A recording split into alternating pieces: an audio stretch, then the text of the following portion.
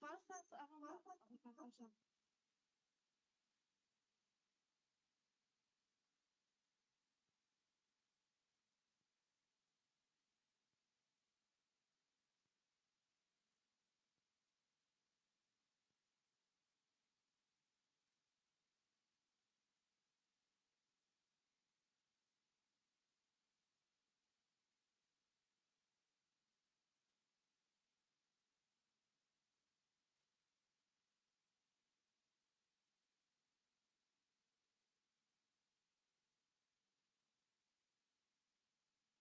Alô, C-I-A-A.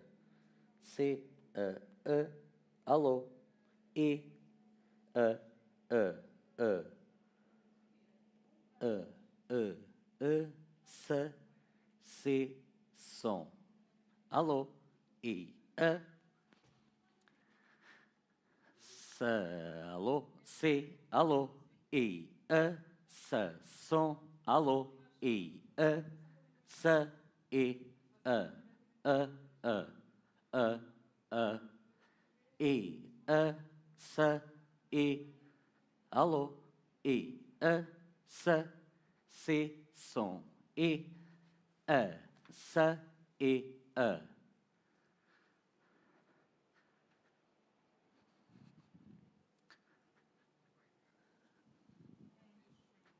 Alô, I-A. C. I-A-A. I-A.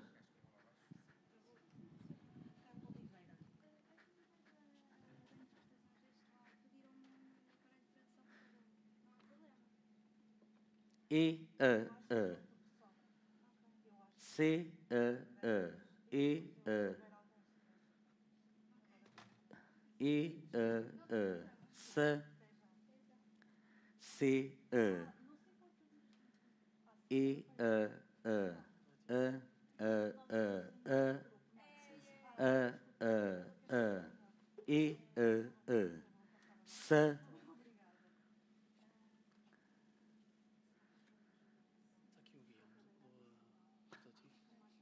Obrigado. I-A-A. S. São duas, ok. Ai, cada... Ok. Sempre igual. Ah, exato, está bem.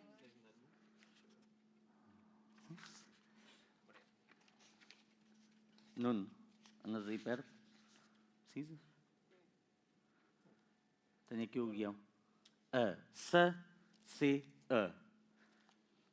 I, A. C, som, S. Alô, I, A. I, A. Alô, I, A. É preciso ter muita coisa. Estas antenas sempre lá de fora. Isto pode ficar assim.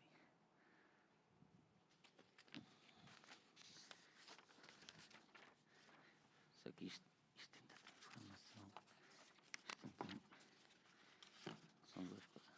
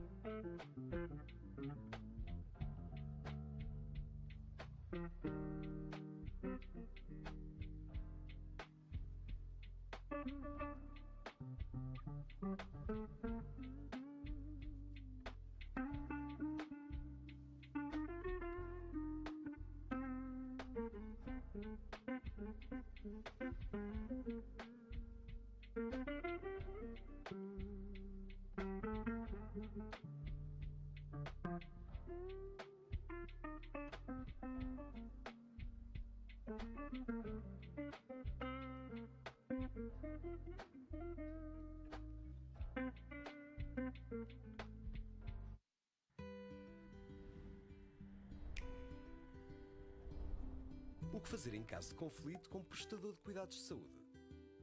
Para garantir que tudo corre bem entre si e o prestador de cuidados de saúde, a ERS ouve as suas reclamações, elogios e sugestões e certifica-se que lhe é dada toda a informação que precisa. A ERS promove o diálogo entre si e os prestadores.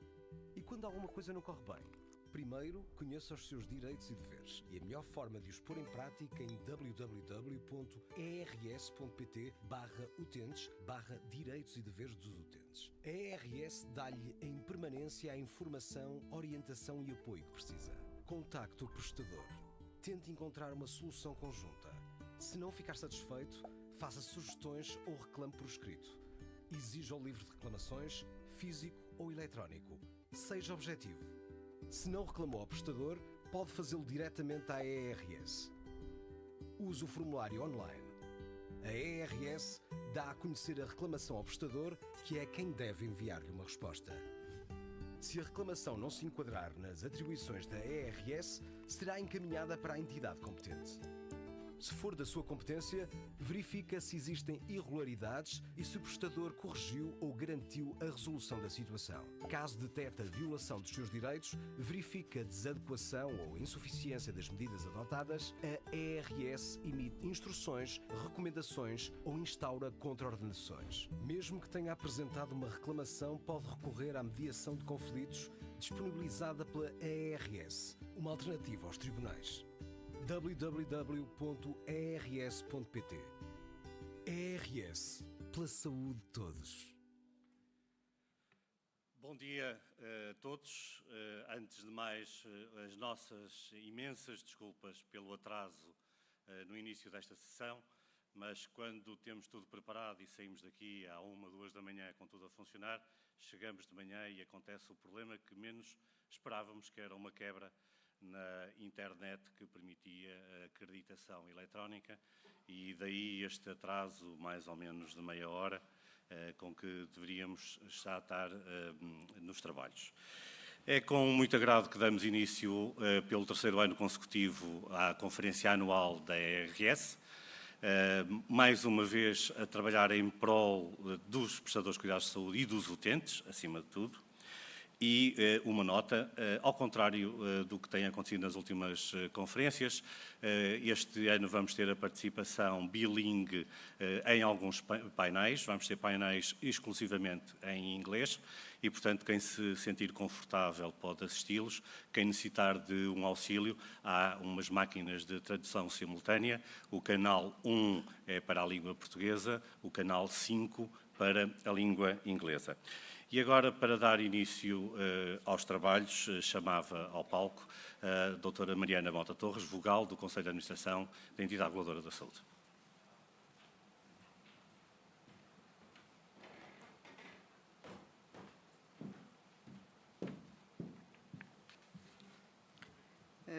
Bom dia a todos. Considerando este imprevisto e como me compete a mim dar as boas-vindas a todos, irei abreviar um bocadinho o discurso, que não é mal de todo para quem me conhece, que normalmente falo muito, até positivo, para tentarmos cumprir o calendário de hoje. Por isso, em meu nome e em nome do Conselho de Administração da Entidade Reguladora da Saúde, é com enorme satisfação que dou as boas-vindas a todos aqueles que nos acompanham aqui na cidade do Porto, mas também à distância, em formato online, incluindo um cumprimento mais genérico, porque os vocativos mais personalizados ficarão a cargo do Presidente do Conselho de Administração e do Sr. Secretário de Estado da Gestão da Saúde, na sessão de encerramento que decorrerá hoje ao final da tarde, ainda nesta sessão, os representantes dos diversos organismos, instituições e associações. Uma saudação também muito especial a todos os oradores e convidados que se associam a esta iniciativa e que partilham connosco o seu conhecimento e a sua experiência e contribuem para, naturalmente, enriquecer os painéis que nos propusemos trazer nesta conferência, e uma palavra de profundo reconhecimento a todos os trabalhadores da ERS, naturalmente que este ponto não poderia falhar. É graças ao vosso empenho e dedicação que diariamente se consolida a imagem, a credibilidade e a confiança na regulação independente em saúde em Portugal. Dirijo ainda um agradecimento particular à equipa que, com empenho, tornou possível que este evento se realizasse no dia de hoje. Este momento confirma também aquilo em que sempre acreditamos, que o trabalho conjunto e a complementaridade de saberes são fundamentais para uma maior eficácia e o caminho adequado para a otimização na gestão de meios e recursos. Com efeito, desde 2023, que a ERS promove com caráter e regularidade anual esta conferência. evidenciando-se assim a afirmação crescente desta iniciativa que pautamos, nós, Conselho de Administração, mas todos os trabalhadores da ERS, que pautamos de elevada importância, enquanto um espaço privilegiado de debate, de partilha de perspectivas e de reflexão crítica sobre os grandes temas de regulação e de supervisão do sistema de saúde. Nos últimos 2 anos, em 2023 e 2024, contamos com a participação de múltiplos oradores e abordamos temáticas centrais sobre matérias de regulação e de supervisão, entre as quais destacamos os direitos e deveres dos utentes e a promoção da literacia em saúde, o acesso a cuidados no Serviço Nacional de Saúde e do setor convencionado, os tempos máximos de resposta e o comportamento do sistema, uma avaliação macro, os novos modelos de prestação de cuidados, incluindo os desafios lançados pelos modelos de inteligência artificial e da telemedicina, a evolução da publicidade em saúde e as suas implicações éticas e regulatórias, a cooperação institucional, incluindo no combate ao exercício ilegal da profissão, a autorregulação profissional e as falhas de mercado na saúde.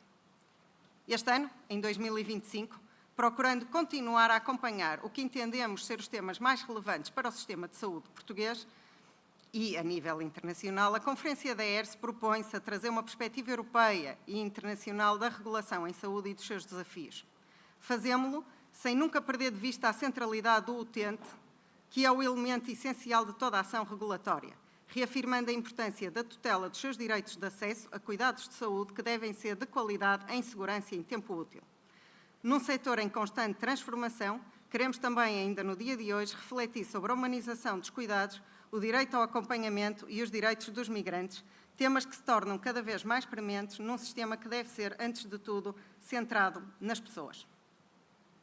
É igualmente com grande honra que, em simultâneo, acolhemos aqui, também neste hotel, a Conferência Anual da SINC, International Innovation Network for Health and Care Regulators, que decorre hoje de tarde e amanhã, durante a manhã.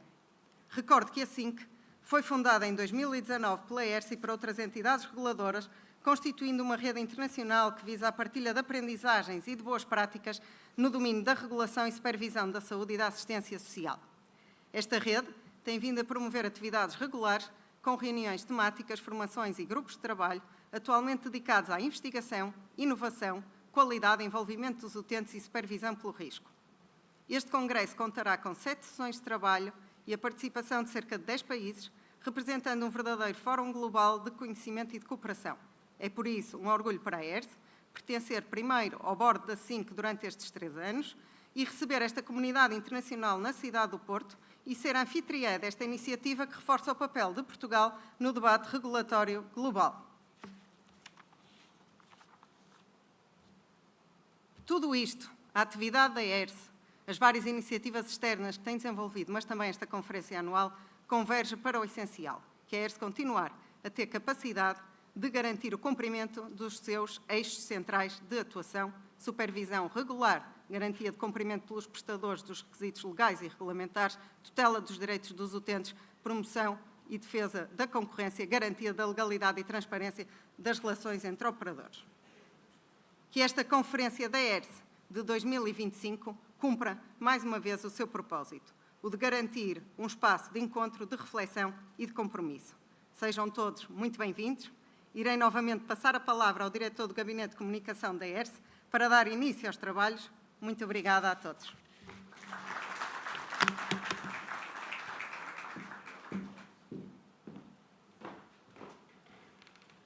Muito obrigado, doutora Mariana. E agora, sem demoras, vou mudar o chip. Welcome, everyone. Good morning, Dr. David Ovilo Ortiz. You are the next in our beginning session. Dr. Ovilo Ortiz is the subdirector for WHO. He is at the moment outside Portugal and is working. And sorry for this long delay, Dr. David, but unfortunately network problems have become this beginning of the session very problematic. So without delays, I give you the floor. Oh, muito obrigado, and thank you so much for the opportunity to speak today. Just to clarify that I am not the subdirector of the regional office. I am the head for data, artificial intelligence, and digital health. Let me please clarify that to avoid any misunderstandings. And again, thank you so much for taking the time to invite the World Health Organization to this important event. We are so proud to be part of this conference. And it's in any conference that includes digitalization, these problems usually happen, so please do not worry. I am pretty sure that you will have an amazing day ahead of all of you. And apologies, of course, that I cannot be in Porto, which is that I would love to be doing. So I don't know if you can see the slides because I cannot see them on the screen. Perfect. Thank you so much. Thank you. So starting with this slide, this is the picture of our regional director, Dr. Hans Kluge, and this is 12 September 2023. It was a landmark moment for the WHO European region that at the moment covers 53 member states, including, of course, Portugal, because this day we approved the first ever Digital Health Action Plan, that is our tool to operationalize the work on digital health for the European region. You go to the next slide, please. So what we do was to conduct a survey with our 53 member states, and all of them replied about the status of digital health in every single country. And we are again very proud that all the countries replied. Countries were grouped by sub-region according to the UN Statistics Office, and then its data-rich report with analysis from a questionnaire that it was composed of 95 questions, 37 figures, and 16 case examples, and all of them are, of course, publicly available. So the content of this report that I will briefly be presenting today is to understand the evolution of digital health, identify the main barriers, and provide some recommendations when it's about digital health. So today I'm just presenting a high-level executive summary. Next slide, please. So central to our journey in digital health and digital transformation is a strong and clear leadership. So national digital health governance plays this role by setting standards, guidelines, and the strategic direction for the health sector digital future. So you can see that 83% of the member states have a national digital health policy or strategy, and we can see that the Central Asian republics and the Northern European region stand out when it's about this. We can also see that 19 countries have developed guidance for evaluating digital health interventions, and we need assessment mechanisms that analyze the clinical and the cost effectiveness of these digital health practices. We can also see that 52, I am in the previous slide, sorry colleagues, I can see a different slide, I am still in the previous slide. In the previous.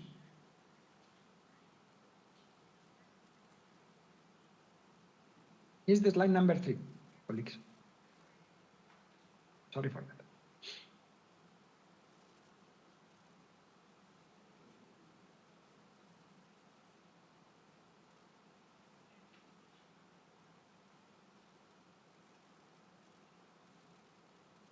So you can go one more slide. Perfect. Thank you so much. I will let you know when we need to pass. No worries. Thank you so much.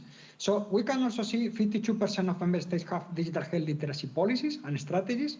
And of course, we need an extra effort to effectively engage with digital health solutions and make informed healthcare decisions.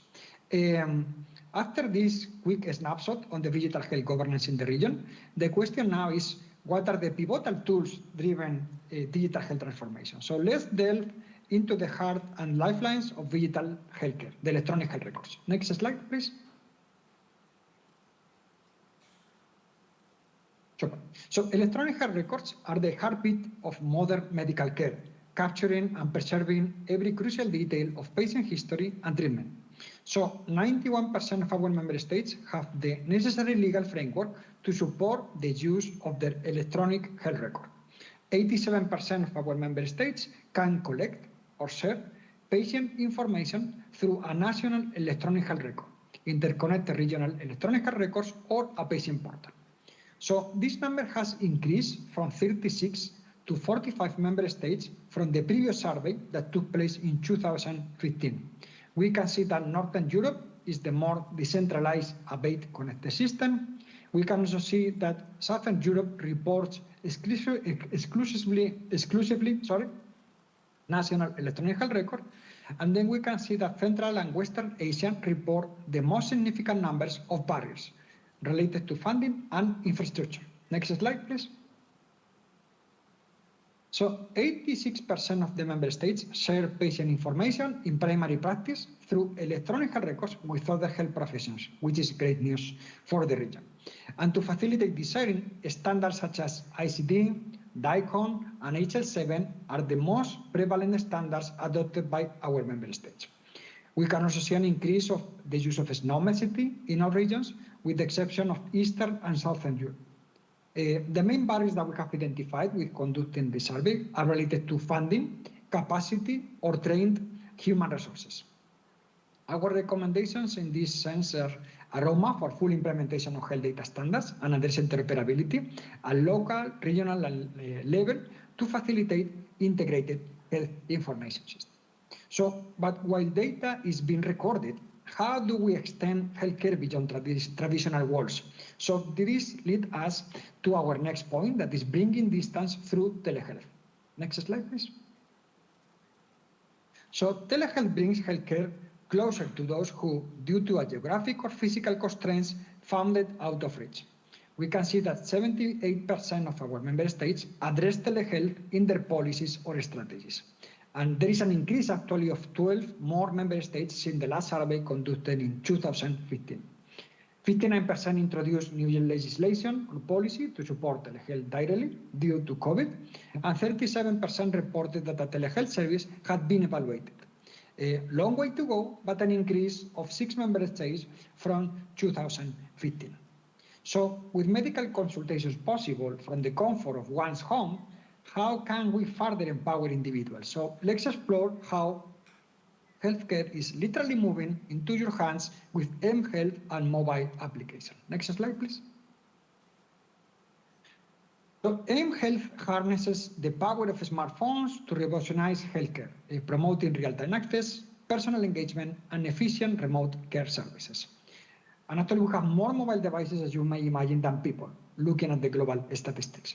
So according to our survey, we found out that 67% of the member states have mHealth services established to provide access to electronic health records.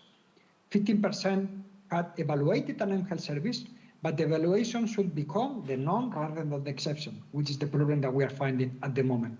And when asking for more mHealth applications during the pandemic, the most popular applications, as you may imagine, were related to contact tracing, by far with a 64% of use. The main barriers that we found are privacy and security, and the lack of patient digital literacy skills. So as these digital health technologies generate vast amounts of data every second, the question then becomes how this data is being used to enhance patient experiences and inform public health decisions.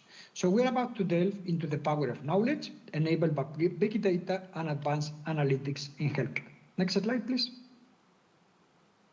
So through big data and advanced analytics, we unlock insights, predict health trends, and optimize care like never before.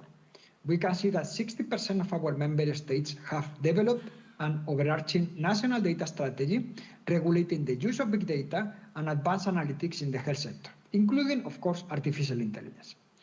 35% of member states have a specific national policy on the use of big data and advanced analytics in the health sector.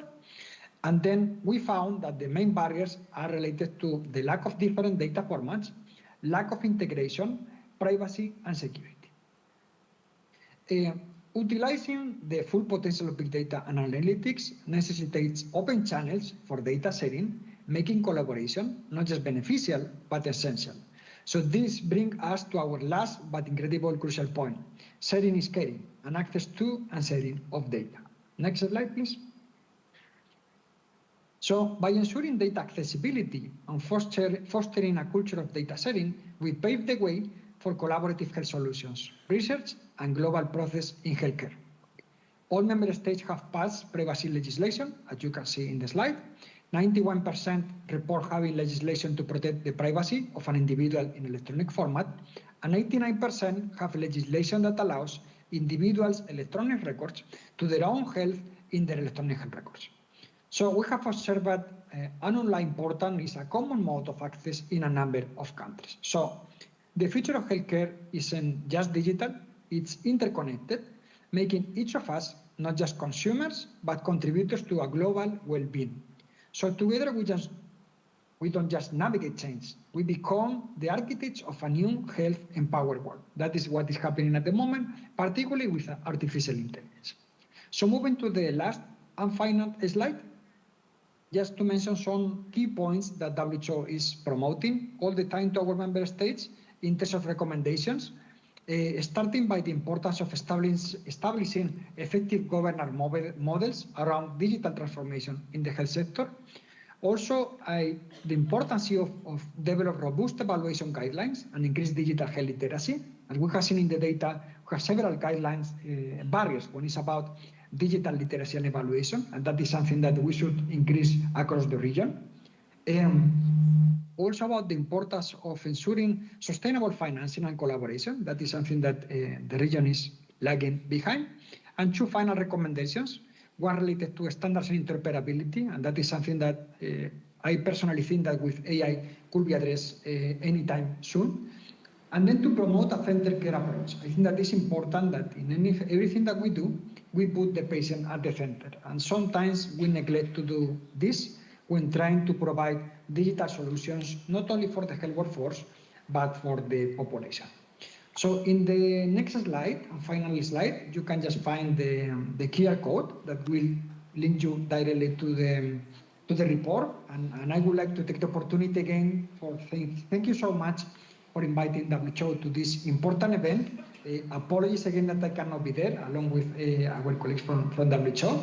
And I really hope that you have a wonderful and successful day ahead of you. Thank you so much. Dr. David,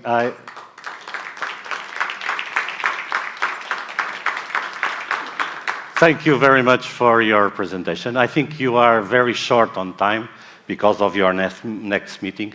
I don't know if someone in the floor have questions or want to provide, because I cannot see everyone.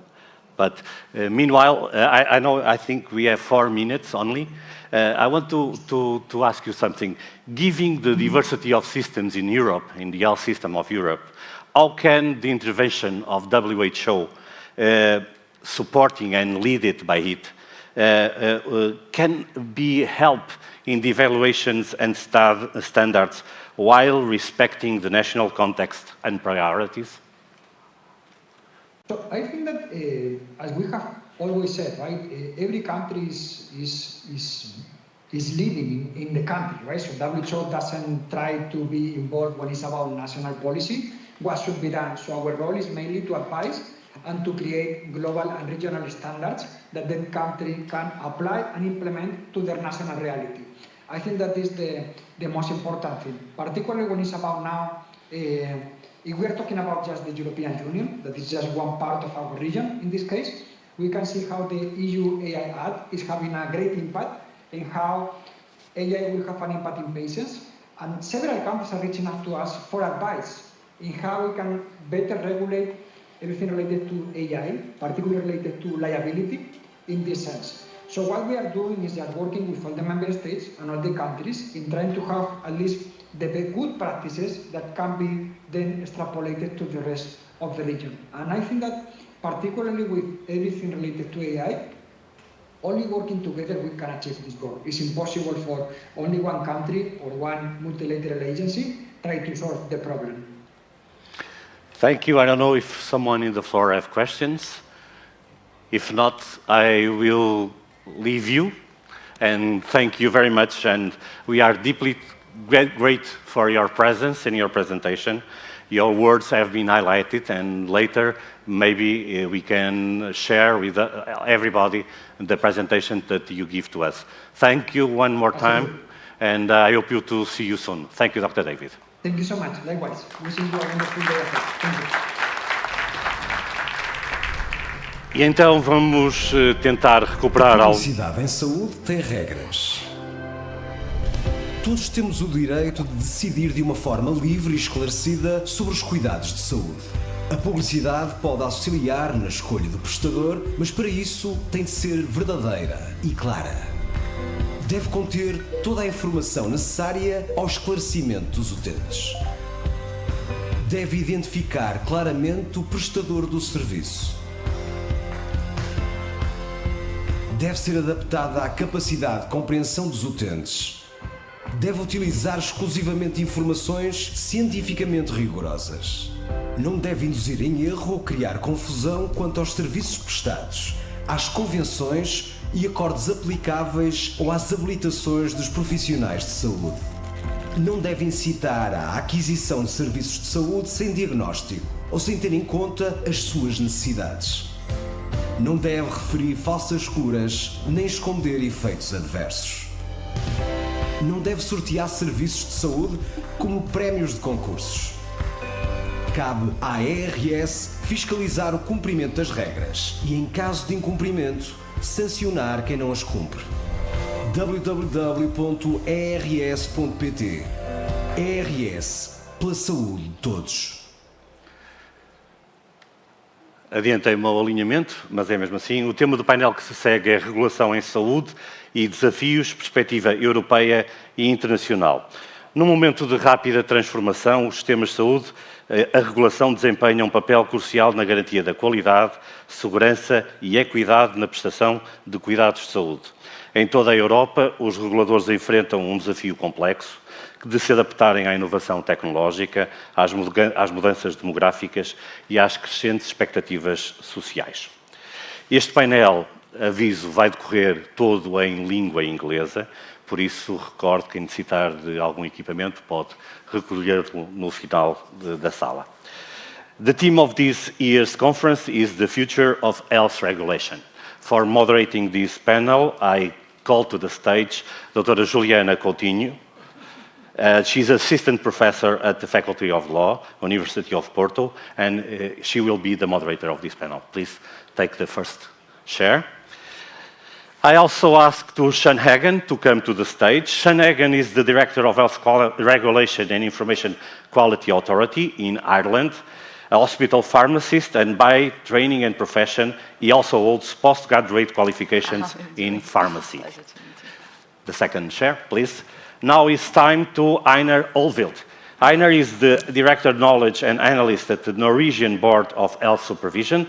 He has long work experience within healthcare regulation and has done research on how regulation can contribute to improve quality and safety. I now invite the Chairman of the Board of the Independent Health Regulatory Authority of Cape Verde, Dr. Eduardo Tavares. Eduardo Tavares holds a degree in pharmaceutical science, a post-graduation qualification in evidence-based health, and a master's in health economics and pharmacoeconomics. He has served as member of the Advisory Council of ARFA. And last in stage, Marta Puchion, Senior Specialist in Cooperation Department, part of the Patients' Rights Ombudsman Office in Poland. Marta Puchion holds a degree in law from the University of Warsaw and from King's College of London, and she's currently pursuing her doctoral research in the field of medical law. For last information, I tell everyone that around 11 o'clock there will be served a coffee break, but the work in the stage will not stop. So at that time, who wants to take a coffee, drink some water, can go outside and enjoy the food and the drinks that are available. The food is not allowed to come in the room. Thank you very much. Dr. Juliana, the floor is yours. Thank you very much. Good morning, everyone. Welcome. I would like to greet everyone here, especially I think the chairman of Portuguese Health Regulatory Authority, Dr. Pimenta Marinho. I'd like to compliment you for promoting this debate on the present and future of health sector regulation from a national and transnational perspective. Transparency and trust in public administration and service can also be achieved through initiatives like this one. I'd like to greet my fellow speakers. It's a pleasure to be here with each of you. Thank you so much for accepting this invitation that was addressed to you. It's a pleasure to hear from people with such a long and privileged experience on this subject. For now, let me start saying that regulation is essential to balance efficiency and sustainability with the guarantee of an universally and effective protection of rights in access to quality health care, at the same time that tries to avoid market distortions and without changing the rationality of the sector itself. Good regulation is preventive and specialized. It's very important to understand the specificities of the health system and the characteristics of the population in order to implement a model of regulation that really works. In Portugal, a regulation of the health system is diffuse, carrying out mainly, but not exclusively, by Entidade Reguladora da Saúde. Alongside the Portuguese Health Regulatory Authority, Infarmed, and Direção-Geral de Saúde, also play an important role in providing healthcare provision. However, unlike Infarmed and Direção-Geral de Saúde, the Portuguese Health Regulatory Authority is an independent regulatory authority that is to say a public legal entity that is independent of the state and of the public and private interests that regulate. The purpose of an organic and functional independence is easy to understand. It's actually an end in itself. Like I was saying, independence of a health regulatory authority is very important to ensure stability in face of political changes. Second, to avoid the political or economical appropriation of its functions, and ensure the technical nature of the activity performed and the use of technical and scientific decision-making criteria. Independence also serves an essential purpose in regulation to establish and reinforce citizens' trust in the health services provided and in the regulation itself, serving as standard of legitimacy. The Portuguese Health Regulatory Authority is responsible for regulating the activities of healthcare providers in the public, private, social, and cooperative sectors. That is a question that I'm very curious to hear you about, because outside the scope of the Portuguese Health Regulatory Authority is the provision of care for the elderly, namely nursing homes or residential facilities. So I'm particularly curious to understand how these services and facilities are regulated in your countries. As for the rest, the challenge of regulation in the health sector are cross-cutting, ensuring universal access to quality health care, reconciling universal access with budget limits and the need to build sustainable models, not forgetting the challenges of artificial intelligence, especially from an ethical point of view. That it seems very important nowadays. Let us now listen to our distinguished speakers and gain a better understanding of how regulation works in our countries. The presentation will be followed by a dedicated quick and answer period, allowing the dialogue between the speakers and the participants. I will be the first one to make the questions, and then I will give you the opportunity to make them.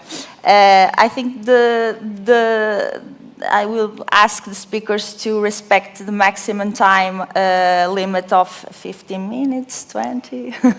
Let's try to respect that for presentation so that we have time for debate. Okay. Let us begin with Shanagan. Please, Shanagan. Okay, yes, yes. Oh, what do you prefer? Okay. Slides, yeah.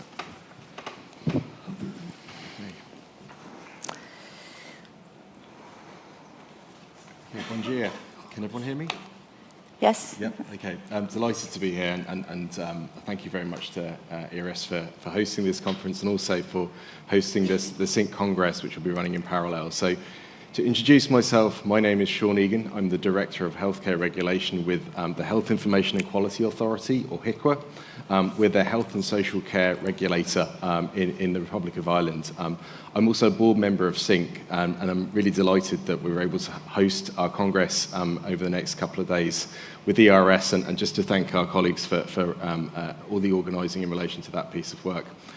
So for today, what I'm going to do is if we just move on to the next slide, I'm going to talk you through and give you an understanding of the nature of our organisation, and then talk about a number of the different challenges as we see it in terms of our current and future role.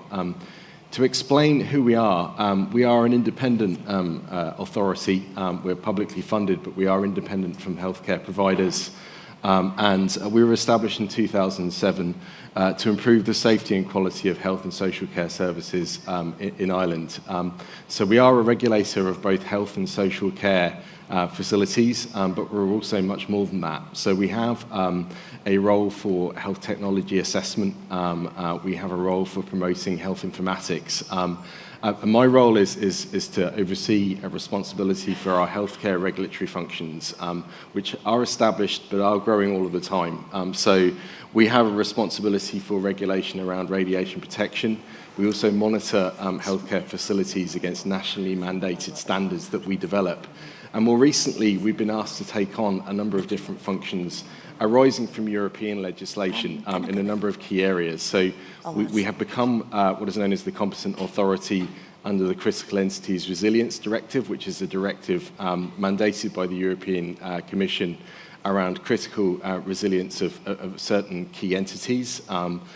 We are also in exploration of a potential role, which is somewhat out of our current comfort zone, around cybersecurity regulation. And one of the things I think that is worth noting is that in an Irish context, we had a very serious cyber attack on our health system there about 3 years ago, which was entirely paralysing for a number of weeks. In terms of it being a new challenge for us, we also see the importance of that. And there are other areas that we will need to explore as we go forward, adapting to what is an evolving environmental situation for us. So if we move on to the next slide, please.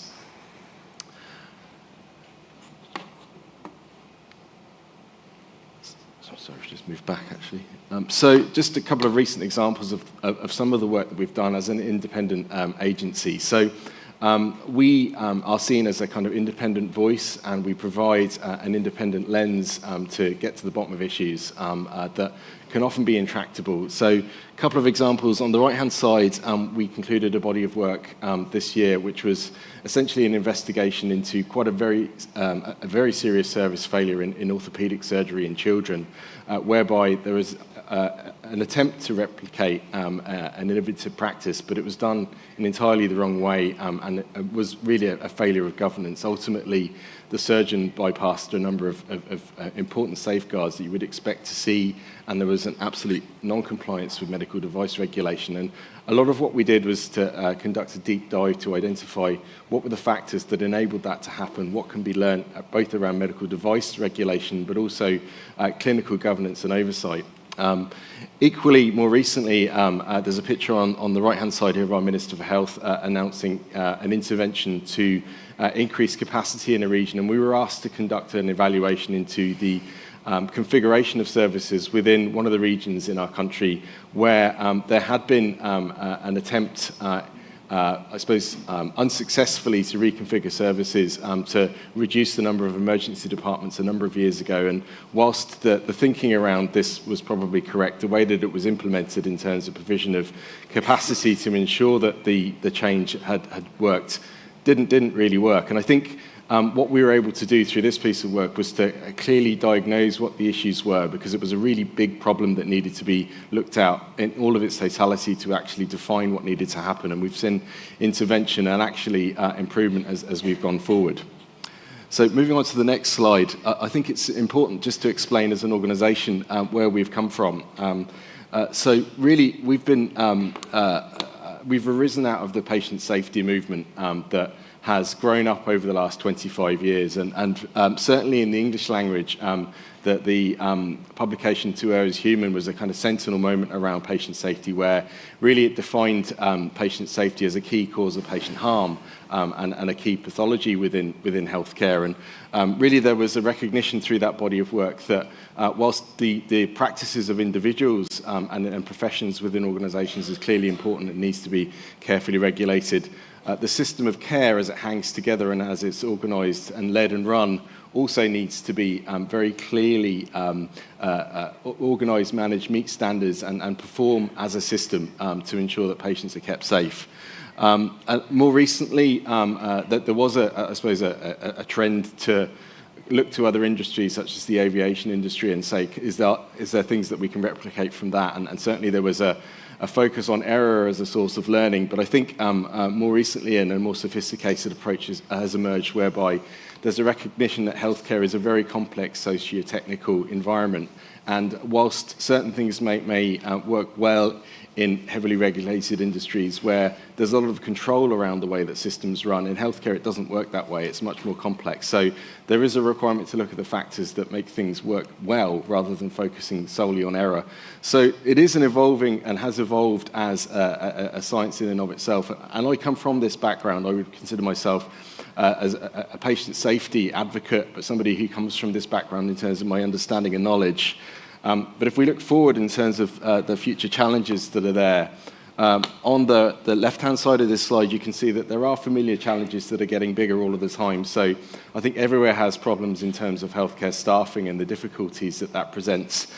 Equally, certainly in Ireland, we have an ageing, growing population who have more complex and complicated care needs that our health system hasn't necessarily been set up to fully address.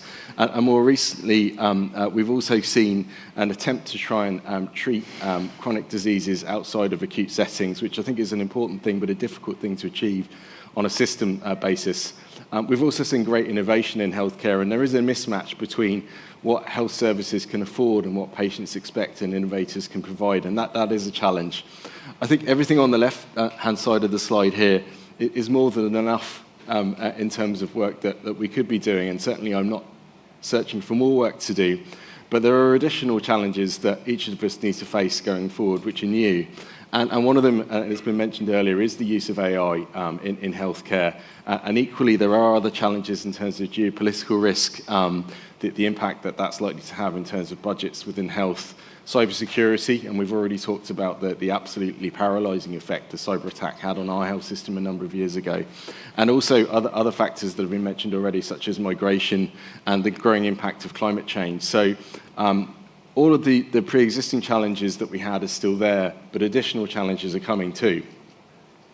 From our perspective, we look at this as a regulator and say, well, where do we sit in all of this? And quite clearly, a lot of the issues that have been highlighted here are big problems, and they require big policy solutions. And certainly at a European level, we are seeing European legislation which is seeking to drive things forward in the context of these big ticket issues. So we know there's an AI Act, the cybersecurity legislation that's come forward. We've mentioned the Critical Entities Resilience Directive. And on the other side of that, we're being asked by our government, as somebody who knows the health system, to take on responsibilities. If we look at the AI Act in particular, I would see this as a kind of early piece of legislation in a rapidly evolving area. Quite rightly, it lays out requirements in terms of technologies that should be available for use and those that outright should be banned, and I think that's really important. But one of the challenges I think that will need to be managed is that this is much more than just managing products coming into a market. It's also about how this technology is applied within the context that we've talked about, the very complex socio-technical context of healthcare that as systems regulators we're familiar with. And ultimately, one of the things that I think is perhaps missing and something that we can bring to the table as part of this is the fact that we understand systems, we understand leadership, governance and management, and the absolute criticality in ensuring that the institution as an organisation is very clear from an accountability perspective around what technologies are being used, how they're being monitored in terms of safety, how they interface against each other, and how patients are ultimately both receiving benefits but are receiving those benefits in a safe way. From our perspective, these are non-traditional challenges, and as I said, we have enough challenges as it is with the traditional issues that we've needed to deal with. But what we need to ask ourselves as a systems regulator is, how do we remain relevant in this changing landscape? There are issues here that need to be closely monitored and regulated, and should it fall to us, or will we wait for others to step into that space? And I think increasingly what we're kind of saying to ourselves and what we're saying to legislators is, we have an expertise, we understand the landscape that we regulate. We understand the nuance that is healthcare relative to other industries. And a lot of what we've learned over the last 25 years from patient safety in terms of the importance of systems, the importance of leadership, and the importance of making sure that proper processes are in place, equally apply at a principle base to the management of technology risk as they have with other areas of safety. So what we need to ask ourselves is, do we embrace these new potential roles or wait for others who may not understand the healthcare context?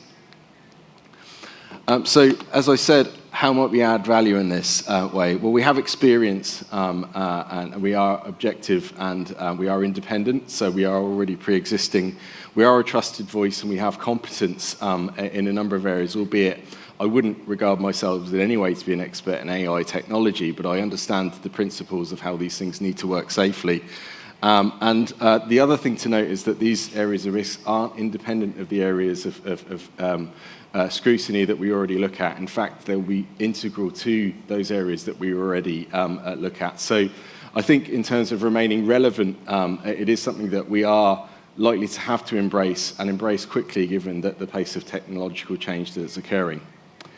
Just very briefly, a couple of quick slides. In terms of the brief around what I was informed we would be talking about today, one of the things that I know there was a keenness to discuss is proving our value as a regulator. And I think it is a challenge in terms of being able to point directly a line from an intervention that we've made to, I suppose, improvement or change, because one of the challenges of regulation is it wouldn't be ethical to not do the work you do in a certain part of the population you have. So you can never have a control group. And the other issue that we have is that a lot of the things that we're looking to influence aren't necessarily within the direct gift of the regulator, and they take often many years to change. So I suppose just a quick kind of word of thought on that. And I think sometimes that we're a bit unkind to ourselves as regulators because many of us or most of us come from a very kind of technical and scientific background, and we love to see the scientific proof of cause and effect. But I would argue that regulation is actually as much political as it is scientific. And I think one of the things that we need to remember is that a lot of what we're looking to try and influence is very big ticket. If we go back to the examples of the bodies of work that we published this year that I referenced, the one on the right around children's surgery, in the first instance, it's prompted very significant change in our country around medical device regulation. What we're able to point towards is an absolute change in terms of the overall governance of medical device use within the health system. And equally, it's also raised very significant questions around the nature of supervision, accountability, and clinical governance within the medical profession as well. So there is a body of movement that's ongoing looking at what accountability means, what senior clinical leadership means, and how that needs to actually work in practice. So I think if we take the example around the reconfiguration of services, again, we're able to point to investment as a consequence of the work that we've done. So really, for me, I think the way that regulators such as ourselves can prove our worth is to not worry about the small detail, is to look at the big ticket item and to look at what the person in the street can point to in terms of the influence of our work. And that can take quite a number of years to actually implement. Clearly, we have a responsibility to make sure that we focus on the right issues and that we don't divert attention away from things that really need to be looked at. But in choosing the areas that we do choose to focus on, I suppose be confident in the fact that we can have an influence in terms of the role of scrutiny, and also not to worry about the finer detail and look at the bigger picture in terms of impact. So I'll finish there and hand over to my colleagues, but thank you very much for your time. Thank you very much, Sean, for your presentation. I was listening to you and I realized that you already have made one or two questions that are very important to answer and to think about in what concerns to non-traditional areas and the difficulty of staying independent and balance the political and technical criteria. Let's listen now Einar Ovlid. Thank you very much.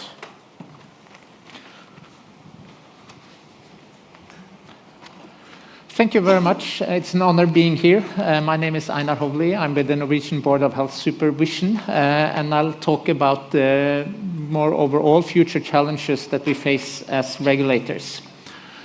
So, we live in societies, and these societies can be considered a complex reality. There are many service providers out there. We have school, hospitals, nursing homes, and these service providers are there to uphold important values for individuals and for society as a whole. Example of such values can be that we should have access to treatment when we need it, compassionate care. Like you talked about the nursing home, if you get the need to be in a nursing home, you should actually be able to receive that when you need it. And these values are really, really important for us as individuals. But they are also important for society as whole. Because if these values are not upheld on an individual level, that will be a breach with a sort of unwritten contract that we as individuals have with society as a whole. So these values are also really important to uphold the way democracies and our societies work. And I think that we as regulators play, and will even in the future play, a more important role in upholding these values. Because as Sean pointed out already, these values are under pressure because of lack of personnel, lack of resources, changing political systems. And we as regulators are there to uphold these values because they are so important for society as a whole. And we know from experience that these providers are not always doing a good enough job to uphold these values. And because it's so important for society, we are there and we do regulation. And when we do regulation and regulate this, we cannot really deal with this complexity. So we need to reduce the complexity into something I've called a regulatory object. So we reduce the complexity into something that's manageable and that we are able to regulate. And I'll give you an example. One important value is that people who need services from different providers who have complex needs need integrated care. That's a really important value for individuals, but also for society as a whole. So how should we then regulate integrated care? One way it could be done is to look at if you comply with certain rules and standards, like the law that you talked about. And I don't know about Portuguese law, but in many places there will be laws like stating that you have a right to a coordination plan, or there should be a coordinator. And this is regulatable. So we could go out there and look and check out in this complex reality of service providers. Do they provide you with a coordination plan and a coordinator? And if you do not do that as a provider, you would have to change.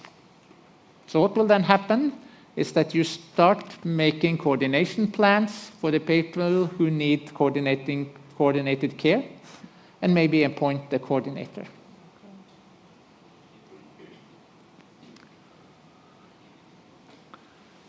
So what research shows is that regulation can contribute to change in these complex systems. But the really, really important thing is that regulation should not only contribute to change in this complex reality, it also needs to contribute to improvement in these basic values that I talked about. And this is one of the biggest challenges that we face as regulators. Because not all change is improvement. If you have a coordination plan and you have an appointed and coordinator, that is not the same as receiving integrated care. And research shows that not all change actually is the improvement that we want to see. And the big challenge for us as regulator is that we need to contribute to change in these values that are important for society and for the individuals. We need to contribute so that people get the care when they need it, they get compassionate care, they get integrated care. And in the political systems these days, we see a tendency, and I do not know anything about Portugal, I'm talking more in general now, that laws become more specific. And then it could be considered easy for us to go out there and check all these specific laws that they are upheld. But that isn't the same as contributing to these values that I talked about. And that's really important for us as regulators in the future to come up with regulatory activities that do not only contribute to change in this complex reality out there in the society, but also change that contributes to uphold the true values that are important for the individuals. And when talking about these values, it's access to care, good care, high quality, safety, like Sean talked about. So the big challenges for us as regulators is to stay relevant, and to stay relevant, we need to focus on the important values. What's important for the individuals, and what is important for the individuals is also important for society as a whole.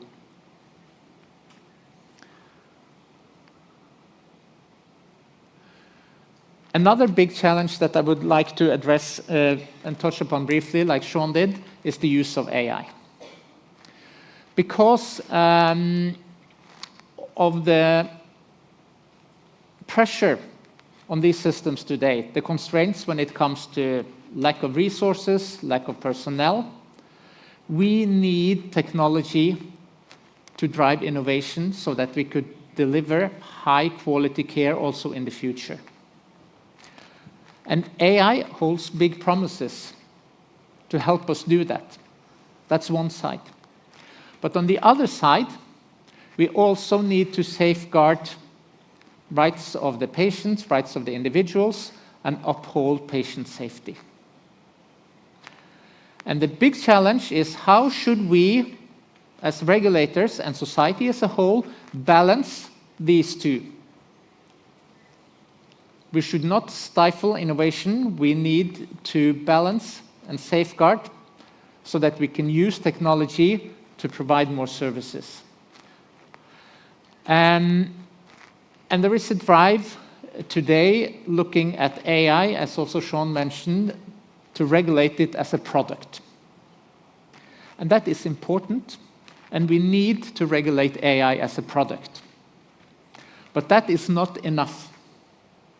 Because even though AI is regulated as a product and it's considered safe to use, it will be applied and used in many, many different settings in this complex reality that I'm illustrating here.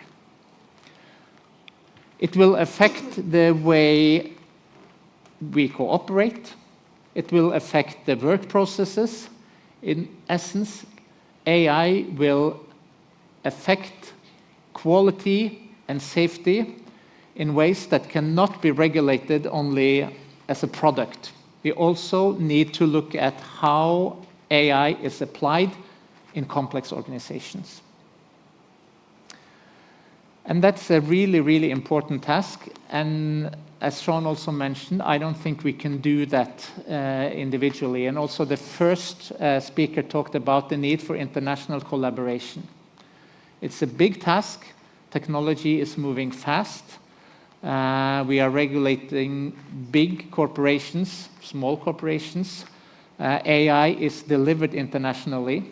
So AI that will be applied in Norway is not based in Norway.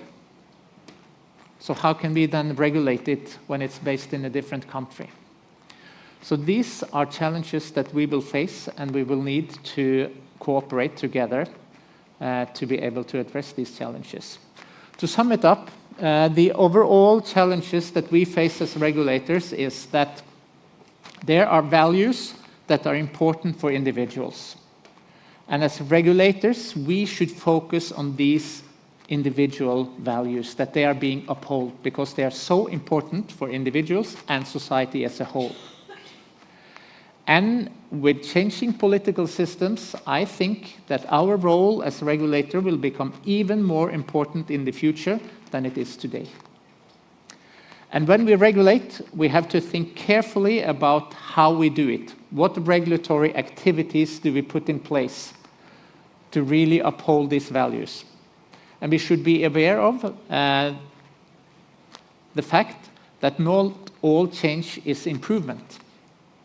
So we need to consider carefully how we regulate, so that we regulate in a way that there will be change, and change that leads to improvement. So I think I'll stop there. Thank you very much. Thank you very much.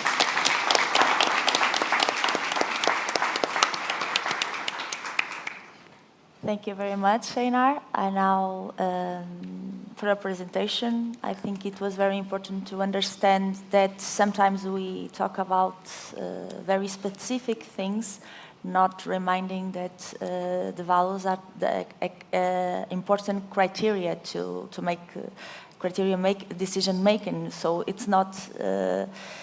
We cannot think the problems without looking at the global picture. Right? It's very important to not forgetting that. And now we have the presentation from Eduardo Tavares. Eduardo, seja muito bem-vindo. Obrigado. Esteja à vontade.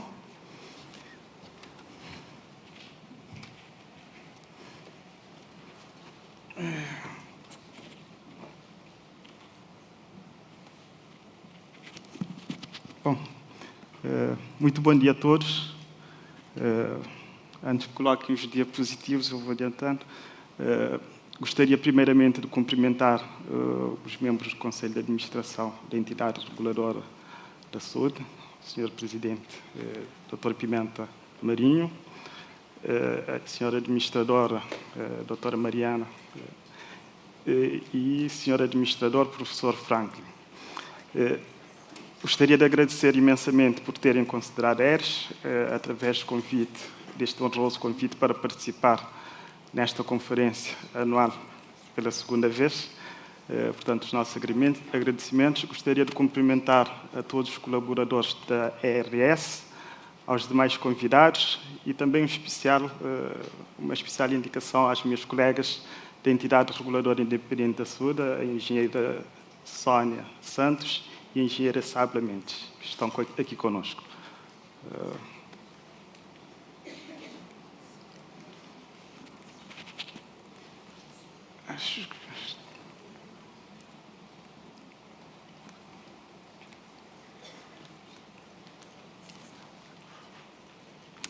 Muito bem.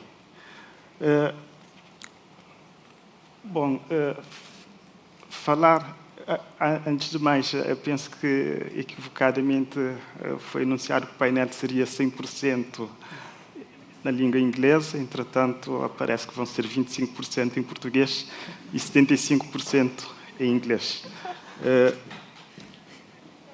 Falar deste tema da regulação e os desafios futuros na regulação são extremamente importantes, e trazer aqui a perspectiva de Cabo Verde é extremamente importante, porque pudemos constatar, através das apresentações anteriores, que efetivamente persistem alguns desafios que, apesar dos estágios de desenvolvimento diferenciados entre os países, existem desafios que são muito comuns.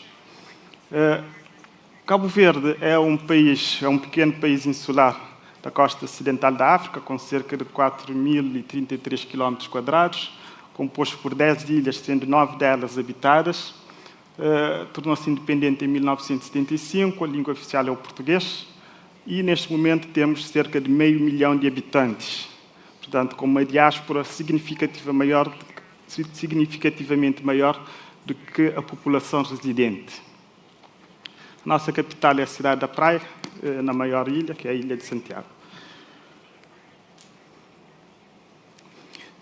Eu gostaria de iniciar a minha apresentação falando um pouco da perspectiva daquilo que é a regulação, o estágio da arte, daquilo que é a regulação da saúde em África, sendo que na década de 90, através do relatório da OMS, do Banco Mundial, destacou-se a necessidade da criação de sistemas regulamentares robustos para garantir os direitos dos utentes no acesso aos serviços de saúde.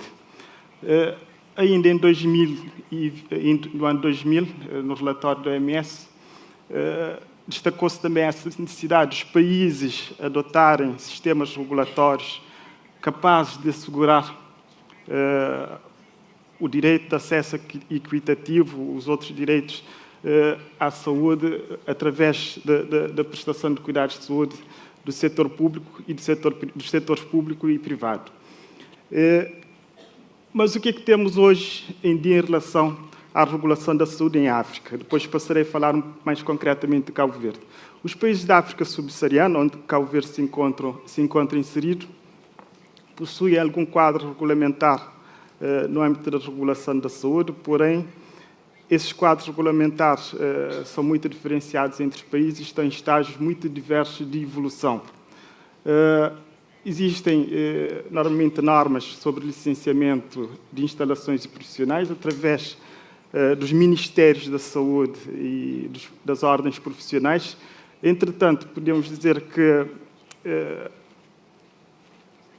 a regulação atualmente existente carece de uma evolução mais rápida, tendo em consideração que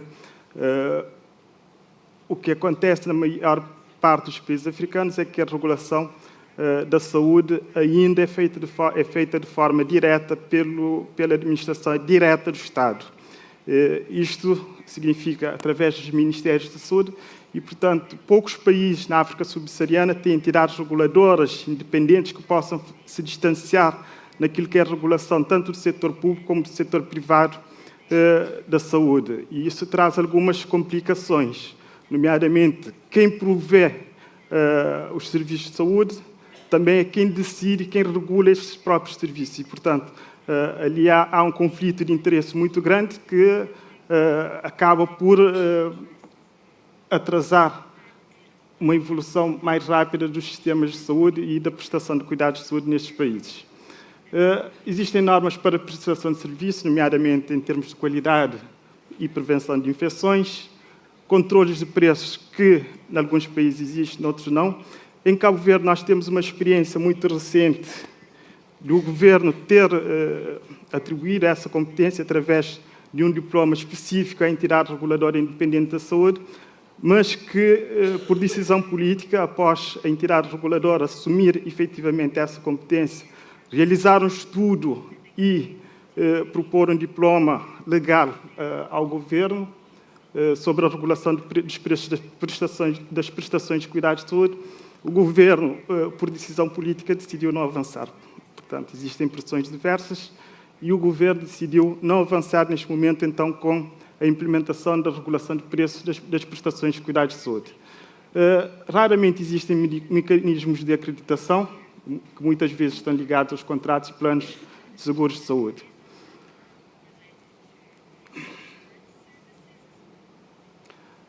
A regulação da saúde em Cabo Verde. Aqui temos um histórico que, a partir da transição do sistema unipartidário para o sistema de pluripartidarismo, em 1990, houve o início gradual da liberalização tanto da economia como de outros setores, e à data ainda o setor privado de saúde era bastante incipiente. Isto porque o Estado de Cabo Verde, após a independência, decidiu centralizar todas as prestações de cuidados de saúde a nível dos ministérios, do Ministério da Saúde, no caso. E, portanto, a própria legislação do Sistema Nacional de Saúde falava muito no Serviço Nacional de Saúde e muito pouco naquilo que era o setor privado. Portanto, existia um desequilíbrio muito grande entre aquilo que era a prestação de cuidados de saúde no setor privado e aquilo que era o setor público. Já em 2016 a 2021, com o novo programa do Governo, houve a realização do estudo, portanto, o Governo decidiu que já era momento de se ter uma entidade reguladora independente para os serviços de saúde, e então, através da realização do estudo de viabilidade de 2016 a 2018, culminou em 2019 com a criação da entidade reguladora independente da saúde, atribuindo-a um leque de competências que anteriormente eram acometidas à Agência de Regulação e Supervisão de Produtos Farmacêuticos e Alimentares, à Direção-Geral de Farmácia, à Inspeção-Geral de Saúde e, parcialmente, da Direção Nacional de Saúde, nomeadamente naquilo que tem a ver com o licenciamento dos estabelecimentos de prestação de cuidados de saúde. Portanto, a entidade reguladora da saúde acabou por ser criada com 3 áreas de intervenção muito claras, sendo as atividades ligadas aos produtos farmacêuticos, o setor alimentar no que se refere à segurança sanitária dos alimentos e a regulação de estabelecimentos de prestação de cuidados de saúde.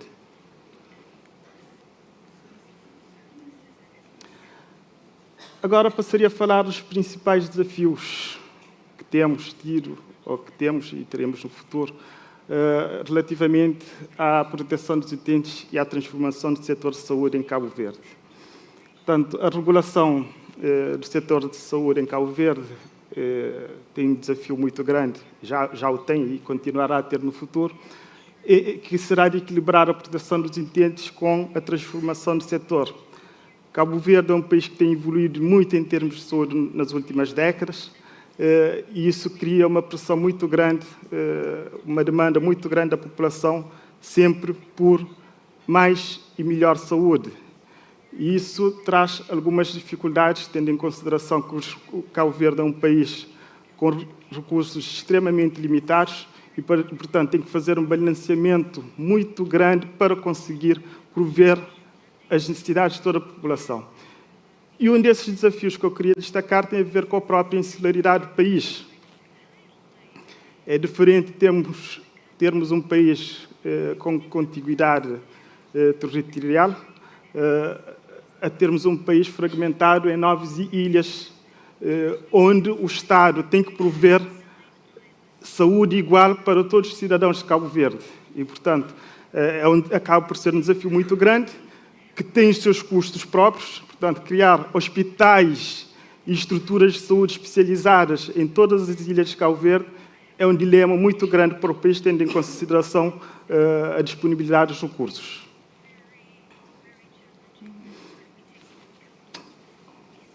Portanto, temos aqui alguns desafios, que é a aplicação desigual, tem a ver com a aplicação desigual dos direitos dos utentes, tendo em consideração que essa falta de contiguidade territorial leva a que populações mais periféricas, das ilhas mais periféricas, menos densas populacionalmente, não tenham acesso facilitado a determinadas tipologias de prestação de cuidados de saúde. E o próprio setor privado, portanto, Cabo Verde tem uma economia liberal, o próprio setor privado acaba também por procurar se instalar nas ilhas mais populosas, e isso acaba por agravar ainda mais essa situação de aplicação desigual dos direitos dos utentes. Temos ainda o acesso desigual aos serviços de saúde, mecanismos frágeis de reclamação e resposta. Neste momento, apesar da baixa literacia em saúde da população de Cabo Verde, cada vez mais a população tem tomado consciência dos seus direitos em saúde e, portanto, cada vez mais a entidade reguladora vê-se abraços com reclamações e queixas feitas e, portanto, a demanda é muito grande, começa a ser muito grande e, portanto, a entidade também tem que acompanhar essa evolução e dar resposta aos utentes relativamente àquilo que são as suas queixas e reclamações. Existe a fiscalização insuficiente dos setores privado e público, portanto, apesar das competências legais estabelecidas nos seus estatutos, neste momento a entidade encontra-se em fase de crescimento e, obviamente, recursos humanos têm sido um calcanhar daqueles da instituição. A entidade tem investido nos últimos anos fortemente nos recursos tecnológicos e logísticos e isso leva-nos a uma outra questão, a um outro desafio. Apesar de sabermos que neste momento temos recursos humanos bastante limitados, dotar neste momento a entidade de novos recursos humanos acaba por nos levar a um outro desafio. Se estamos a investir fortemente neste momento em recursos tecnológicos, dotar a entidade de mais recursos humanos, no futuro pode tornar-se um problema. Portanto, podemos ter ali um grupo ou uma camada elevada de recursos humanos que não terá funções muito claras dentro da instituição, tendo em consideração que estamos a trabalhar em duas frentes. Otimizar os recursos humanos existentes na instituição, mas, ao mesmo tempo, dotar a instituição de recursos tecnológicos modernos que possam facilitar o trabalho dos técnicos que ali elaboram. Aqui temos vários desafios, mas eu estou a ver que eu já ultrapassei o meu tempo. Eu gostaria aqui de ressaltar a questão dos fatores culturais, tanto Cabo Verde como outros países africanos. Os fatores culturais acabam por impactar de forma significativa naquilo que é a regulação da saúde, naquilo que são os próprios sistemas de saúde. A título de exemplo, em Cabo Verde, nos casos de morte, o que acontece é que os familiares recolhem o cadáver na casa mortuária da estrutura de saúde e levam para casa. Portanto, isto é um problema cultural. Culturalmente, entende-se que em Cabo Verde, entende-se que o morto tem o direito de se despedir da família em casa, despedir dos seus bens, do seu lar, e, portanto, o cadáver é transportado para casa pelos próprios familiares, e aí lhe fazem o velório e só depois o cadáver é transportado para o cemitério para sepultamento. E isso é um grande problema de saúde pública que temos que resolver tanto a nível do governo como a nível da regulação, para que efetivamente as regras e as boas práticas internacionais possam ser cumpridas em Cabo Verde. Portanto, penso que este será o último slide, onde temos aqui outros desafios, que é o crescimento desproporcional do setor privado face ao setor público, por apresentar assimetria da oferta por território, desigualdade no acesso, dificuldade na fiscalização e licenciamento. Em Cabo Verde existe a questão da fiscalização também, que é deficitária, porque devido à descontinuidade territorial, transportar os inspetores para as diversas ilhas torna-se também um exercício muito complicado. Existe o risco de dupla prática e competição por recursos humanos,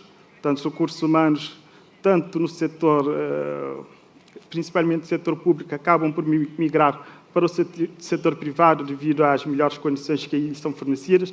Há também muitos recursos humanos especializados Cabo Verde que acabam por emigrar para outros países exatamente pelas mesmas razões, por melhores condições de trabalho, e ainda assimetria na qualidade e padrões de prestação.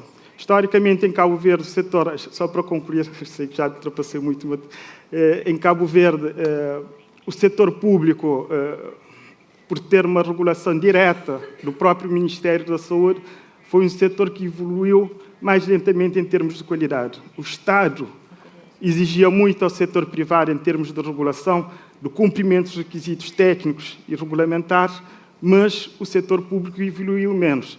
E no momento que foi criada a entidade reguladora independente de saúde, deparamos com essa situação de haver essa desfasagem em termos de qualidade de prestação no setor público e privado. Portanto, é um desafio muito grande, porque estamos a falar de um poder político onde faltam recursos e, portanto, mesmo que a entidade reguladora entenda e faça recomendações ao Governo sobre como devem ser os requisitos, como devem funcionar essas estruturas, existe uma grande resistência, não porque o Governo não quer que as coisas funcionem melhor, mas também tem a questão primordial em termos de recursos para implementar todas as recomendações que são feitas pela entidade reguladora. Eu iria parar por aqui, tendo em consideração que já ultrapassei muito o meu tempo, pedindo desculpas por isso. Muito obrigado.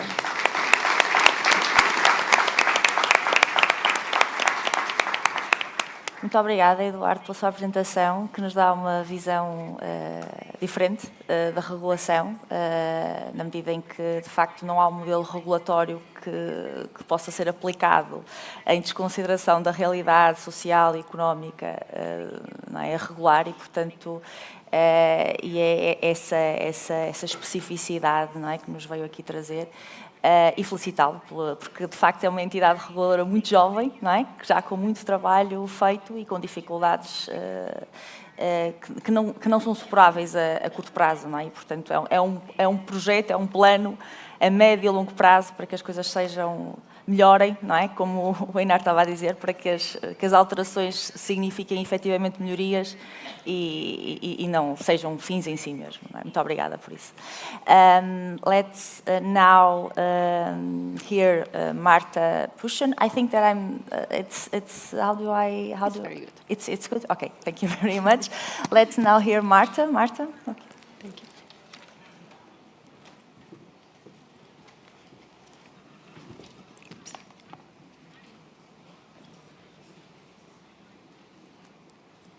So, hello, ladies and gentlemen, and this is a great pleasure for me to be here with you today and to represent the Commissioner for Patients' Rights from Poland.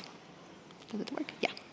And today I would like to give you a short information about how the protection of patient rights works in Poland. So, as we all probably know, there are many different ways how can we regulate the protection of patient rights, and each country has its own solutions, and there are many actors, many bodies involved in the matter. In Poland, however, the patient's rights is a very important topic.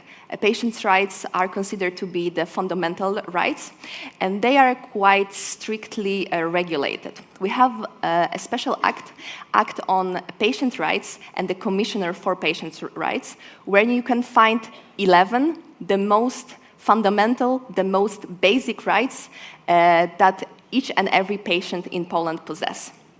So the first one is the right to health services. The second is the right to obtain health information, to report adverse events of medical products, the right of the patient to confidentiality of information related to the patient's own health, a right to informed consent for health services.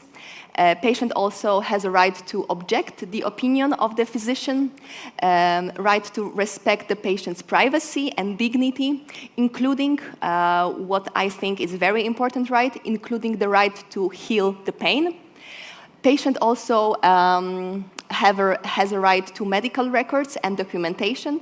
And finally, a patient has the right to respect the privacy and the family life, to obtain pastoral care, and to deposit valuables in the hospitals. So, what patient can do if his or her patient's rights are being violated? Patient has certain options, and usually, when there are not so serious infringements, patient, of course, can contact hospitals, healthcare professionals, and they can try to solve the problem on the lower level. Of course, if the patient's rights infringements are more serious, the patient always can go to court or bring the case to the insurance company of the hospital or the healthcare professional, Also, the patient can address the issue to the Ministry of Health or to the Polish NHS. And finally, we have a quite unique solution in Poland because we have the administrative body from where I come from, and this is the Commissioner for Patient Rights. And the question is, who are we? We are a national authority ensuring that the patient's rights are being protected and respected. We operate under the Act on Patient Rights and the Commissioner for Patient Rights. The office has been safeguarding patient rights since 2009, so we are turning 16 years this year, and we work through the dedicated office of the Commissioner for Patient Rights. There are three main and core competences the Commissioner has, and they can be divided into three fields. The first one, we are dealing with the patient rights infringements, the collective and individual rights. We also conduct systemic actions. And finally, the very important part of our work is promotion of patient rights and education, not only for patients, but for example, for hospitals and healthcare professionals. So, for example, to give you some information about what exactly our competences looks like. For example, we can conduct proceedings in case of practices infringing collective, but also the individual's patients' rights. We analyze the complaints of the patients to identify the risks and the areas of healthcare that can be improved, taking into account the patient perspective. We develop and submit to the Council of Ministers drafts of acts, of legal acts, relating to the protection of patient rights. We cooperate very strongly with other public authorities to basically ensure that patient rights are fulfilled. In particularly, of course, we work closely with the Minister of Health in Poland. We also provide the competent public authorities, organizations, and institutions with assessments and proposals how to ensure the effective protection of patient rights. And finally, we cooperate really closely with the NGOs which specialize in the patient rights protection. And also, we collect the information on adverse events and prepare recommendations, analysis, guidelines based on them regarding the patient safety. So, when the patient thinks that his rights have been violated, he can contact the Commissioner. There are many options, but I would like to talk about two of them today. Patient can submit an application to initiate explanatory proceeding in an individual case concerning a violation of patient rights. But also, the patient can submit an application for compensation from one of our three compensation funds. This is quite a new task and quite a new competence we have received not that long time ago. We have three funds. One of them is Vaccination Fund, the other is Medical Events Compensation Fund, and the third one is Clinical Trial Compensation Fund. And I would like to focus on the second one, so the Medical Events Compensation Fund.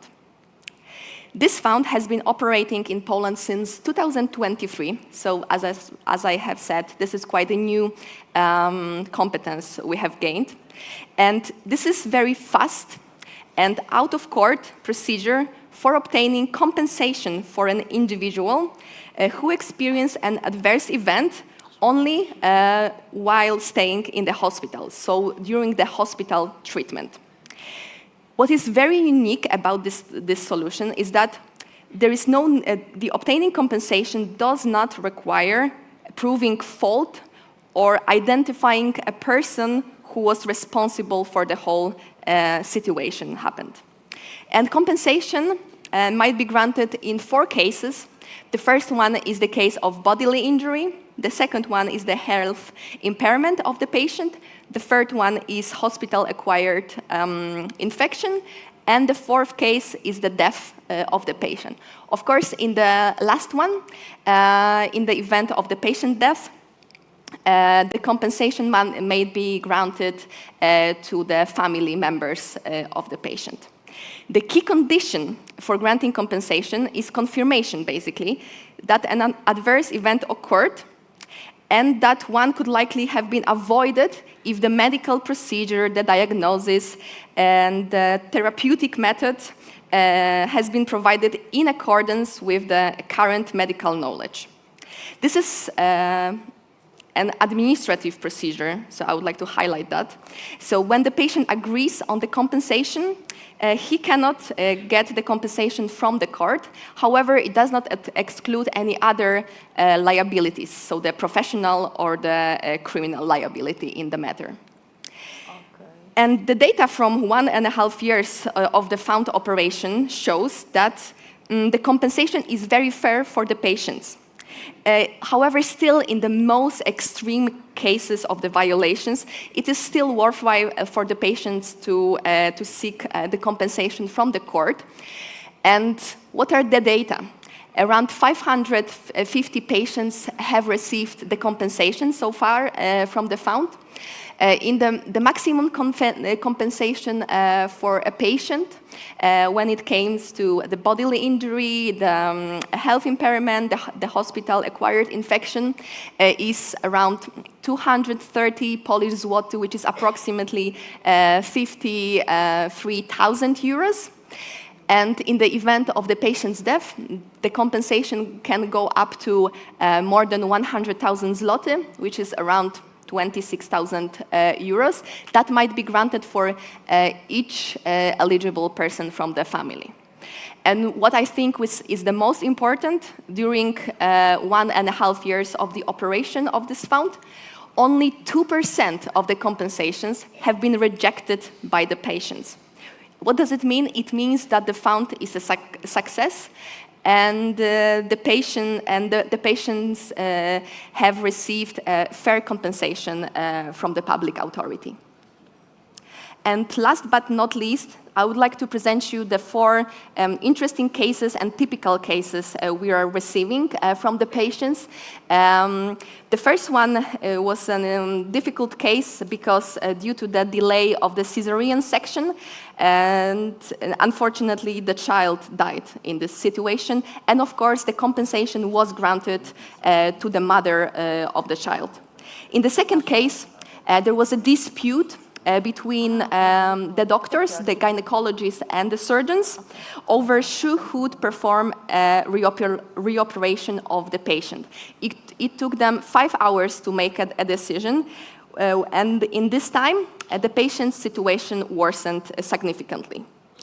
The third case was the case of the error that was made by the doctor because she issued a prescription for the excessive morphine dose, and unfortunately this resulted in the kidney damage of the patient. And the fourth case involved the suicide of the patient, who was unfortunately transported by a paramedics to the wrong hospital. So that's all from me for today, and thank you very much for inviting us here today and to be able to represent the Commissioner for Patients' Rights. And I really hope this is just the beginning of the future cooperation in the future. Thank you. Thank you.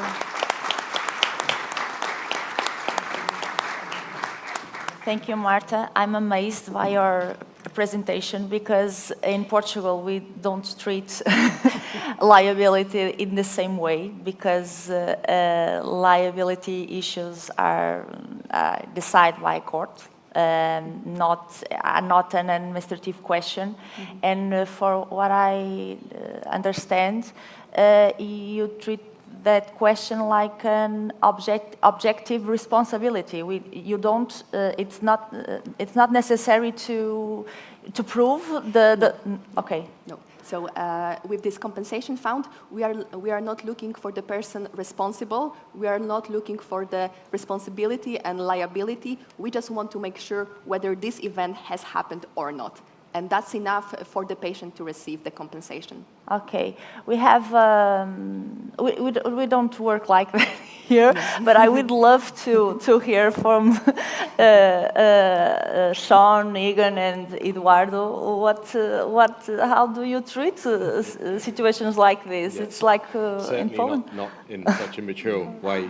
We have a legal approach to the management of this, and it's a major problem in our country. In fact, there are outstanding liabilities potentially in relation to medical claims amounting to billions that have yet to be paid. About 50% of compensation in our health system relates to maternity-related care, particularly around cerebral palsy, and unfortunately the system is extremely adversarial. Some of the payouts can be millions of euros to provide ongoing care for people, and you know, where harm has occurred and where fault happens, absolutely people need to be supported. But the approach that's been taken is a major challenge, and it's something that we are looking to other jurisdictions around in relation to how to manage this in a way that's equitable, both to the individuals who've been impacted, but also to the health system as well, because there's a very significant legal overhead associated with this as well, which is good for lawyers, but not necessarily good for the public pocket or the health system. Yeah, and the patient, because in Portugal they wait too much time to have a legal decision. It's not very fair, and because it's a subjective responsibility, they need to prove the fault, and it's not very easy to prove. So it's a long way till the end. And in Norway, I think we have a similar system. A similar, than objective. Poland. Yes. I think in Nordic countries it's the same. Okay. Yeah. So similar system, administrative system, not the burden on the patient. You don't have to prove any liability. You can file a complaint. It doesn't cost anything, and then you will have compensation if you fulfill certain criteria. That there was, in fact, something that was not in line with good practice, and that it affected the outcome. That's amazing. Yeah, and so it's the same system, and also the compensation will vary, and I think in Norway it will even be higher, especially if you. There have been cases with children who have then been impaired in some ways, and that will affect the rest of their life. So you will have to rebuild a house and things like that, so the compensation will be quite high. I think we've seen cases up to €1 million. Okay, in Portugal we don't have the same standards. They are a little bit different. I don't know what's happening in Cabo Verde. Bom, em Cabo Verde, nós seguimos pouco daquilo que se faz em Portugal, talvez pela ligação histórica que temos com Portugal. Obviamente que, perante uma queixa, uma denúncia, a entidade reguladora é responsável por fazer toda a investigação para determinar os factos ocorridos. Entretanto, caso o utente queira ser ressarcido, tem efetivamente que recorrer aos tribunais para que possa ser julgado o caso e ressarcido caso tenha razão. Sim, de facto é uma resposta que considera em absoluto, não é, os direitos dos utentes. Mas é curioso, não é, vermos esta comparação, porque de facto temos sistemas muito parecidos, não é? O nosso assenta numa responsabilidade subjetiva por factos ilícitos, com dificuldades muito significativas em matéria de prova, quer da culpa, quer do nexo de causalidade. As ações, por sua vez, demoram, enfim, bastante tempo, porque a forma de processo é uma forma de processo não urgente e, portanto, nada está resolvido em menos de 2 anos e, portanto, perceber que temos sistemas em que, enfim, está previsto um modelo de responsabilidade objetiva e que a questão é tratada administrativamente é sem dúvida refrescante. Portanto, muito obrigada por essa perspectiva. Eu, por acaso, já tinha a ideia que os países nórdicos tinham um modelo objetivo de responsabilidade por atos médicos, mas não tinha ideia que isso funcionava, enfim, desta forma, sem necessidade de recurso aos tribunais. Com a pendência que nós temos cá em Portugal, enfim, se calhar poderia ser eventualmente uma solução a considerar. Muito bem, eu tenho aqui, I have another question other questions that I would like to hear you about. How do we effectively measure the impact of regulation on patient outcomes and safety beyond simple compliance metrics? How do you... Yes, maybe I'll start on this. So in the last part of my presentation, I talked about this, and I think you can be very kind of didactic in terms of looking at particular measures that you've driven or issues that you've kind of moved forward in terms of the requirements of legislation. But I actually think that doesn't really mean very much to people who use services. And in fact, often what you end up doing is influencing inputs rather than outcomes.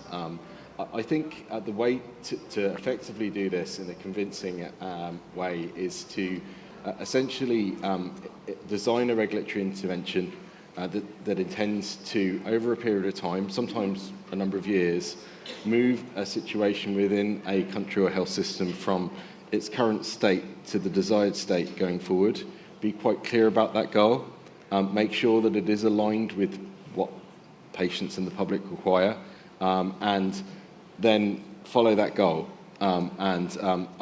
It may take time to be able to demonstrate that, but if you're very clear about what you're trying to achieve in a big ticket way, then I think that's more effective than actually addressing didactic compliance levels, which may mean something to us, but don't necessarily mean anything to the people who are using services. So if we take the example I gave there around driving medical device regulation, we conducted our work, we made recommendations.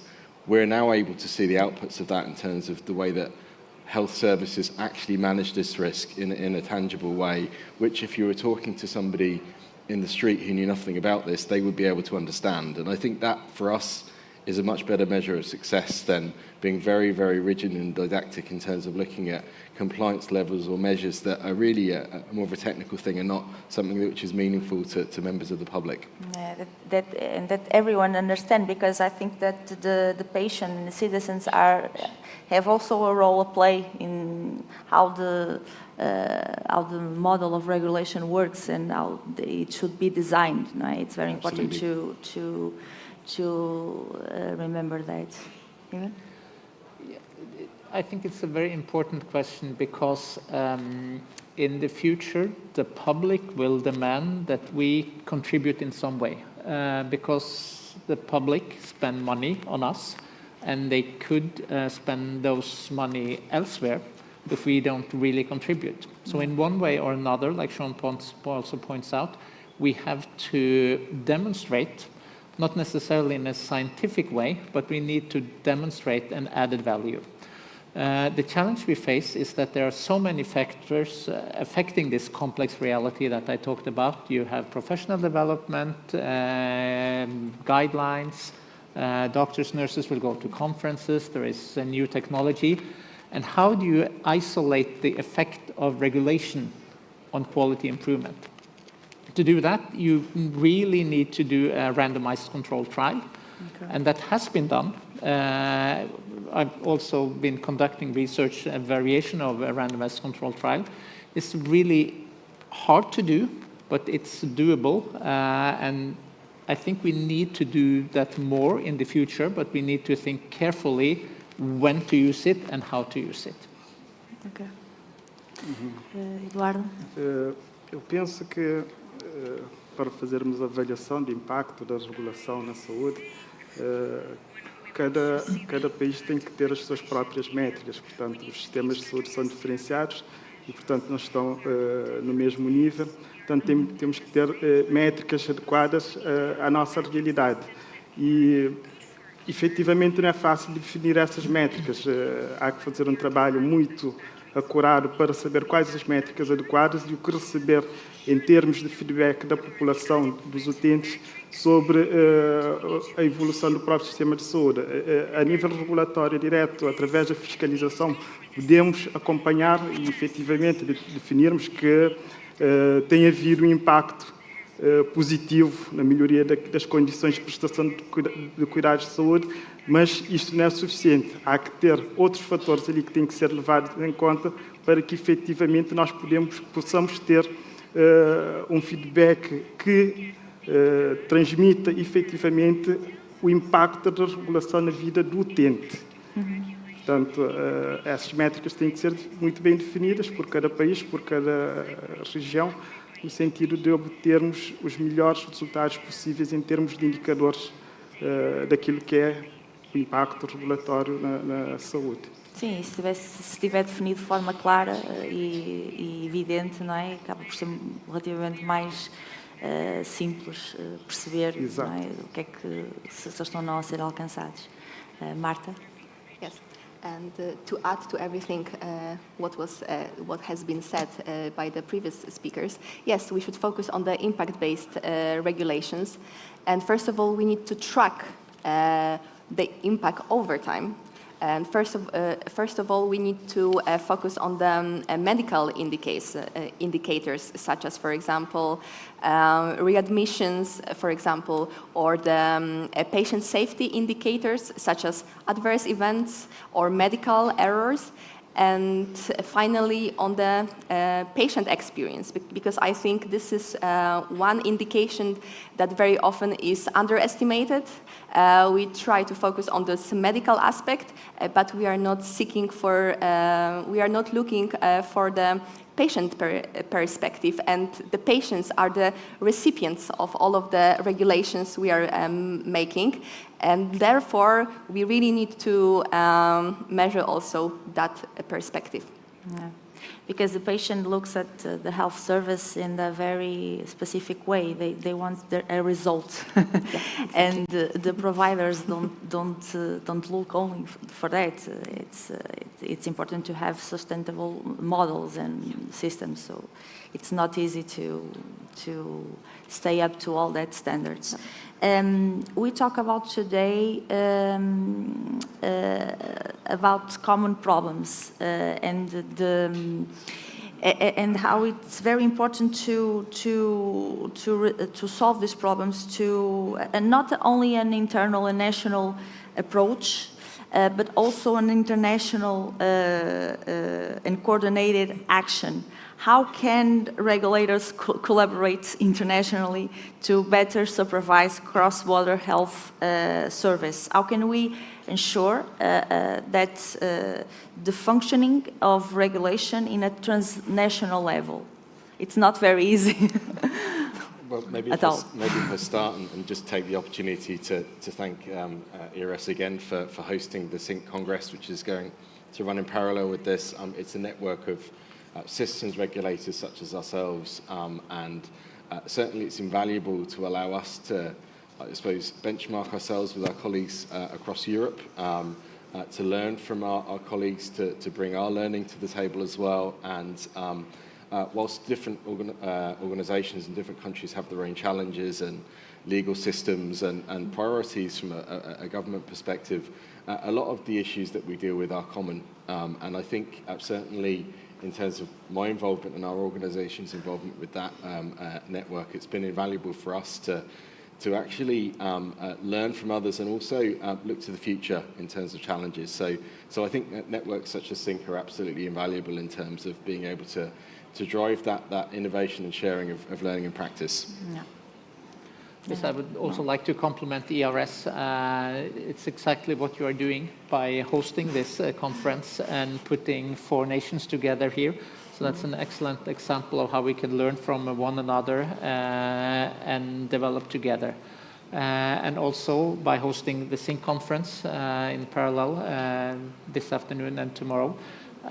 Like Sean, I'm also on the board of SINC, and we have working groups. For instance, for patient participation, patient engagement, and that's a group where people from different countries meet on teams, discuss different approaches and learn from one another. So that's one of the successes. And I think it will be even more important in the future. Yes. It's a global also. It's not. It's difficult not to see things in that way, Eduardo. Sim, o que a ERS tem feito anualmente é extremamente importante.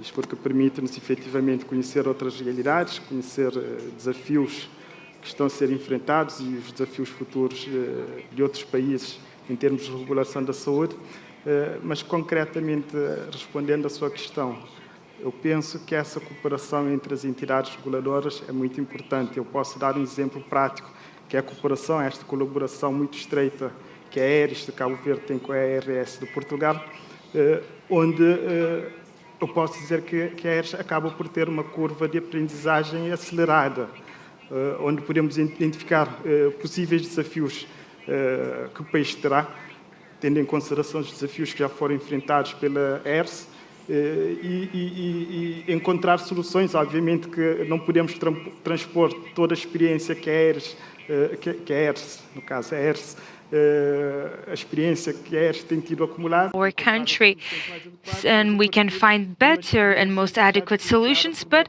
coming and starting from an experience that was already felt by other entities. So this allows us to have educational curve, a learning curve that is more accelerated, that it is very important when it comes to health regulation in Cape Verde. And adding something maybe a little bit practical to what you have said, is that important to work on the standardized, like to standardize certain rules on a more international or European level. It's not like we are not doing that, right? Because there is AI Act, so there are certain rules. But yes, but there is a lot of things to do in the future when it comes to qualifications, for example, or more about the safety. And also what I think is important is that we should collaborate and inform ourselves. So inform about, for example, malfunctions or certain difficult situations we are dealing with, or so we can inform others on international or and European level. So basically, we can all be aware of the challenges that we are struggling right now.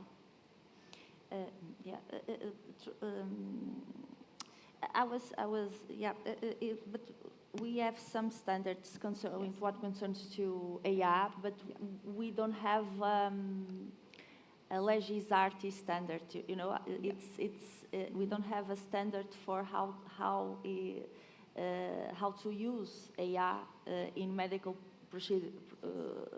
intervention. So it's very important to go there. But I want to before going to AI issue, I would like to ask you something about the nursing homes and the residential facilities created by the elderly, and that are not subject to regulation in Portugal. So I would like to know how does it works in your countries to try to learn with your experience. So I'm happy to start on that. So as an organisation, we have responsibility for regulating residential care, so nursing homes and also residential centres for people who've got disabilities as well. So this is a function that we've held certainly in nursing homes for over 20 years.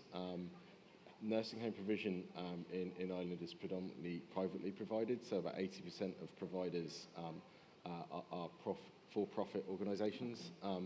And I think in that context, it's absolutely critical that they are regulated.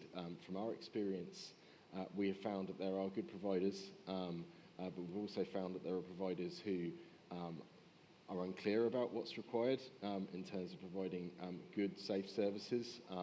One of the big challenges as well is sustainability of services.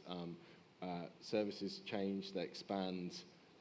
A lot of services historically have been family run, and as a family ages, it can create challenges in terms of ongoing leadership and management. So we've identified that it's absolutely critical to regulate those services. We've also learned a lot in terms of the limitations of the way that our framework has been established, so we'd be more than happy to discuss that offline with the ERS in terms of what works, and if we were starting with a blank page, what would we recommend?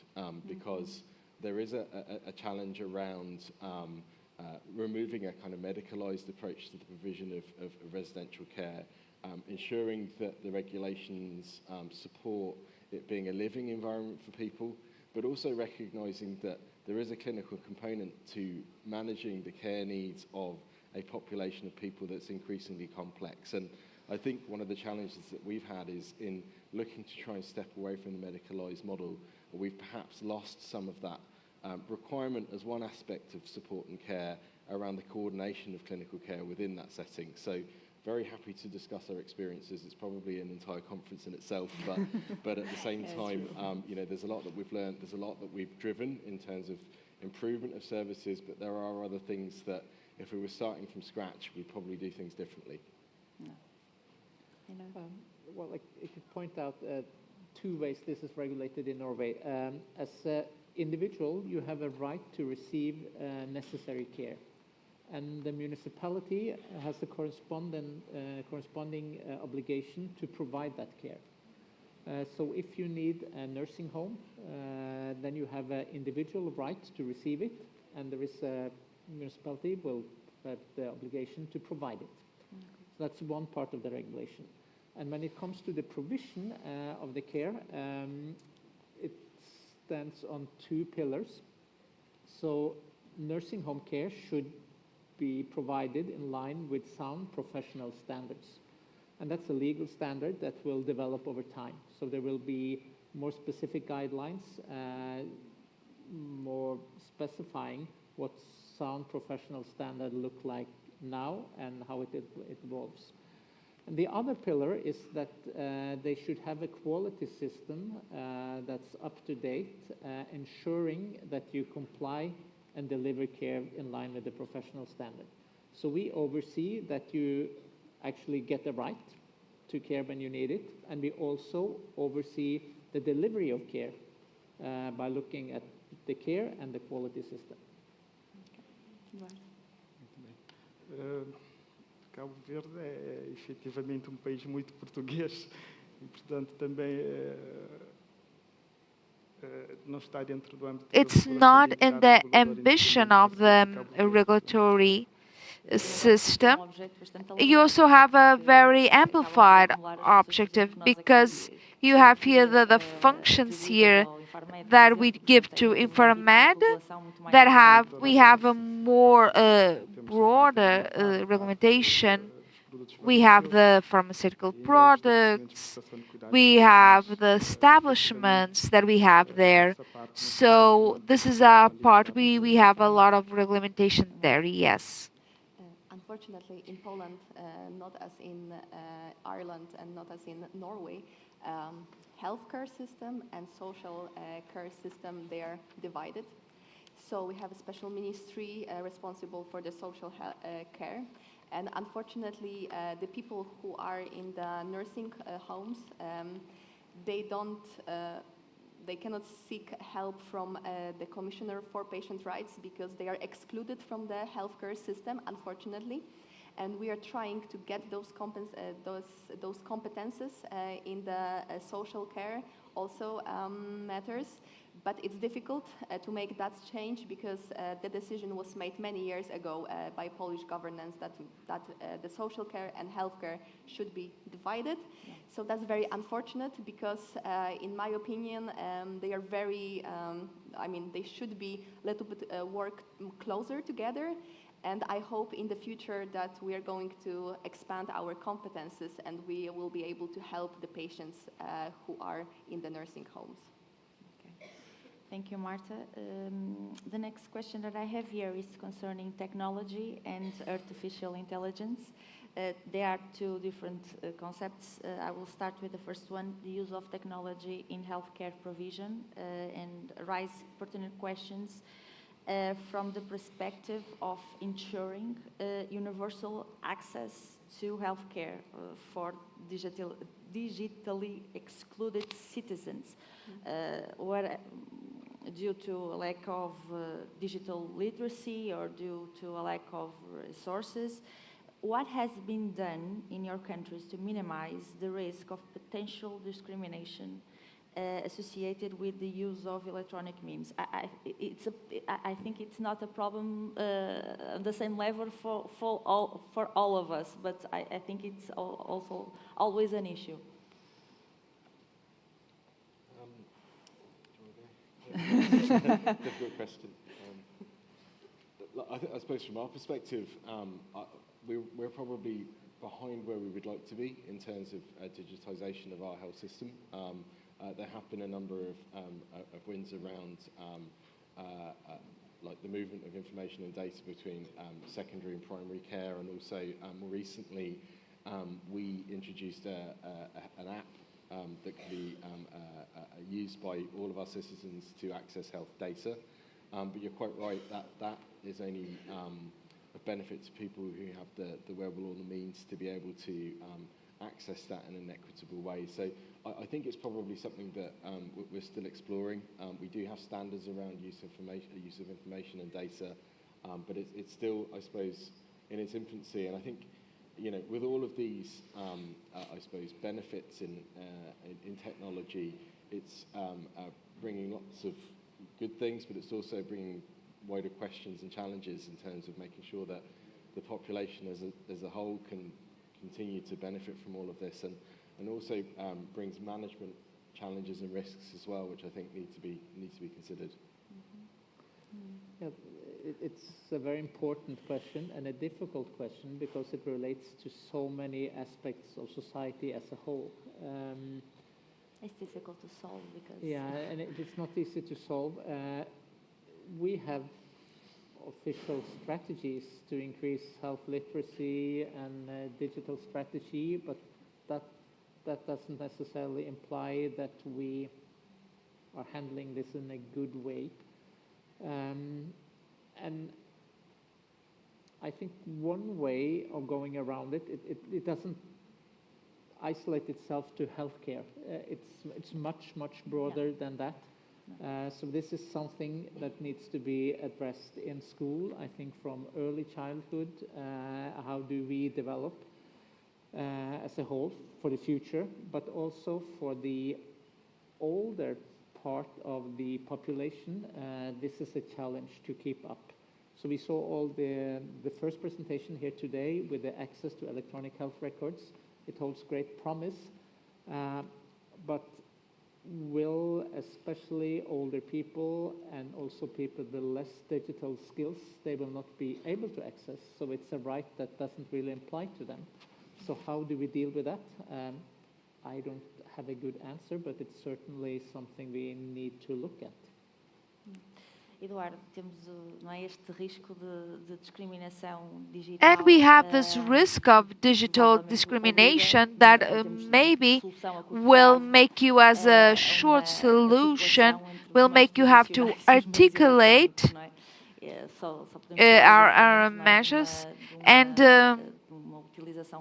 we have to use this in an exclusive recurring of the electronic measures that maybe are distant and that demand some change and culture, of course. I see this question as a challenge to Cape Verde because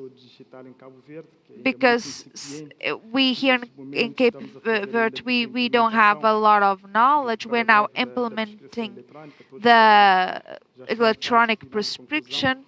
We're still working on that, but this is something that we need to think now, because these are issues that go further on the health regulation, but that they touch, that the regulation needs to be prepared in this sense. So we need to be prepared. We need to know that we are working, and this is important for Cape Verde for the digitalization. We need to create the tools so this can be inclusive for all the citizens. And this is a work that we do need to do, and we need to take this issue to the schools, to the populations that are more distant, more local, so we can have all ensured all the rights of the digital health. And I believe in Poland, I hope we are not falling behind everybody when it comes to the digitalization in healthcare. Actually, I think that maybe we are not first in line, but we are doing many steps in accordance with to bring new options for the patients and healthcare providers. For example, now in many hospitals and in many healthcare providers, they have the chance to implement the electronic medical documentation.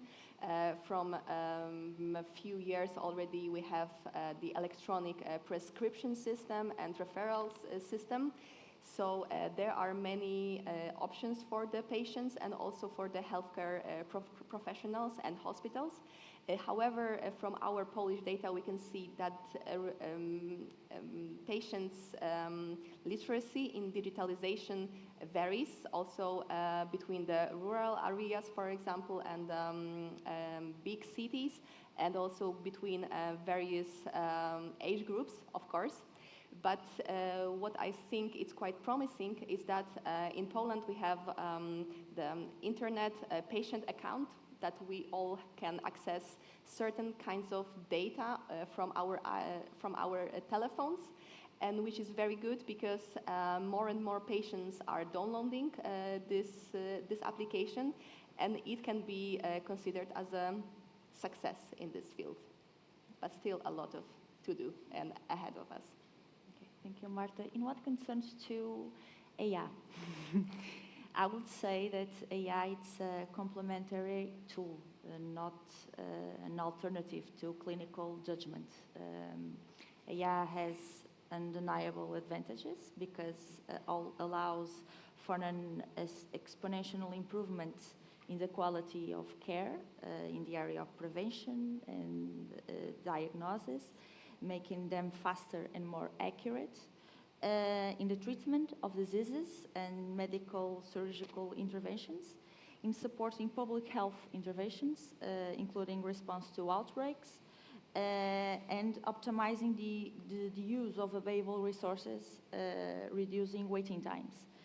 However, AI decision-making systems are not perfect and can produce unexpected results and errors, with the potential to compromise patient fundamental rights and transforming the way citizens relate to health system.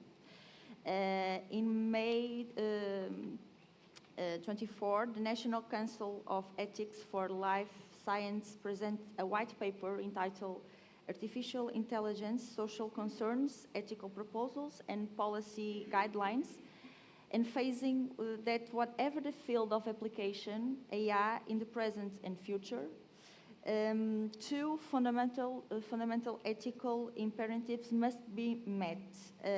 First of all, it must be based on strict compliance with let me see, I'm sorry. Já gastei os 25% de português, portanto tenho que ter aqui as minhas cábulas. Strict compliance with ethical principles that define humanity, and it must focus on humans, using a human-centered design approach. Two questions. What we all know about functioning and risk of error of AI systems in medical and surgical interventions is enough to ensure an informed patient consent. I know it's not a very easy one. How can regulators keep up with the advances in AI? And is this regard how urgent is to establish a standard of care, the applicable legis artis, in AI-assisted medicine?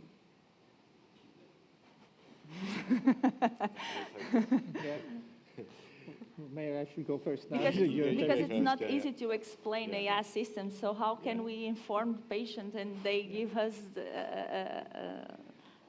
a proper consentment. Yes. I think AI is a case that illustrates the need for collaboration. And again, I would like to compliment the ERS for hosting this conference. And I think we need to collaborate more in this issue, because AI is moving so fast. It's being implemented so fast. So I can only talk for Norway, but we will not be able to keep up by ourselves. We need to stick together and learn from others. What are you doing? And I think I would like to highlight one thing, because even though we say it should be ethical and it should be based on the human concerns, when we regulate AI as a product, it's very hard to test it in all conditions. So what the producers and manufacturers then end up saying is that to be on the safe side, there need to be a human in the loop. And what does it imply to be a human healthcare worker in the loop in a full-blown AI delivery society in 5-10 years from now? So we really need to work together and develop our thinking standards for how should we regulate, what should the expectations be, and also what is, because there will be an immense burden on the individual healthcare workers. What does it imply to be a human in the loop? The AI is faster, probably better than the human in many respects, but when it goes wrong, is it then the human responsibility to safeguard and tell that this actually went wrong? Because there is research already now out there showing that it's very hard for humans to actually spot when AI make mistakes. Just to add to that, in terms of our own organisation's work, so we are in the process on behalf of our country of developing an ethical framework for the use of AI in healthcare. We should have it finalised in the early part of next year, and it will be published on our website in English. And that's really been a gathering of the current level of understanding and status in relation to how one might ensure that AI is used ethically, but it's a rapidly evolving area, and one of the challenges we have is that legislation and regulation doesn't move quickly, and technology does, and I think we are behind the curve. Ina and I had breakfast this morning, and we independently both arrived at this issue, which is reassuring, but it doesn't solve the problem. But I think in terms of technology, I'm not an expert on AI, but I do understand regulation. I understand systems regulation.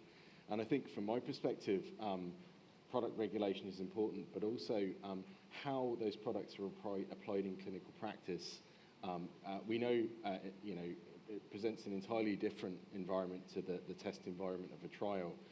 And a critical principle of regulation is accountability. So who's ultimately responsible for this?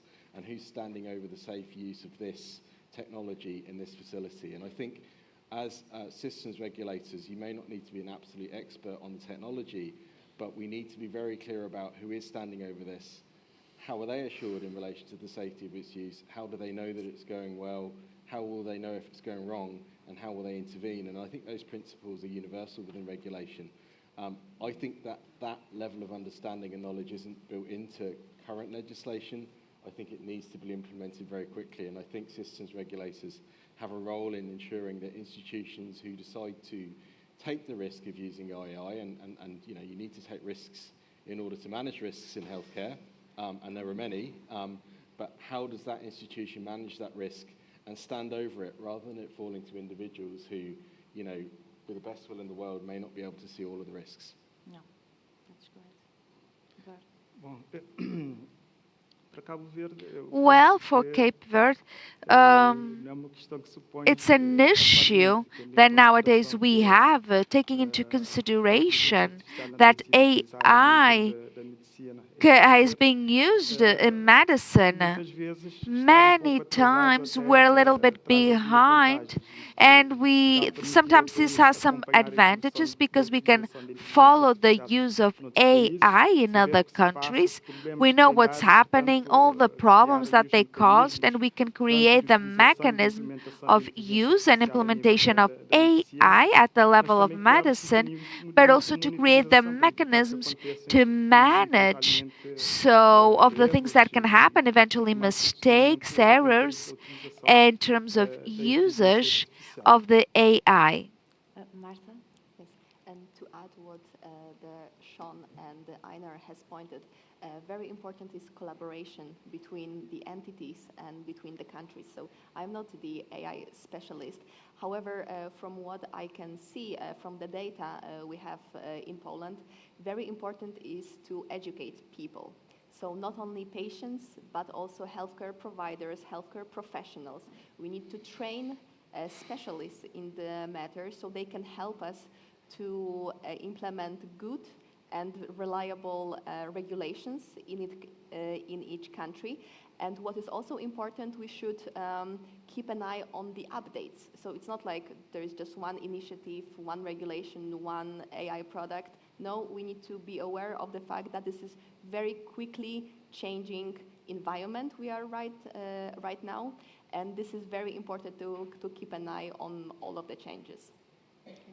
Thank you, Marta. I now would like to know if the audience wants to make a question. Para quem quer fazer uma questão, ainda temos aí 5 minutos. Vejo ali um braço no ar. Dr. Guilherme João, não é? Sim, é meu orientando, doutoramento, por isso é que eu conheço. Então, Dr. Guilherme, bom dia. Força. I have a question about new technology and the use of it. Aqui na tecnologia e o uso da tecnologia aqui, estávamos a falar de inteligência artificial. The use of technology specifically in health, for instance, telemedicine and everything. And some questions were raised about services are being provided from another country. So we need to work together, of course. There are specific initiatives, any creative idea that you can provide us about working together in the European Union or not? And how can we regulate services that are provided in other countries, on the telemedicine, for instance? How can we regulate when the healthcare professional is located in the other country? That's my question. Temos mais alguém que queira colocar uma questão? Anyone else? Obrigada. Não sei se tem microfone. Do you have a micro? Okay, just one moment. Se puder identificar, Please identify yourself, please. Jean-Pierre. I have a question to Einar Hovlit. I loved your presentation. It conveyed a very clear message. And my question is if you could talk a little bit on your work about the identification of the most important values, individual values and society values, if you work on specifying these values, and how do you act when the legislation contradicts these values or may harm these values?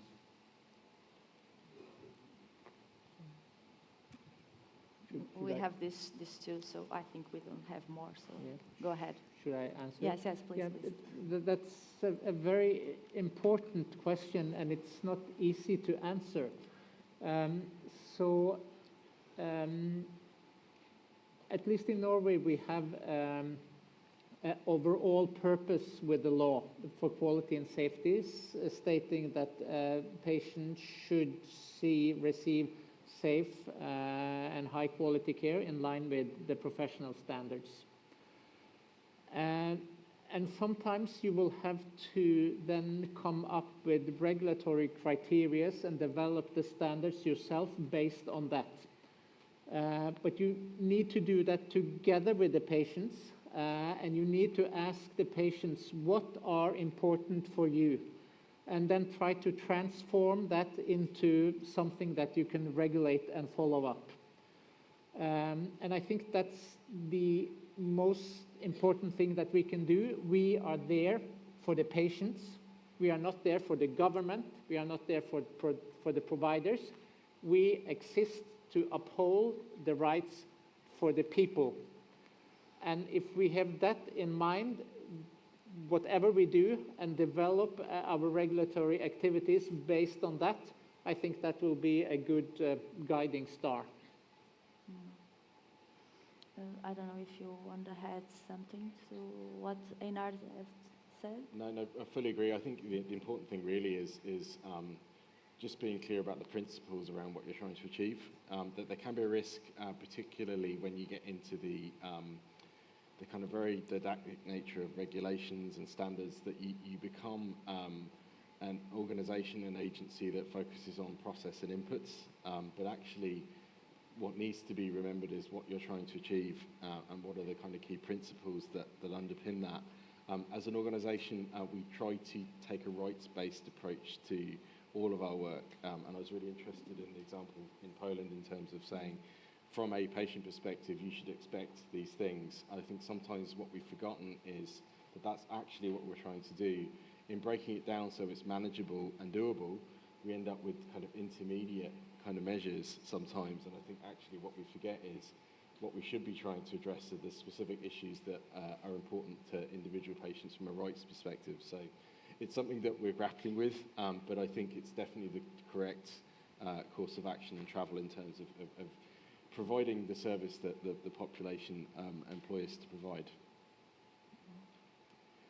I don't know if Eduardo and Marta want to add something. Yeah, I would like to add that I completely agree with you both that we always should have in the back of our minds the values and tasks we are intended to do, and I think we should plan according to that. So if, for example, organization like the regulatory body is planning what is going to happen in the future, we should work on this strategy that also involves those values we want to protect in the society.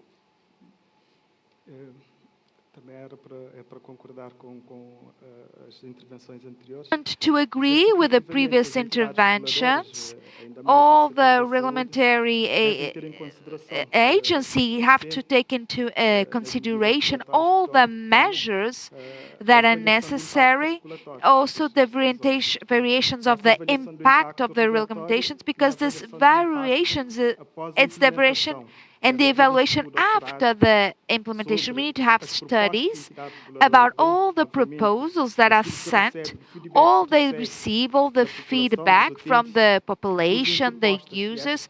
We have proposals, and these proposals need to be part of the evaluation of this assessment that we do. All the society needs to be involved on this. So I believe that this is the best way to make all the regulations and to give effective answers to the population. Thank you very much to everyone, to all speakers, for the value added that each one of you added today. Thank you for that, for sharing your knowledge with us. To our audience, to our public, thank you for their interest and for their patience. We will meet again this afternoon. Enjoy your lunch. I think we are the last one. Okay, it's correct? I know. Oh, we have another. Okay, sorry. Forget. Esqueçam que eu disse. Eu achei que iríamos terminar por aqui, mas afinal não. Pronto, enfim. Muito obrigada pela vossa atenção. Thank you for your attention, your patience, and I think that this was a fantastic moment. We have here comparison of models that are very different, and I'm very curious about the way that Norway and Poland will solve the issues of social responsibilities for medical acts. Thank you so much. Thank you. Thank you.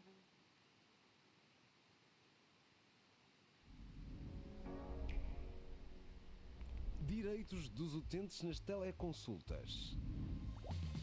Vai ter uma teleconsulta? Saiba como garantir o respeito pelos seus direitos. Antes de começar, assegure-se que o seu equipamento, a ligação de rede e o local onde se encontra garantem a sua privacidade. Assegure-se também que consegue ver e ser visto, ouvir e falar com o profissional de saúde sem interferências. Deve confirmar a identidade do profissional de saúde que vai realizar a teleconsulta e proceder também à sua própria identificação. No final, poderá solicitar o acesso ao relatório que foi produzido pelo profissional de saúde durante a teleconsulta e ainda um comprovativo da sua presença.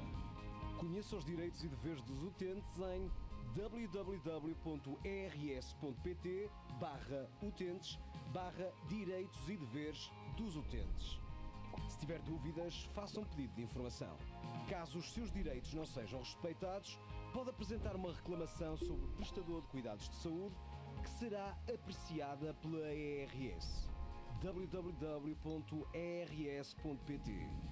ERS, pela saúde de todos.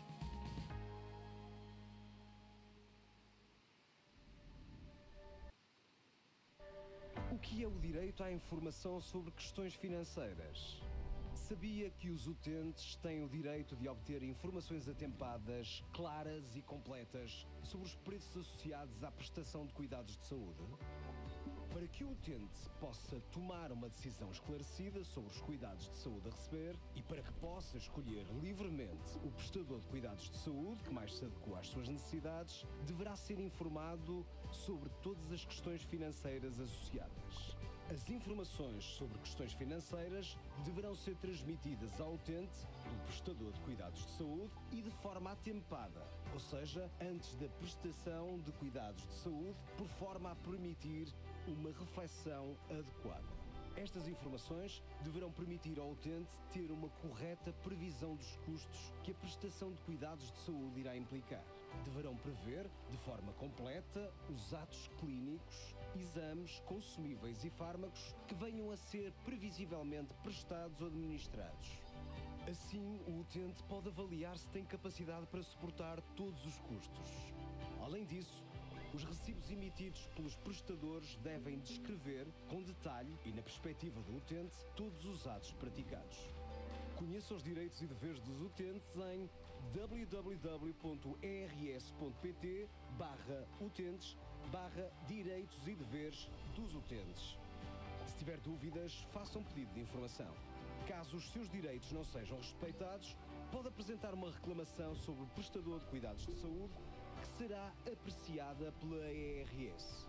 www.ers.pt. ERS, pela saúde de todos.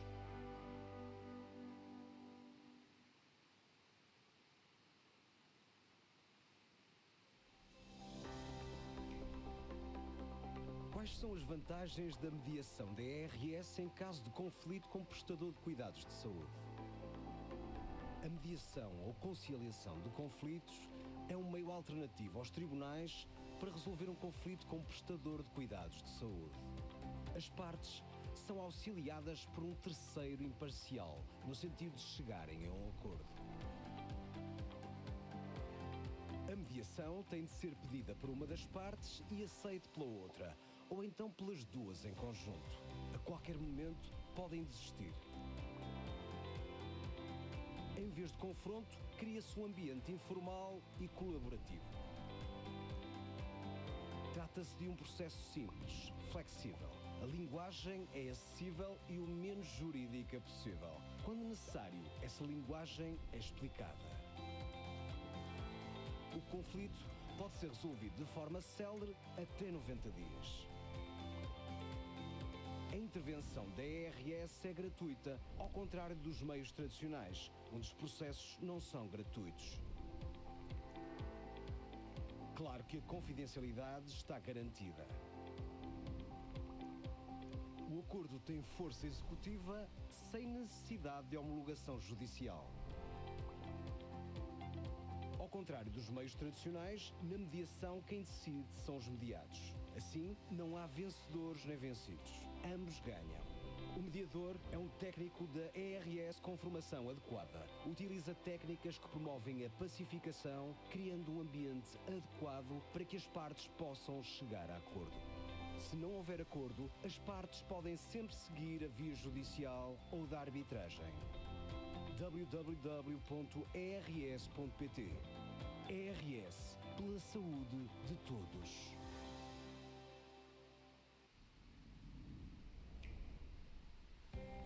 O que é o direito à reclamação em saúde?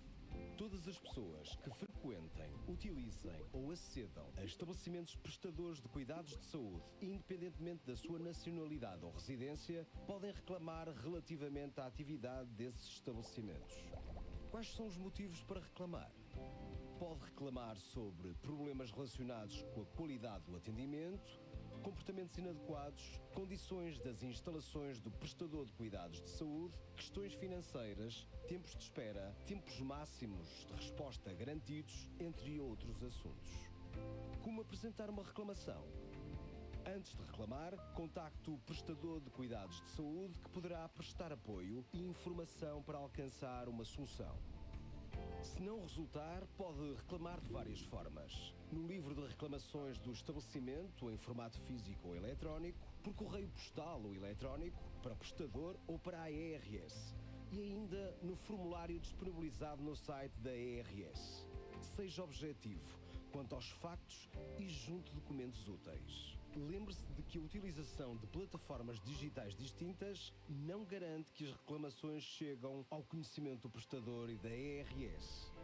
Reclamar é uma forma de garantir que os seus direitos são respeitados e de contribuir para a melhoria dos serviços de saúde. Após a reclamação, os prestadores analisam eventuais falhas e adotam medidas corretivas. A ERS monitoriza o seguimento dado à reclamação e, caso as medidas sejam insuficientes, pode emitir instruções, recomendações ou aplicar sanções. Se a reclamação abordar matéria excluída das competências da ERS, será encaminhada para a entidade competente.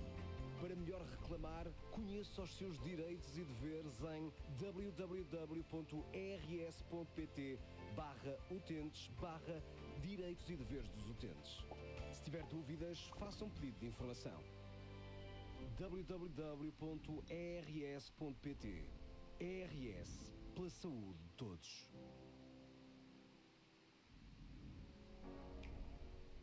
Licenciamento simplificado e ordinário. Para um estabelecimento prestador de cuidados de saúde abrir e funcionar, necessita de uma licença, submetida online através do portal do licenciamento na área privada de cada prestador. Basta preencher o formulário. O licenciamento simplificado é um processo rápido e simples, onde se verifica uma autorresponsabilização por parte do responsável do estabelecimento quanto ao cumprimento dos requisitos mínimos de qualidade e segurança.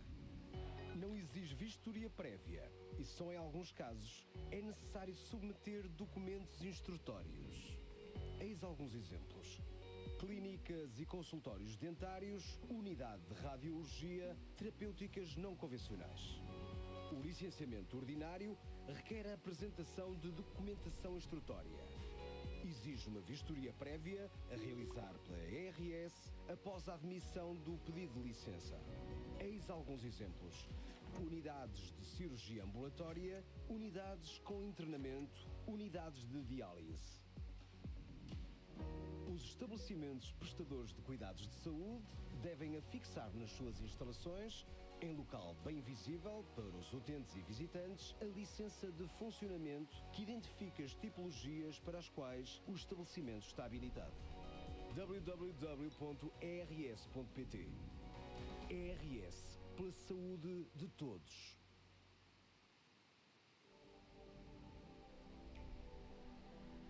O que é o direito à informação em saúde? Sabia que no sistema de saúde todos têm o direito à informação prévia, clara e acessível sobre os cuidados que recebem? Os utentes têm o direito de saber toda a informação sobre diagnósticos, intervenção proposta, tratamentos e alternativas terapêuticas, riscos e efeitos secundários e sobre o direito de recusar os cuidados ou revogar o consentimento a qualquer momento.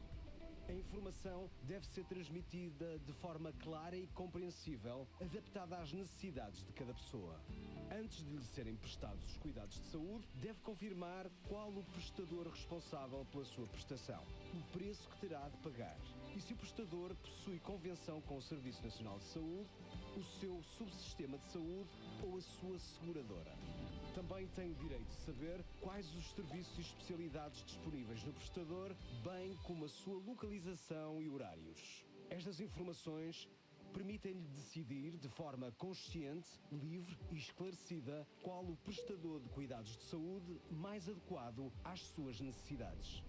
Os utentes devem ser informados sobre taxas, preços ou orçamentos e condições de pagamento relativos à prestação de cuidados de saúde, para terem uma correta previsão dos custos a suportar.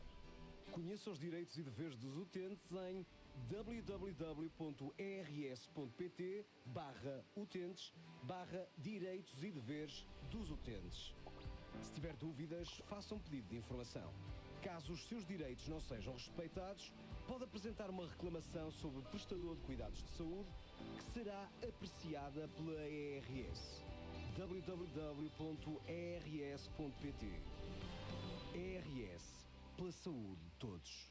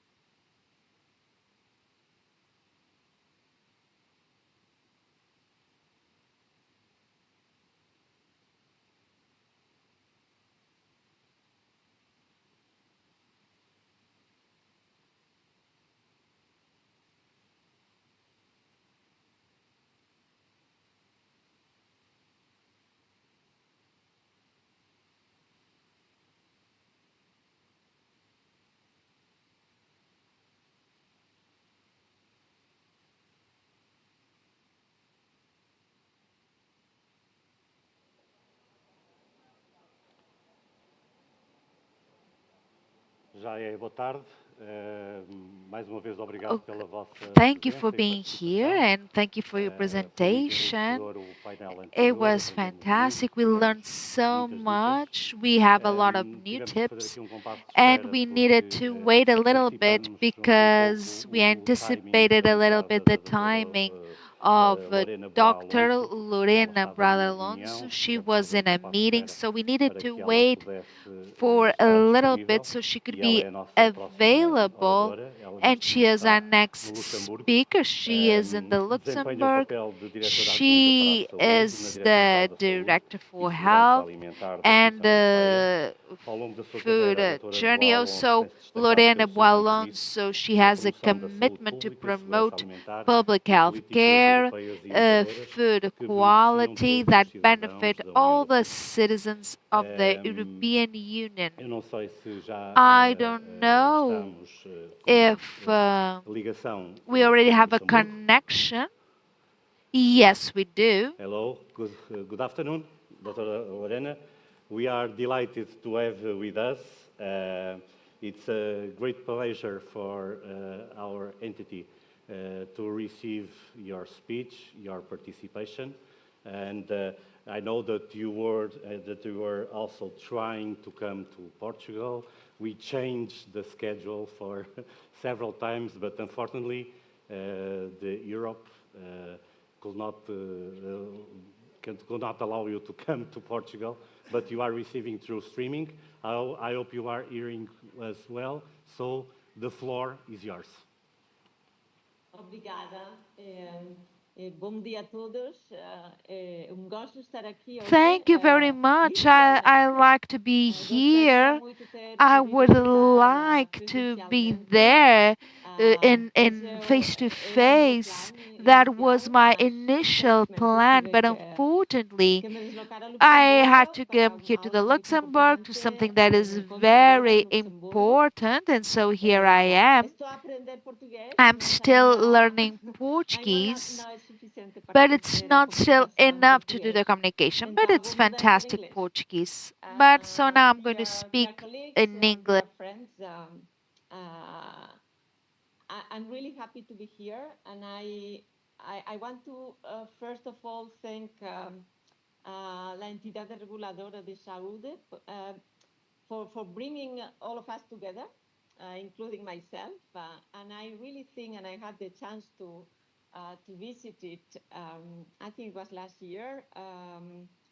I think it's a very good entity that embodies perfectly the balance that you need in modern health systems, because it at the same time is protecting the patient rights, takes into account the safety and the quality, but gives this space for innovation at the same time. And I think this is extremely important nowadays, because across Europe, I know it's the case in Portugal, but I can tell you that it's the case in every member state of the European Union.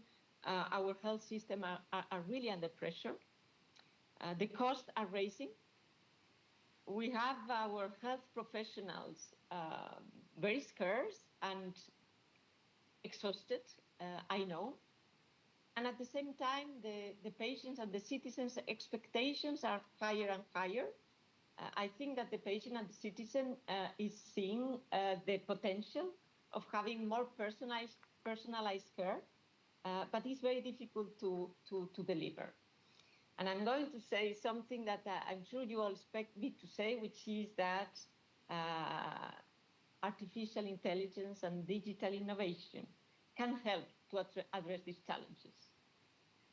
At the same time, I know that very often when we pass this message that, artificial intelligence is going to help you, when you tell this to the health professionals, they say, sorry, I'm too busy to deal with it, because we are still seeing it as a cost, as a burden. And I would say to a certain extent, there might be some right in it, because technology is not going to give all the solutions to all the problems we have, but it's going to help. I really think that for it to help, technology and innovation need to be guided by purpose, by trust, and by very good governance. And it has to help individuals. It has to empower them rather than being a burden. And then I will go more in depth into this later on. If we want really this to happen, if we want the artificial intelligence and in general digital tools and innovation more broadly to help, I think that nowadays there are a number of ingredients that are very important. Data is probably the first one, but also trust. Trust is very important. And I would say, even if we have all the ingredients of the world to have innovation really reaching the patient, we need the recipe. It's not enough with having the ingredients. We need to make sure that this innovation really is translated, whether it's into products or into a better service. So let's start with let's see if we are there, if we really have these ingredients and this recipe there. Let me start with the data. We all know that at the heart of transformation, of this transformation we are talking about, lies data, and that electronic health data is Europe's new strategic asset. It's the basis for everything, the basis for discovery, the basis for evidence, the basis for providing good services and for sovereignty as well. And we know what's the problem with data. We know the problem is that it remains in silos. It is fragmented. And from the European Commission, we tend to say, yeah, data is fragmented across member states, you know, between member states. But I would say it's not even only about member states. It's across hospitals within the same member state and sometimes between the same region. We are still facing these silos.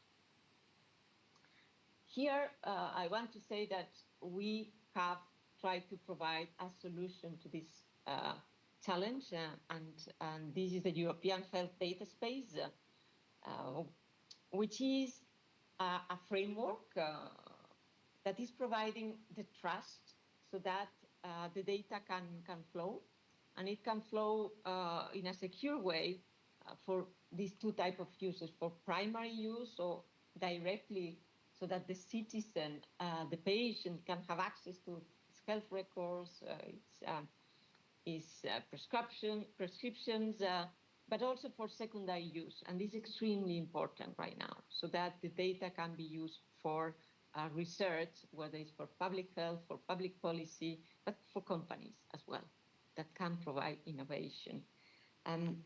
And we are trying to remove precisely these barriers. I am proud to say, because I feel very close to Portugal, not only because I'm Spanish, but because I have very strong links with your country for personal reasons. But I want to say that Portugal, I'm proud to say it's among the first countries in the European Union that deployed the My Health at EU, which is the tool that we use precisely to allow patients to access prescriptions and medical summaries across countries.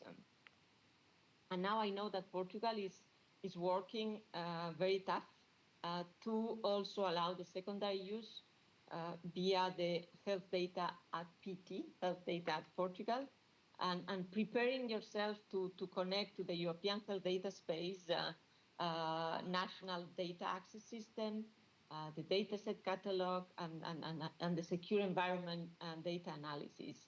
And I think this is where Europe works at its best, like when national and European ambitions come together to come to a shared goal, which is at the end of the day better health outcomes for the patients at home, but also across member states.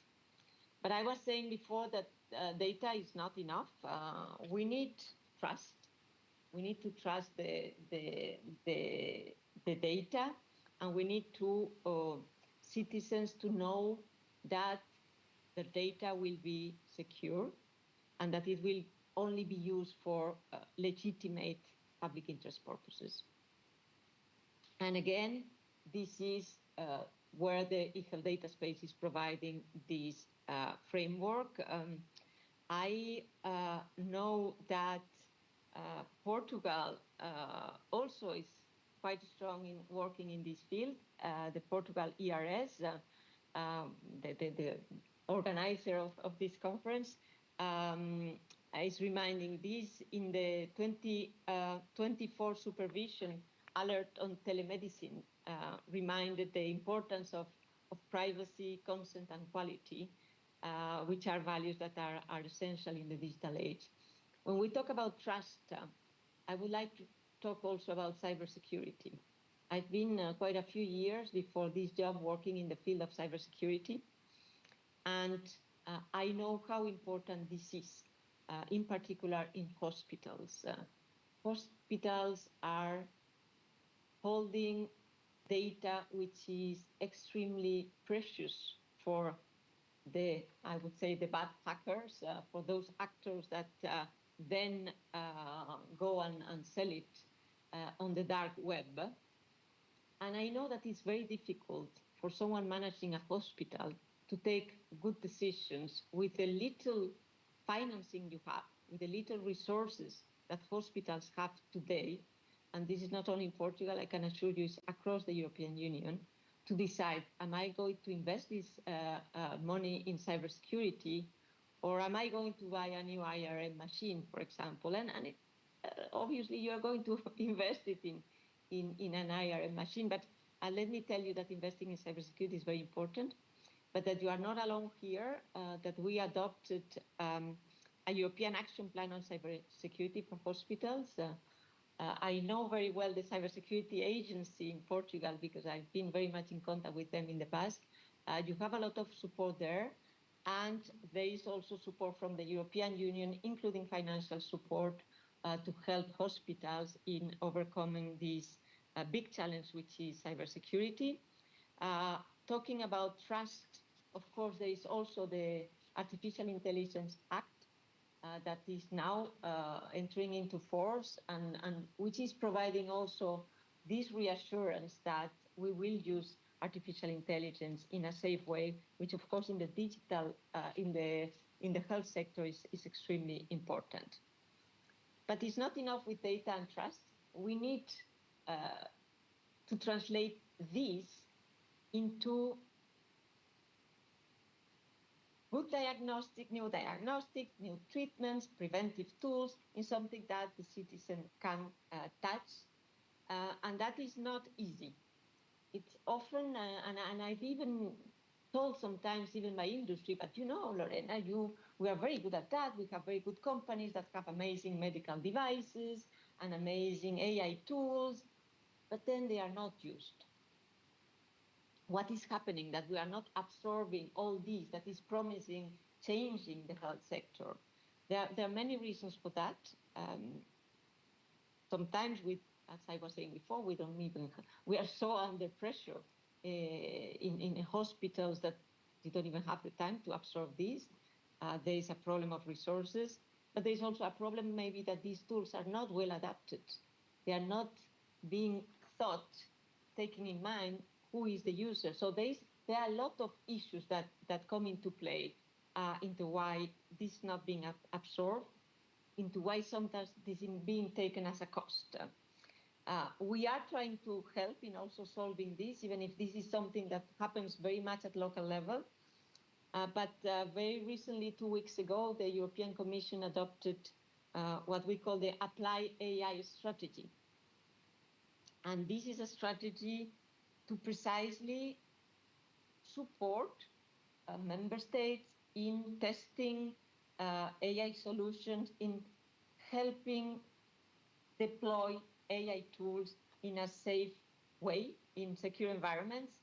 Just to tell you, I will not go through it because we don't have the time, but I advise you I recommend you to go and read this AI strategy, because there's a whole chapter precisely on the health sector, dedicated to the health sector, with a proposal also of creating a network of experts that can exchange practices into what is the best way to absorb this technology, to apply it in a way that is useful and is not a burden. So please be my guest and try to read it when you have some time. But I want to say that Portugal has good examples of, and very inspiring, on how digital innovation and AI can transform healthcare. One, and I'm just going to mention some of the examples. Some of them I knew, others my team just pointed them to me. One is the Sword Health, that is apparently from Guimarães. And this is Europe's leading digital physiotherapy platform, and Portugal's first health tech unicorn. This is an amazing success story, so bravo for that. Also, ILOF, or ILOF, I don't know how you pronounce it, that is born in Porto, I know. and that combines AI and photonics to accelerate clinical trials for Alzheimer's disease.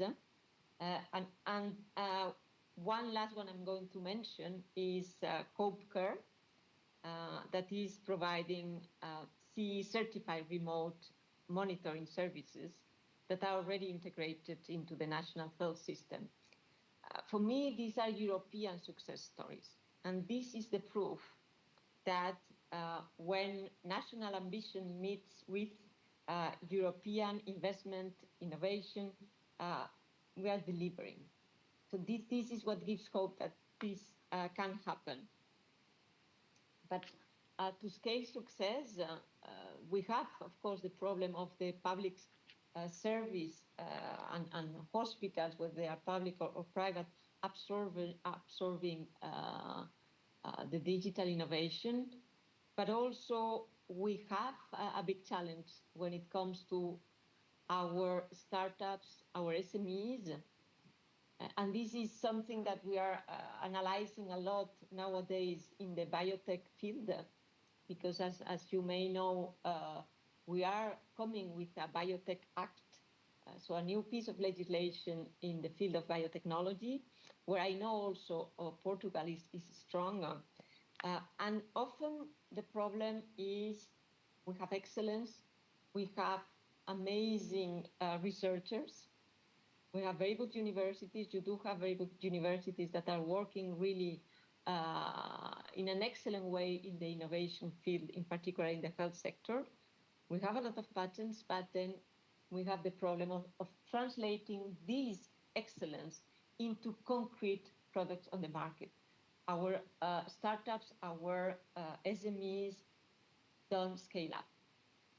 It is a multifaceted challenge that has to do with many things, access to capital, to private capital in particular as well, but many other issues. And we will come, as I was saying, by the end of the year with a piece of legislation. It will have a strong part on simplification, because one of the challenges we are aware is that we have a very complex regulatory framework in the European Union, and we are aware of that. So in the Biotech Act, we will come with strong simplification of the clinical trials legislation at EU level. We will come at the end of the year also with simplification of the medical devices legislation. And there is also a more general EU startup and scale-up strategy. So this is basically what I wanted to talk to you about: the need for data, good quality data, and accessible data, the need for trust, and the need to transform all this innovation into concrete things. And also to remind all of us, I'm a digital technology enthusiast, because I have spent basically most of my career working in the digital field. But at the same time, I know that digital transformation is not an end in itself. It needs to have a purpose, and in the particular field of health, it needs to serve. It needs to help us address these health challenges. One of the ways to do it, I think, is by applying it in concrete, so that this is doesn't become an abstract thing. And I wanted to announce another initiative that we are going to adopt by the end of the year, which is a European Union cardiovascular health plan. And to tell you that when you will read it, when we will adopt it, I hope, let's see, end of the year, I don't want to say a date, because then you never know. You will see that there is a very important chapter of it that is about digital innovation, about artificial intelligence. And we want to here come with a concrete initiative, a concrete project that helps to have a proper data set of cardiovascular data to allow AI models to be trained and to apply it in concrete terms. So please participate in this project because I believe that cardiovascular is an excellent example where we can show that digital innovation can translate into concrete benefit for patients. Why do I say that? Because there is a lot of data on cardiovascular, because it's digitally mature, and because it's our biggest challenge. It's an example where I think we can show that AI can directly save lives. So I'm going to leave it here because I know you have a long day. I also have a long day here. Let me just finish by saying again that digital transformation of healthcare is not about replacing anybody. It's about helping the professionals. It's about empowering them. And it's a way to give doctors and nurses better insights, to reduce bureaucracy, to let them focus in what really matters, which is taking care of the patients, real care by caring, because that nobody will do it better than them. So let me finish here. Good luck with the event today, and keep on doing the good work you are doing, because I think that you're really in good track. So thank you very much. I was asked if I have time for questions, maybe one or two, because I have actually like 5 to 8 minutes before I move to the meeting I came to in Luxembourg, but happy to if I have those 5 minutes to react to whatever you tell me. Thank you, Dr. Lorena. Thank you very much. I'm going to ask to the floor if someone wants to ask something, because I'm not seeing no hands in the air. Okay, we can finish for here. Nobody wants to. Everybody becomes very clear with your presentation and your speech. Everybody understands what kind of measures and what kind of policies we have for the next month. And thank you very much for your availability to be in our conference. Thank you very much. Thanks to you. Thank you.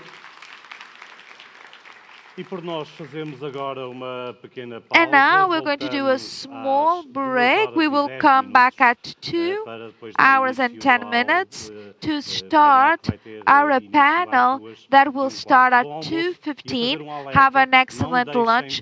Please don't leave your personal things in the room. The room is going to be closed for cleaning. Thank you so much.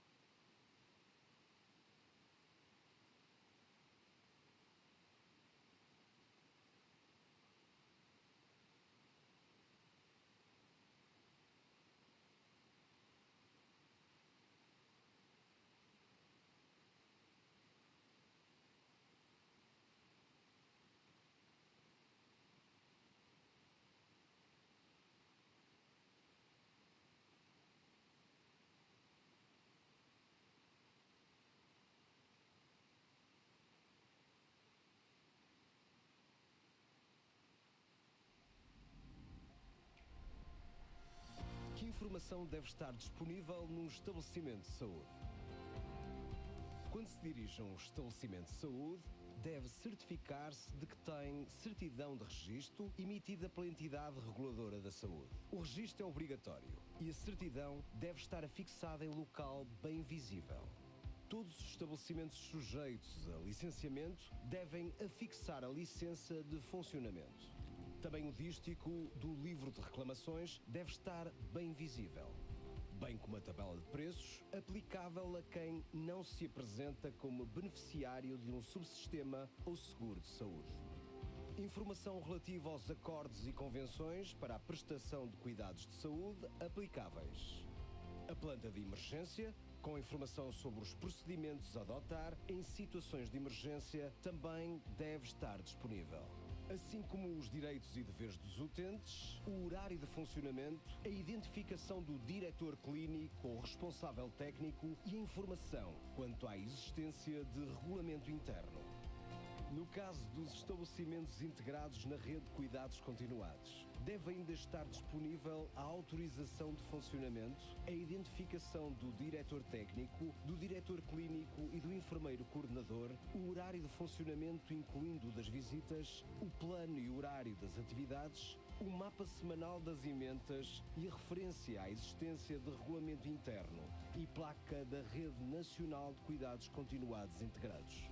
É muita informação? Não se preocupe. Se precisar de esclarecer alguma dúvida, vá a www.ers.pt ou ligue para 309 309 309. ERS, pela saúde de todos. Então, muito boa tarde a todos. Espero que tenham tido um bom almoço e vamos retomar os trabalhos da Conferência Anual da Entidade Reguladora da Saúde. Vamos começar com o painel Sistema de Classificação de Prestadores e Supervisão pelo Risco. Por isso, chamo ao palco a doutora Ana Maria Reis, diretora do Departamento de Estudos e Avaliação em Saúde. Chamo também Frederico Carmo Reis, médico da Unidade Local de Saúde de Matosinhos, e Dr. Tiago Taveira Gomes, médico e professor convidado na Faculdade de Medicina da Universidade do Porto. Este painel é previsível ter uma duração de 45 minutos. Estamos com 15 minutos de atraso. Vamos tentar cumprir com os horários, até para que depois possamos regressar a casa de uma forma mais tranquila e não apanhar muito trânsito na cidade do Porto. Ana, o palco é teu. Obrigada. Boa tarde a todos. Em primeiro lugar, queria agradecer ao Dr. Frederico e ao professor Tiago por estarem aqui connosco neste painel e neste dia importante para a ERS. Eu vou passar primeiro a apresentar os ilustres convidados que me honram neste painel. Então, o Dr. Frederico Carmo Reis é médico especialista em urologia e diretor do Serviço de Urologia da Unidade Local de Saúde de Matosinhos, com ampla experiência em gestão clínica, inovação em saúde e digitalização de processos. Atua como encarregado de proteção de dados da Ordem dos Médicos e participou ativamente em grupos técnicos de implementação de políticas de regulação e governação digital em saúde, incluindo colaboração direta com a entidade reguladora da saúde na revisão de indicadores de excelência clínica. Tem forte compromisso com a promoção de boas práticas em regulação e qualidade dos cuidados de saúde, associando a atividade assistencial a funções de consultoria em sociedades científicas e institucionais, organização de eventos e produção científica na área da saúde, com enfoque na modernização dos sistemas de informação e segurança dos dados em saúde. Muito obrigada, Dr. Frederico. O professor Tiago Taveira Gomes é médico, professor convidado na Faculdade de Medicina da Universidade do Porto e na Faculdade de Ciências da Saúde da Universidade Fernando Pessoa. Concluiu na Faculdade de Medicina da Universidade do Porto a licenciatura em Ciências da Saúde, o mestrado integrado em Medicina e o doutoramento em Informática e Educação Médica. Obteve um mestrado em Engenharia da Informação pela Faculdade de Engenharia da Universidade do Porto, com especial foco na aplicação da inteligência artificial no contexto dos cuidados de saúde primários, sendo ainda especialista pela Ordem dos Médicos em Medicina Geral e Familiar. Com o seu percurso profissional iniciado no SNS e sempre focado na interseção entre medicina, tecnologia e inovação, dedica-se atualmente à implementação de iniciativas de capacitação de profissionais de saúde para o processamento de dados de registros clínicos eletrónicos para finalidades de medição de resultados, investigação clínica e criação de valor e saúde. Muito obrigada pela presença. Este painel sobre o sistema de classificação e a supervisão pelo risco surge de um processo de reflexão profundo que a ERS tem empreendido ao longo destes últimos anos sobre o seu modelo de regulação e sobre o seu sistema de classificação. Este processo desenvolveu-se quer do ponto de vista interno, quer do ponto de vista externo e procurando responder aos desafios que o sistema de saúde coloca à entidade reguladora da saúde, designadamente um crescente número de prestadores com diferentes tipos de prestação de cuidados em contextos tecnologicamente exigentes e diferenciados, acompanhado por um nível de literacia baixo, quer por parte dos utentes, quer por parte dos profissionais do sistema de saúde. Neste sentido, a ERS desenvolveu a base conceptual e tecnológica do modelo de supervisão pelo risco. Este modelo pretende apoiar a ERS numa atuação mais preventiva, permitindo evitar a ocorrência de incidentes, sinalizando áreas de maior risco que justificam a intervenção da ERS. E este modelo de supervisão pelo risco entra aqui em paralelo com aquilo que é uma dinâmica de intervenção da ERS mais tradicional, baseada na identificação da conformidade e do cumprimento de determinados requisitos ou, neste caso, incumprimento, atuando sempre que necessário. Por outro lado, têm também sido desenvolvidas um conjunto de iniciativas, eu não sei se é possível. Não, esta não é a minha apresentação. De qualquer das formas, eu também, era só para vos mostrar o cronograma das principais atividades desenvolvidas. No âmbito do sistema de classificação, foram desenvolvidos um conjunto de iniciativas para aprofundar a experiência do modelo SINAS junto dos prestadores de cuidados de saúde e partir da experiência de mais de uma década deste referencial. O objetivo, sempre com o sistema de classificação, é continuar a contribuir para a melhoria contínua da qualidade dos cuidados de saúde prestados em Portugal. E com este foco, já foram desenvolvidos um conjunto de iniciativas no sentido de, por um lado, acomodar com as boas práticas nacionais e internacionais e melhorar face àquilo que era também a perspectiva dos prestadores de cuidados de saúde.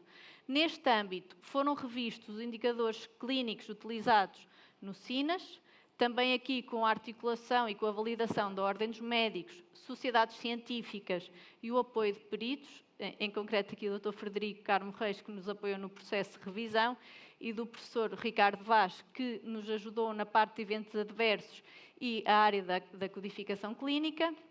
Por outro lado, desenvolvemos também novos indicadores e novos instrumentos de recolha para permitir tornar este sistema de classificação mais abrangente. Desenvolvemos uma nova metodologia de classificação em que contámos com o apoio do Centro de Investigação MTG, aqui representado pelo professor Tiago Taveira Gomes, e todo este processo foi acompanhado por um processo de transformação digital, assente em novas plataformas de recolha e de cálculo para permitir uma maior agilidade em termos de processo e de classificação. Neste sentido, este sistema de classificação, desde logo, é uma atribuição estatutária da ERS, encontrando-se previsto nos seus estatutos a definição de um sistema a nível nacional que avalie e classifique os prestadores quanto à sua qualidade global.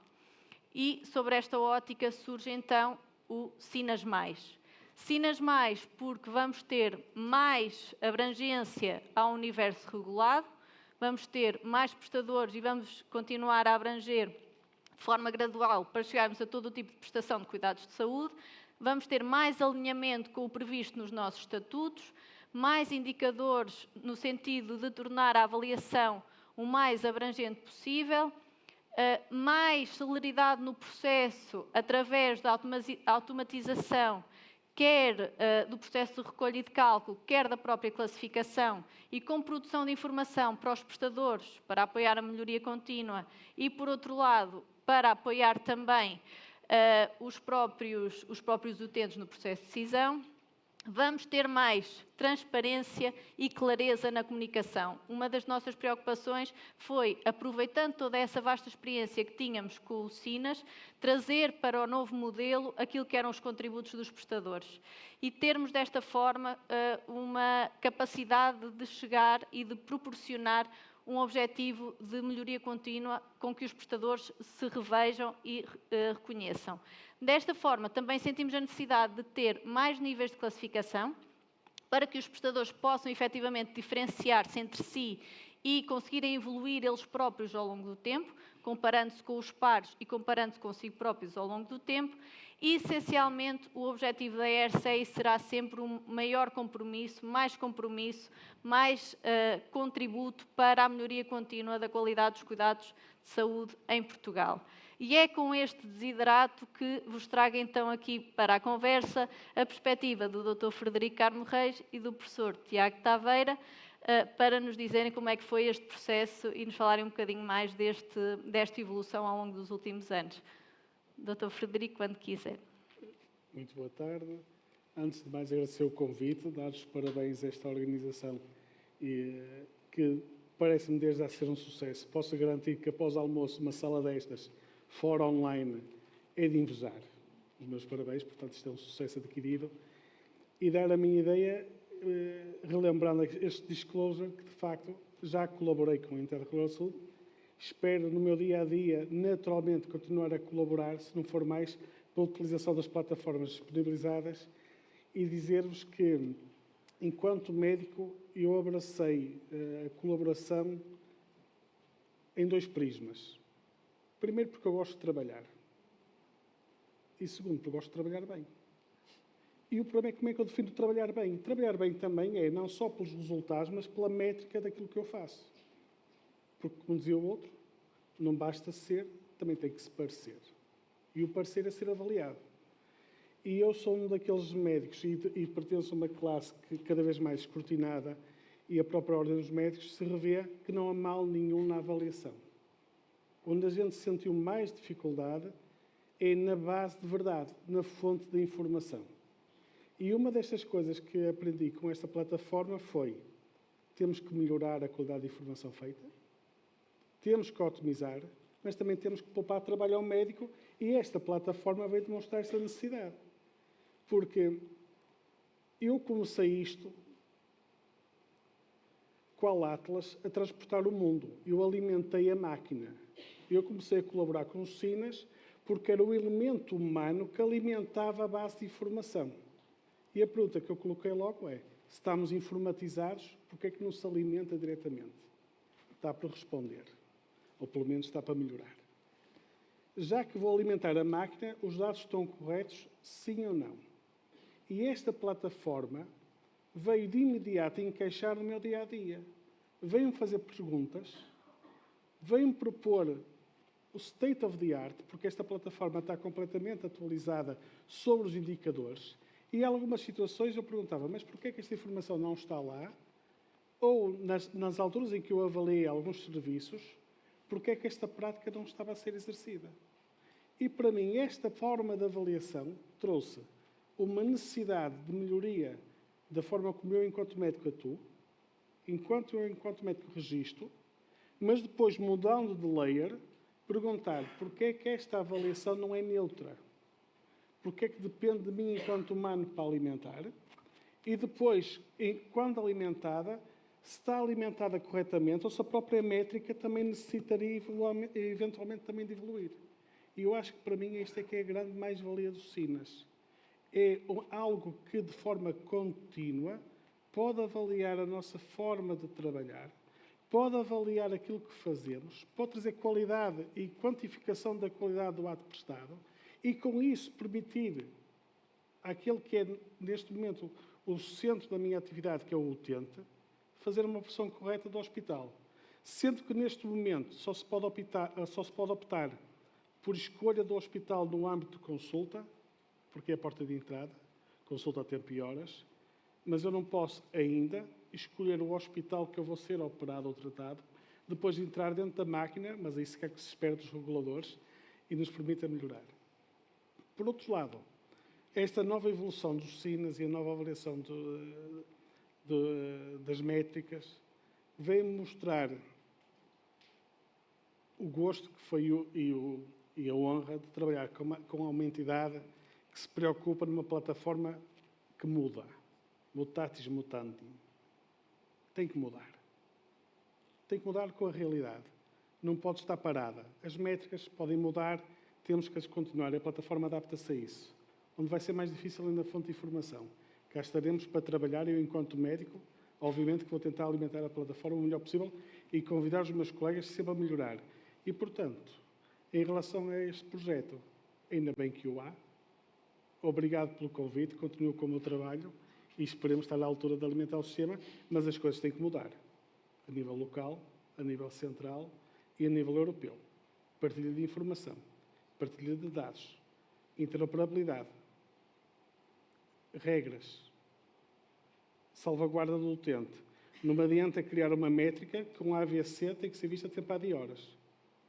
Não adianta entrar num hospital A, sabendo que tem que ir para o V, quando não está montada a rede de transferências, a rede de contactos, a rede de partilha de informações, a rede de dados. No final, avalia-se a métrica daquilo que foi feito. Mas não se tem ainda bem a operabilidade dos sistemas. Isto sinaliza. E se isto não existisse, não havia argumentos para mudança. São coisas que vão muito para além disto. Se calhar devíamos ter aqui alguns presentes. We should have maybe we should have some other people here as well. Até dos nossos amigos de Bruxelas. Maybe some people from Brussels, because you know that health data is something that is being discussed at European level. We have a secret in the profession, the sharing of the information, and this platform is just the tip of an iceberg, and it showcases the need we have. And this is why I am so grateful to work with you. And Victor Vima, who is also here with us. Dr. Frederico, thank you so much. I'm sure we'll keep on collaborating. I didn't say this, but we're going to create a commission, a follow-up commission for Sinas Mais, and I can reveal that we'll have a follow-up of work that has been conducted throughout these last couple of years. Now, Dr. Tiago Taveira Gomes. Good afternoon, everyone. It is a huge pleasure to be here in this session, and I would like to thank the opportunity, on one hand, to be able to integrate this team and also be part of this project, and also be here sharing my perspective, because this topic is very touching to me, because I started my professional path as a doctor, even though I no longer work as a doctor right now, when we had a consolidation process of indicators of the primary care in SNS, the Portuguese healthcare system. And this was something that we thought about how to implement, how to measure our activity, knowing that our activity as clinicians is not only the production itself, but the results that we can reach for our patients. And when we talk about family medicine and family doctors, and to have a result where people won't even develop the diseases and certain pathologies. What we've been conducting together with ERS has been focused on how it is possible to grab all of this information that is being produced with basis on indicators that were already defined together with experts and legisartes, and that will be changed and will suffer from change. And how can we pick up this in a world that is always changing, especially this sector of health? And how can we structure ourselves and structure a mechanism that can follow up the process of these different sectors, but at the same time be able to be well classified when it comes to the providers and the activity that is being conducted. And within this scope, we worked based on two hypotheses that this issue regarding supervision and assessment has as its core cornerstone. We need to be able to compare ourselves with a reference, and who establishes that reference and how do we get to that reference? This is a contemporary reference. In maybe 2 years, we'll have a new reference, and it needs to be able to develop with basis on clear motives. Some of them that will be focused on things, for example, on statistics and the quality of the data. But the biggest key factor for this mutation is how does the clinic work and how does it evolve, and we as health systems, what do we want to achieve when it comes to health results?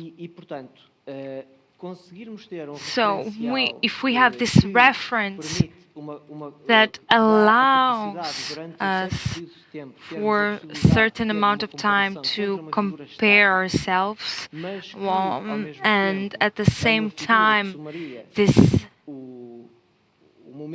we have a figure having this reference, this figure that is static, but it also is a contemporary figure and also allows us to compare things and to see things regarding how the calculus is conducted. It's focused on the time. Those people who are gathering and taking care of their data, when they look at their data, they want to make good decisions, and these decisions cannot be assessed or changed without having any clear reason. So this separation is a key factor. And now, in a more personal note, in my ignorance, I'm not an economist or someone who understands much about finance, but when we talk about the central banks, is what they try to do. The interest rates have their periodical assessments based on what is the most recent times, and the attitudes and the decisions that are being made accordingly to these and are being made in accordance, but we cannot predict the future. So we need to recalibrate progressively. It's something important. So these institutions that have a really big and profound impact in our lives, that's how they are organized. Something else that I would like to highlight, it's the matter of having models that allows us to create this classification, but in a matter that mathematically and statistically speaking, we can use the data and also use the richness of the data that may come. Why? Because we know that in Portugal we have really privileged circumstances when it comes to the rest of Europe and the rest of the world, because we have data that is being produced on a daily basis on healthcare systems. Some of it's more or less accessible, but it's here and it might be used. And the easier it becomes for us to work and access with this data, So we hope that in the next few years there is a clear path in the direction, like Dr. Federico was saying, so that we could have a regular sharing of the data of the health systems. We know that for Portugal that will be crucial, and this information will be more and more available. So another challenge that I thought a lot about was how can we have models that in the richness of the information can be as robust as possible, but when they don't have this information, they can be reduced for simple mechanisms. For example, one of the simplest mechanisms that we have and that we use very frequently on our day-to-day lives in epidemiology, for example, of adjusting population on basis of the age group and gender. And we can do this and create a pattern just based on these variables. And we know that way more variables can be part of this mechanism, so we can prepare that. So in this scope, the other thing that I would like to share with you in a personal tone was something that happened from the passage from Newton to Einstein when it comes to their theories regarding gravity. We had an equation that assumed a group of variables that was like that, and it worked when it was being applied to Earth.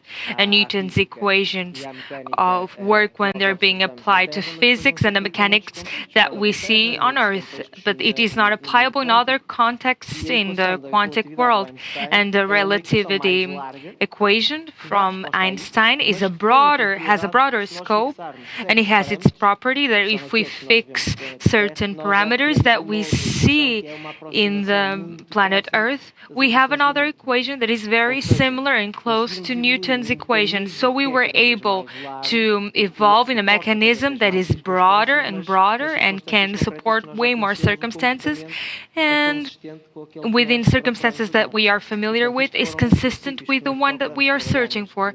So we try to work within this system, and as someone who, as a health worker, someone from this sector, we want to, and we feel that the work that we're creating is as just as possible. And we want it to be an invitation for continuous improvement of our work, and how Dr. Federico was saying, and I really liked it, that we enjoy working, but yes, we enjoy working good, in a good manner. So we need to unite to create these conditions in the scope of health, because globally we see a lot of struggles in this sector. And if we were able to have this outcome when it comes to our work, it will be excellent. So thank you so much for this opportunity. Thank you so much. I have a few questions before entering the Q&A session. We talked about healthcare providers and health regulation entity. We know this about data, and we've been trying to digitize it and get it directly from the source. And until we're able to do that, we need a big effort from the providers. We will start requesting things. We did this in a pilot test that we did. And people need to, it's a mandatory response according to the Statutos of ERS, and all providers are within this scope. And yes, we have the freedom of trying, of wanting or not to participate. How can we motivate these providers to participate? Because our perspective in ERS, we want this so that we can help our patients, but also help the providers. This is a very important topic for me. I worked with the court in a group, something I was together with the government to assess the surgical answers that we had. And I was very surprised that the court needed access to information. Then we had our GPD, which was something that was a bit frightening, and I like a little bit, and I tried to help. And I feel like the biggest issue is we need to feed the system. After we are informed, we need to generate a new layer that allows the anonymous extraction of information for those who work in the system of law. And this is within my experience of the data that was gathered from the hospital of Pedro Spano, in where I work, and I did it manually and a database according to legal manner. And I extracted the data about things that I knew that were already present in previous databases. I was not bringing anything new. I was just extracting information and putting them in their own correct sectors. It's like the way you write, for example. It's beautiful, and calligraphy, it's beautiful, but it's not being used right now. So right now, and you know this, nationally, we are feeding a huge data delay, and we have a lot of hospitals that have centralized information, and this creates the opportunity to extract data and extract training. I feel like our biggest concern, and this platform goes in this direction, is that everything on the source is more correct, more assertive. And for me, as a doctor who looks at this as not a barrier, but as something that can bring improvement, and my colleagues agree, this is excellent. The issue is that we need to feed the machine.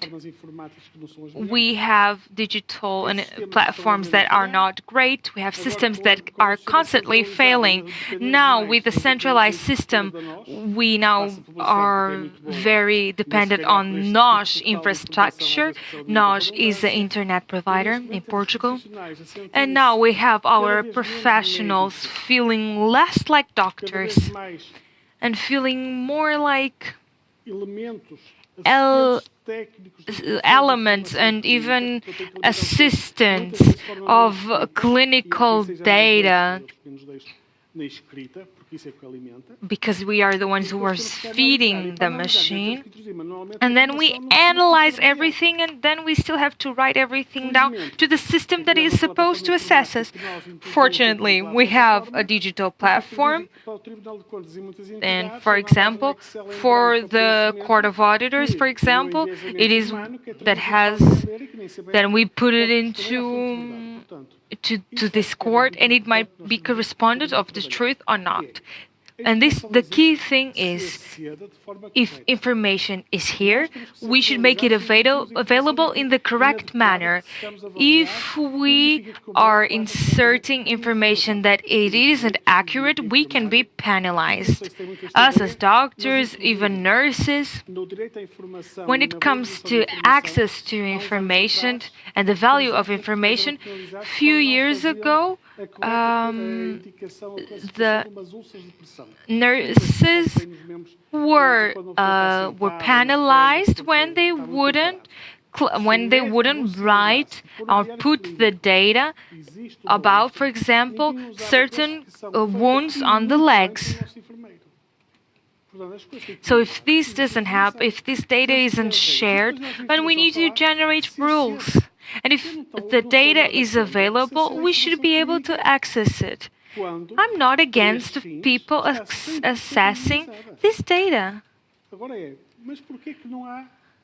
But why don't we have a portal for access to information? We are generating a platform that needs to be fed, but some entities, some national entities, international entities should start thinking that we want to create a data lake that can be assessed with the metrics that we feel are the best fit.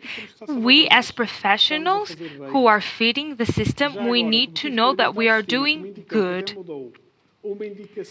I had a system that it changed the way that I should approach things. Now I'm using a platform that I need to be updated because of this platform. It's great. This is a doctor's dream. Less work, better results. Better for the patient. Where is the place that I can conduct the best job? There. I'm glad we have that assessment. And the rest of the information will be analyzed by the platform. What we as doctors are seeing is that besides all the work we have, we still have to add more information with more precision to feed a system that is still isn't able and doesn't have this precision of data analytics and that needs this tool, need this information. The people who are doctors, they know how to read, right? People who are able to become doctors, they know how to read. And they have also the ability to evolve mentally. We are also type A personalities that don't really like barriers. We like water. If you go to the water like in a very strong manner, it will hurt. But if you touch the water carefully, it will be good. Invite us to work. Tell us to try the platform. Give us good notes when we're working well. In the beginning, there'll be some pains, some growth pains, but the result will be worth it. But it shouldn't be as painful as it is right now. I'm sorry, but do you want to add anything else? I think it is very relevant for us to look at these systems as tools that help us in our process of continuous improvement. Of course, it is difficult for clinicians to accept all more logins, more information, but we need to look at the circumstances as a path that is being walked, and if this path is in following a future and a sustainable manner, it will bring benefits to the table, short-term benefits, but it also be a transforming pathway in the long path. And I believe in this because I saw this happening in a very specific manner in family clinicians when we adopted these new resources and creating a culture surrounding tools that allow us to measure. And these tools also evolve. And this was, when we talk about primary care, I guess the biggest difficulty was to keep this evolution process. But if we are able to keep evolution, we will be able to have more professionals who want to do good together with very cultural and for us Southern European countries. We have a trend of always looking to our mistakes and things that were imperfect as a bad thing. For example, the Northern of Europe have a different perspective.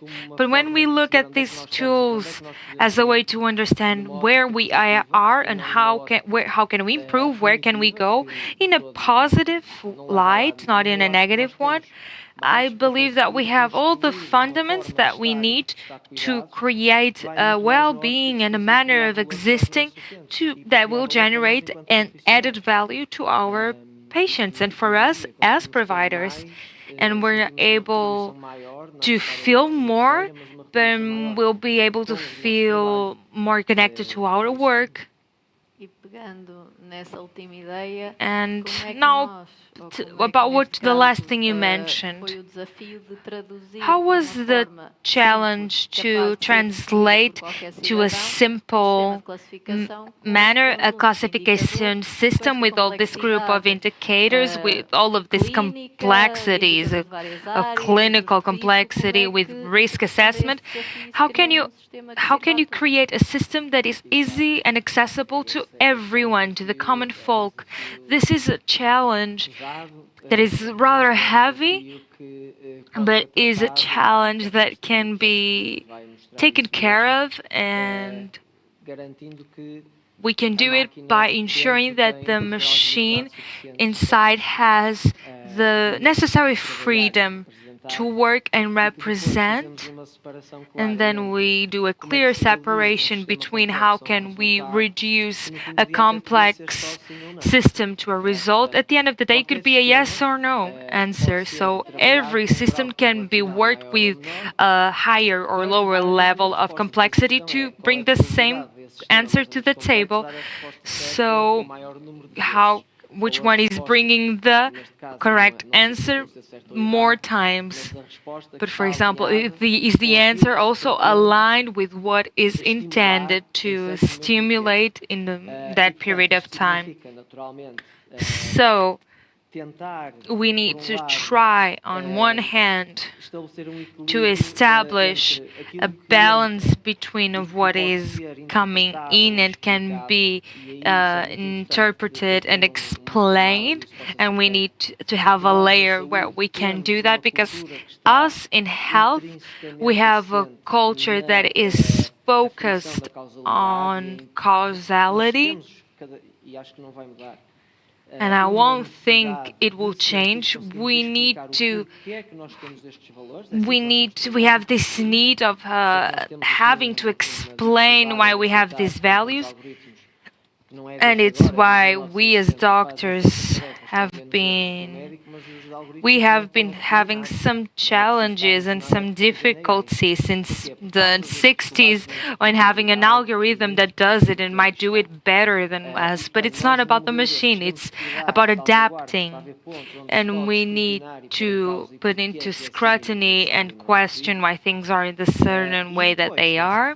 And then we need to have enough space for algorithms so that they have their own space to represent a problem in a world that has a lot of possibilities. So we need to put this complexity not in trying to estimate the result, because the result should be the one that we observe, but how can we reach a result? This might seem like a small change, but this is a crucial aspect, because we are putting this technical decision behind this balance, and then we compare it with the results, and we generate a sum that represents the reality in the best way possible. Something that is a big and continuous challenge is that there is a natural trend to all wanting to find a silver bullet, a super algorithm, a model that will solve everything alone, and we won't have to keep on investing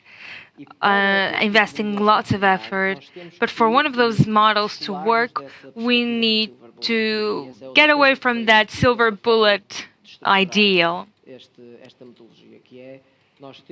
We need to be aware that an algorithm will only be able to ponderate and calibrate, but the context and why it matters, the algorithm won't be able to do it.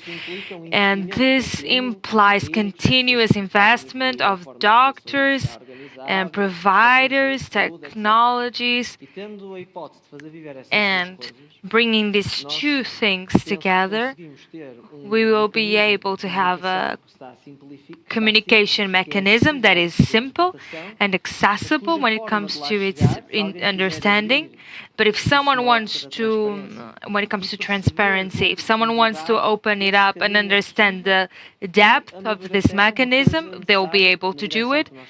And and the way that we are developing in Europe because of the data and the quality of the data, we need to be able to go from institutions and procedures that are very transparent and more reproductive. Because when we don't have these two things, and one of these two things isn't being scrutinized, we start having some doubts about the reality of the number. And once we are doubting the algorithm and then these numbers aren't doing its purpose. That is, how can we change reality? And this was one of our biggest questions, and we tried to ensure that all of that was taken care of when we were thinking about this system. It seems almost like a fight between us and the informatics. I look more at this platform as a way to showcase what we have and clearly define the path, our final destination. It is a huge opportunity to improve, regardless of the metrics, the ability of the platform to adapt, the state of the art and the standards. Metrics will change. And as a professional, also having a way of understanding that I can improve. And this is also the same way we are feeding the system, because I'm looking at these platforms as it's difficult to gather some evidences. The most important thing is that it allows us in real time, or at least somewhat real time, to define a quality of what I am doing. We might create more metrics or whatever, but the fact that I'm here and I have the possibility, and this goes in accord to our deontological rules.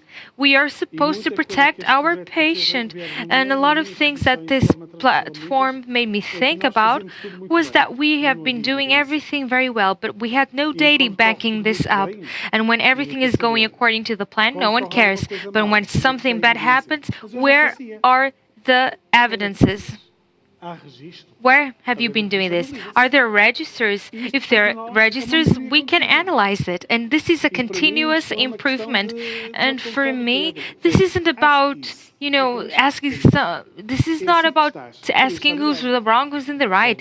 This is about knowing the reality. We are creating a platform that might be rather penalizing when it comes to funding of the hospitals. But this is something that isn't just coming out of our goodwill, but it's also based on the capacity one has to bring this to reality.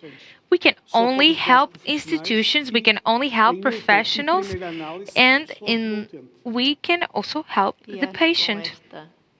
And with this quote, I would like to end to help the patient.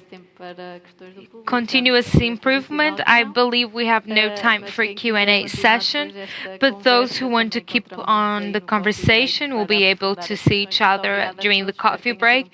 Thank you so much. I hope you had a pleasant panel. O que é o direito à informação em saúde? Sabia que no sistema de saúde todos têm o direito à informação prévia, clara e acessível sobre os cuidados que recebem? Os utentes têm o direito de saber toda a informação sobre diagnósticos, intervenção proposta, tratamentos e alternativas terapêuticas, riscos e efeitos secundários, e sobre o direito de recusar os cuidados ou revogar o consentimento a qualquer momento. A informação deve ser transmitida de forma clara e compreensível, adaptada às necessidades de cada pessoa. Antes de lhe serem prestados os cuidados de saúde, deve confirmar qual o prestador responsável pela sua prestação, o preço que terá de pagar E se o prestador possui convenção com o Serviço Nacional de Saúde, o seu subsistema de saúde ou a sua seguradora. Também tem o direito de saber quais os serviços e especialidades disponíveis no prestador, bem como a sua localização e horários. Estas informações permitem-lhe decidir de forma consciente, livre e esclarecida qual o prestador de cuidados de saúde mais adequado às suas necessidades. Os utentes devem ser informados sobre taxas, preços ou orçamentos e condições de pagamento relativos à prestação de cuidados de saúde, para terem uma correta previsão dos custos a suportar. Conheça os direitos e deveres dos utentes em www.ers.pt/utentes/direitos e deveres dos utentes. Se tiver dúvidas, faça um pedido de informação. Caso os seus direitos não sejam respeitados, pode apresentar uma reclamação sobre o prestador de cuidados de saúde, que será apreciada pela ERS. www.ers.pt. ERS, pela saúde de todos. Vamos continuar então com os And now let's start with our works. And now let's go to the next panel about the laws and the rights of the users, the right of immigrants. We're going to divide this in two moments. The first moment we have Dr. Ana Sofia, and then we will have a phase where we will be speaking with our inviters. So now the stage is yours.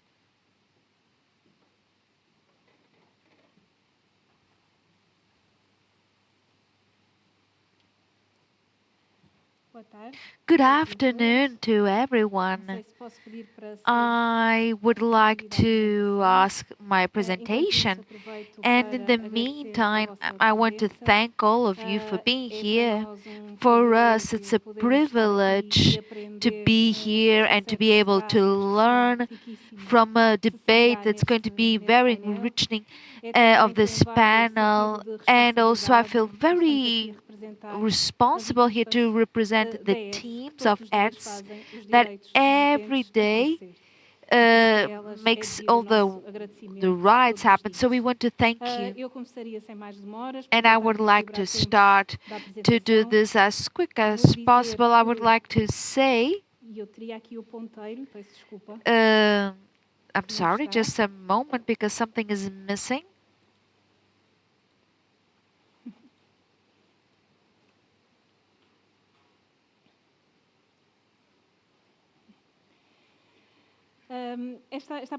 This presentation is going to frame what will be the approaches to have on the next panel.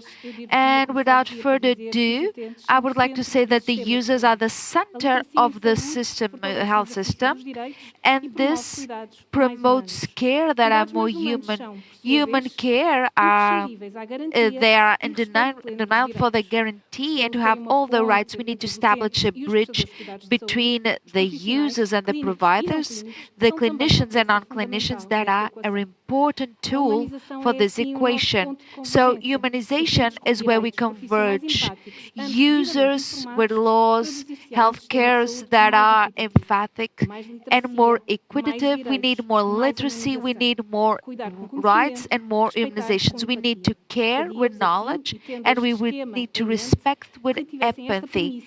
And with this scheme that you can see, I would like to keep it on the back of your mind for the next share of the next knowledge. One of the lines of intervention that we do have here is to guarantee the rights of the users in the access and use of the rights of health. Here we have to have follow-ups and also the rights of the citizens from out of the country. And we have the right to not be alone. And so the literacy and the immunizations work with people that think about the equity. And when we think about all the diversity that we have of cultural language, we need to focus that we're going to treat everyone with dignity, with respect, with equity, and to guarantee that everyone understands all the information that they need, that they can have someone with them when they're more vulnerable, and the health system is centered on the people that acknowledge them and integrate them as individuals with the right of having someone with them, and the citizens out of the country of ERS, they're also always being considered. I had here representation of all the intervention areas where we have produced at the level of our work in ERS, and not only on the exercise or supervision rights where we have some irregularities and we want to change some behavioral behavior that the providers have. We have here some examples. In the following of going with someone, we want the providers to see all the obligations that they have in situations to protect people when they're more vulnerable, and also in the economical relation, the study that was produced about the access of immigrants to the primary health care.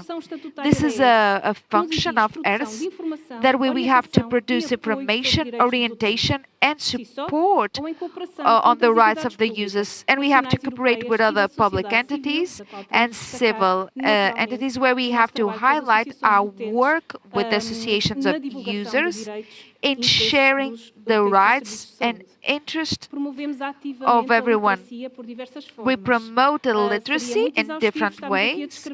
It would be exhaustive to explain everything, but I want to also share here in all the presentation. We're going to see that we have QR codes where we put in the different areas of our website, and here we have an article of the rights and obligations of the users.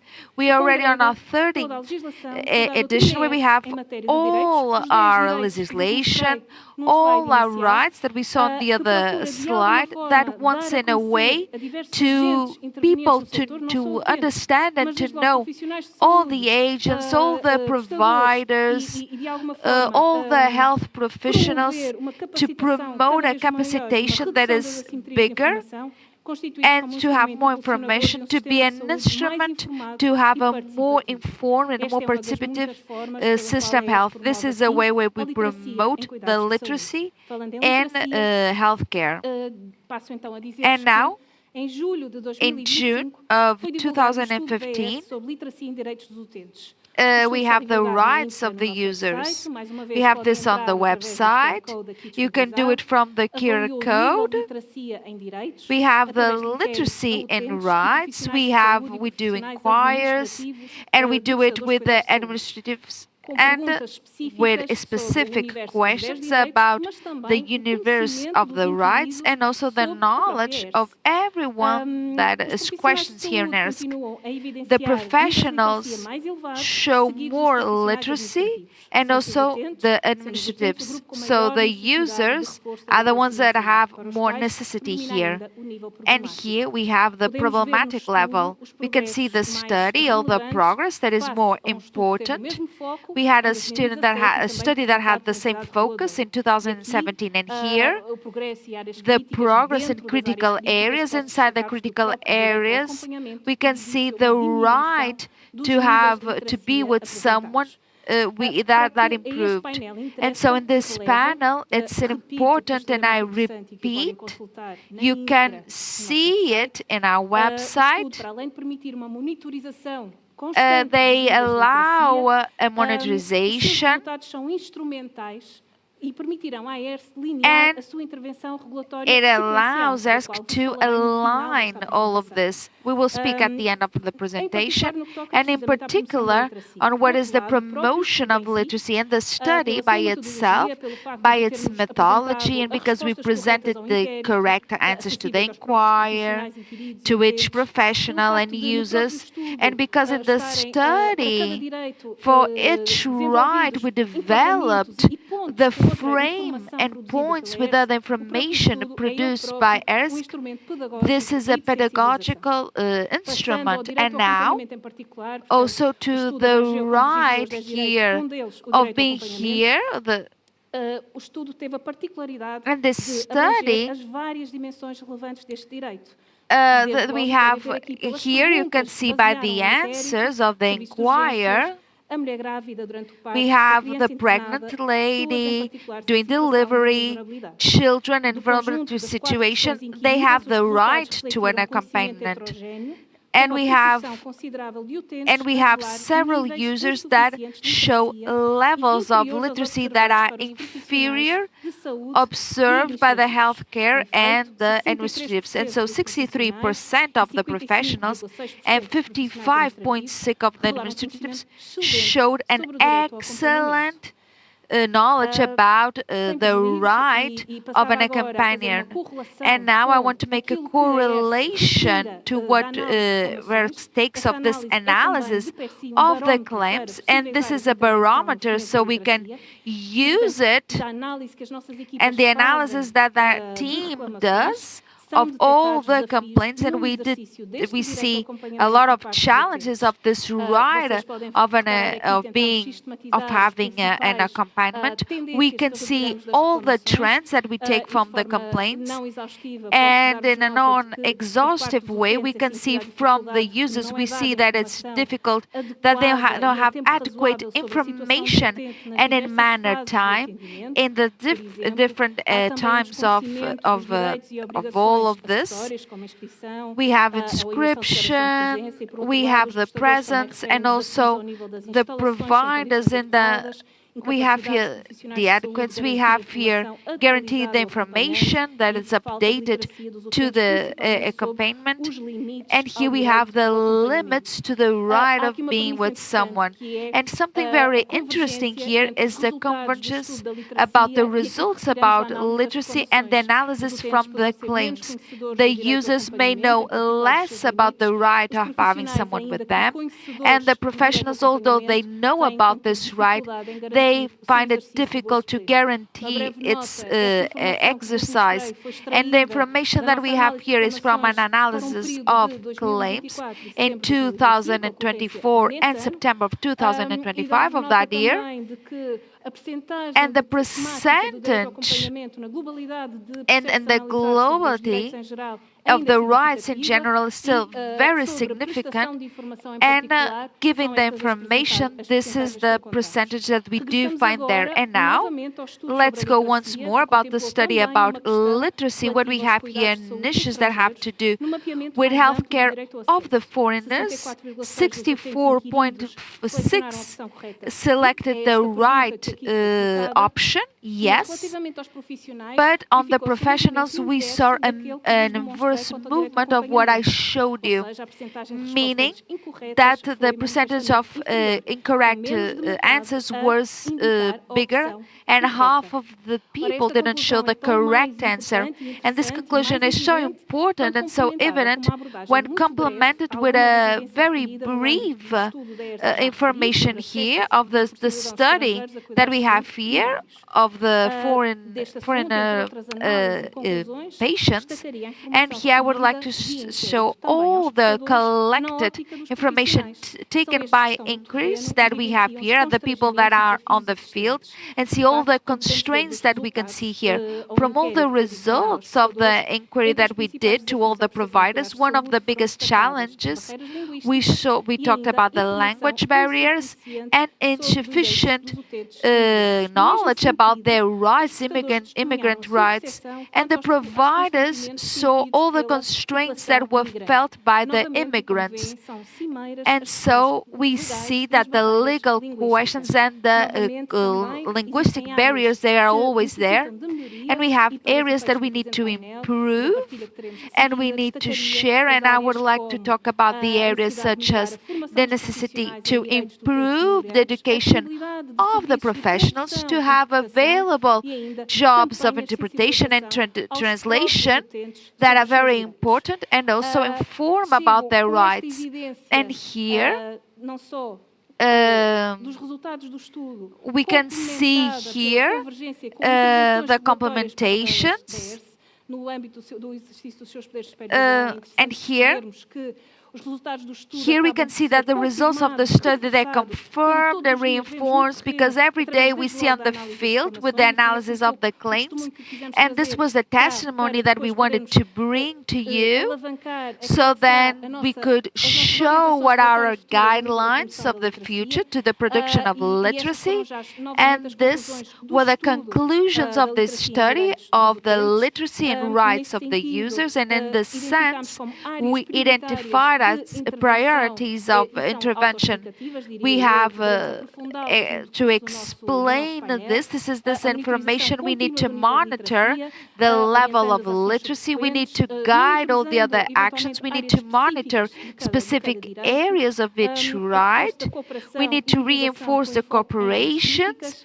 in e também a critical produção cada vez areas mais and de the conteúdos production informativos, of more informative orientados, contents. informativos And e we need to pedagógicos guide them. They orientados have a to be diferentes pedagogic and they públicos. have to Por be outro lado, a guided to different constatação de que muitos publics. profissionais We need to detêm check that a lot of apenas nível de professionals conhecimento suficiente have only the impõe-nos sufficient uma reflexão knowledge, estratégica, so we need to have a o que strategic constitui o principal elo de evaluations, contacto com os utentes, because que they're são frequentemente main o primeiro veículo de informação. contact of Temos the já users. trabalhado So we have diretamente nos worked prestadores de cuidados de saúde com directly esclarecimentos to the relativas à providers, capacitação to the dos próprios capacity profissionais of de saúde para os the direitos dos professionals, utentes. to Este é the o rights vetor of da the nossa users. This intervenção is que the devemos vector implementar, of our porque intervention, são estes profissionais because que these estão, de facto, professionals na are linha da the frente ones that are in e que podem fact ser para in the nós a front ponte line, de and for passagem us de may conhecimento. be the Termino, como bridge pensar. as the source of Portanto, findando esta knowledge. viagem And sobre o now tema do nosso let's painel, end the vamos abrir travel, agora the journey of our espaço de panel, and diálogo now e let's start partilha, with onde dialogue, with procuraremos sharing, cruzar as where we diferentes want to perspectivas. cross Eu terei the novamente a different honra de ser perspectives, and I moderadora will have the deste honor to painel be the e moderator teremos of this aqui, panel. acima de And tudo, here we will três have perspectivas complementares three sobre o mesmo different desafio. approaches Garantir que os about the direitos são same efetivos, challenge, so the vividos rights no dia a dia. can E a be partir lived day destes by contributos day que and they seguirão can e que estou be certa que serão real. relevantíssimos And para now, podermos from pensar all o que that you falta have to fazer e o que share, podemos fazer we need melhor. to think Da minha what parte, are we going to agradeço-vos o vosso do tempo and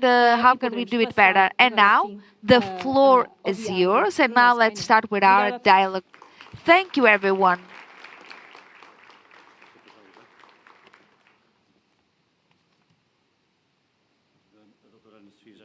And now Dr. Sophia is already at the stage, so she will sit. And now she's going to be the moderator, and now to follow her, Dr. Pedro Portugal Gaspar, the president of the Directive Congress. He also is he has a degree in law. He's the president of IMA since 2024 and a consular economic and social since 14 of January of 2025. And he was also a general inspector of ASAI in 2013 to 2023. And now to the stage, Doutora Catarina Sampaio Ventura, coordinator of the Justice Province. She also has a law degree of Coimbra. She has a master in juridic science and a postgraduation of law and medicine, vice director of the Center of the Human Rights in Coimbra, and a consultant for human rights in the Presidency of the European Union. She is an author and co-author in rights. She also works at the Justice Campus since 2012. And now, at last but not the least, Professor Fernando Regateira, President for the Humanization of the Healthcare in SNS. He also has a degree in science, and now he's also at the Academy in Medicine in Portugal. He also is an author of more than 20 books and more than 200 articles. He has been the first director of a press in Coimbra. He was the president of the board of ULS Coimbra, coordinator for the reform of Coimbra, consigliere of education, of ethic, for science of the life, and now coordinator for the immunization for the healthcare of Coimbra. And now, during this panel, that will to 4:30, we will have a coffee break. You can go to the coffee break, but you're not allowed to bring food to the room. Thank you, Vitor. Once more, thank you, Doutora Catarina, Professor Fernando Regateiro. Thank you for being here. And without further ado, let's continue with our work. And now, Dr. Pedro Portugal Gaspar, the floor is yours to bring us the perspective to the integration of migrations and asylum to the method that I was speaking here. So I'm going now to speak here with a micro and, maybe I will not follow my guide, but, I'm going to do my best. And now, ERS, I want to thank the invitation that it did. I would like also to tell you where we are on this last times, but in this part of health, I always like to show up. Now, we have been here like 21 years, and I was the one that gave here on ERS. I was the first one here. We were here on the hospitals, the CIAPE, and I also always like to be here whenever there's an invitation. I have been like 7, 8 sectors, different sectors, and also I always like to be here and to do it. And this is more familiar, closer here to the health. So here, what I'm and what we're always speaking, and now speaking here on the theme, this is an institution that will have its second year anniversary, so it's very young, but comes from 2 institutions that are very known. We have CEF, ACM, we have 2 different schools, and what we see here in IMA is to look at an entity that its own and the construction of a situation of symbiose and synthesis. And here we have the necessity of the migratory systems. IMA is centered, as we know, it has a nomenclature that it would be the integration, the document integration. So we work with the 2 concepts of the integration, and AIMA has had a lot of pressure with all the documents, all the bureaucracy here, and all the legislation to be here legally, all the pressure of the courts. So, and we can never let behind the matter here of the integration that is so important here. And this is so important here for national territory. So the organics are always the same thing here on the situations. And I've been along this year around many situations, here many sectors. So here we have a beginning and an end. So this is so important, and its importance, but it's it's not because it's more flexible that we don't make our mission. It's funny here. We have an administrative authority that has regions that are autonomous, and here we have the competence here in the Açores and Madeira. So this is maybe the unique, or maybe not the unique, but I don't know if So maybe it's the only institution that in fact has competence in all the national territory. ASAI, that I was a president a few years ago, has no competence in the autonomous situations. And so this is only to show how complex these situations these are, so we can understand this. And now we have these three vectors that are the one of the left, where we have more pressure on the institution as we know it. And I was here looking at some data of titles. In 2025, 22 of October, we have here a residence authorization that we had already 380,000, maybe 500,000 we will get here at the end of the year. This is 22 of October with 75 at the end of the year.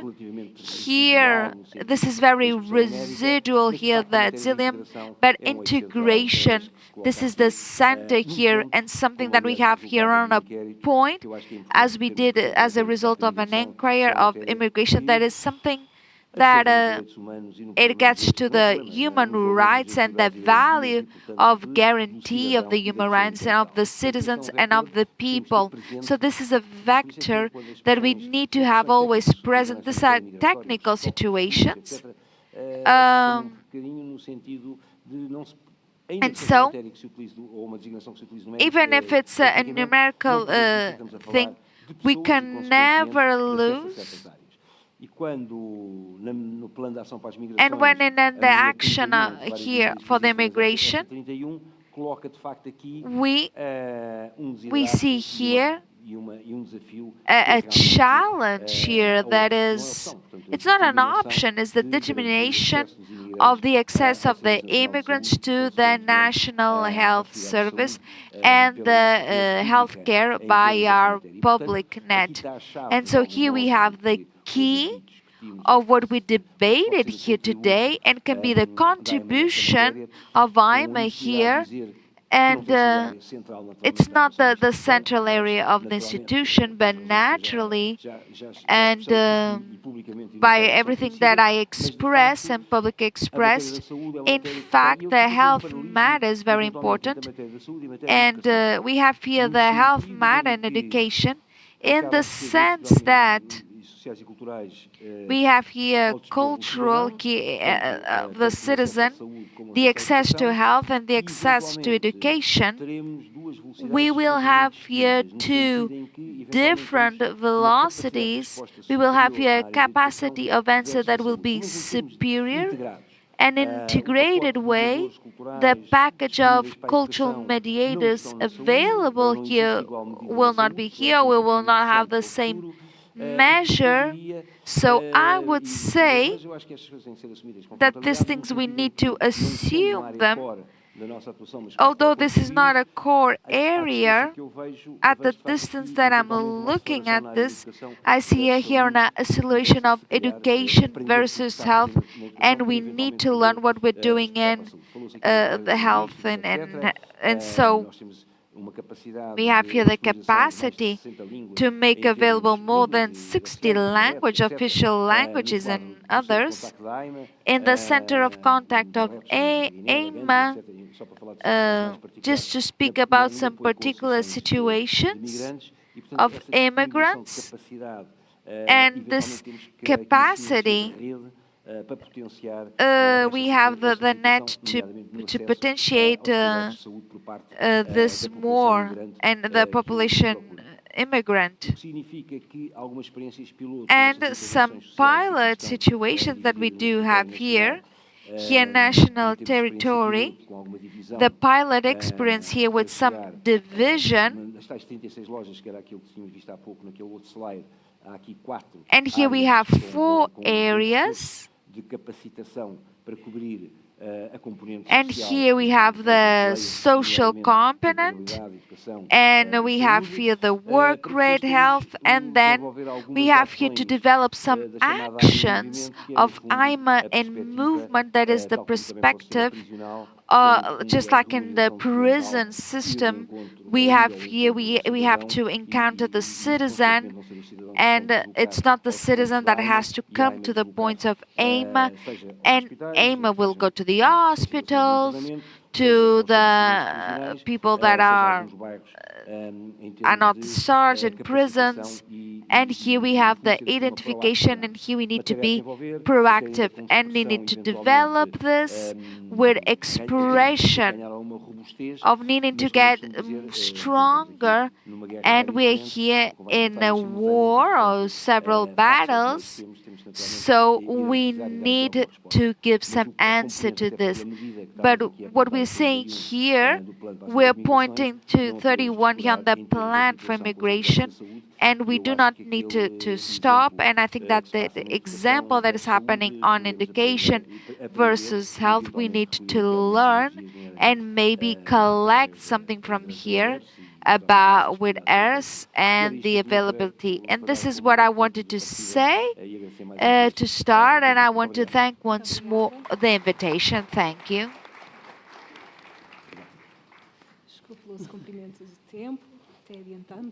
Okay, thank you. And now the floor is yours, Catarina Sampaio Ventura.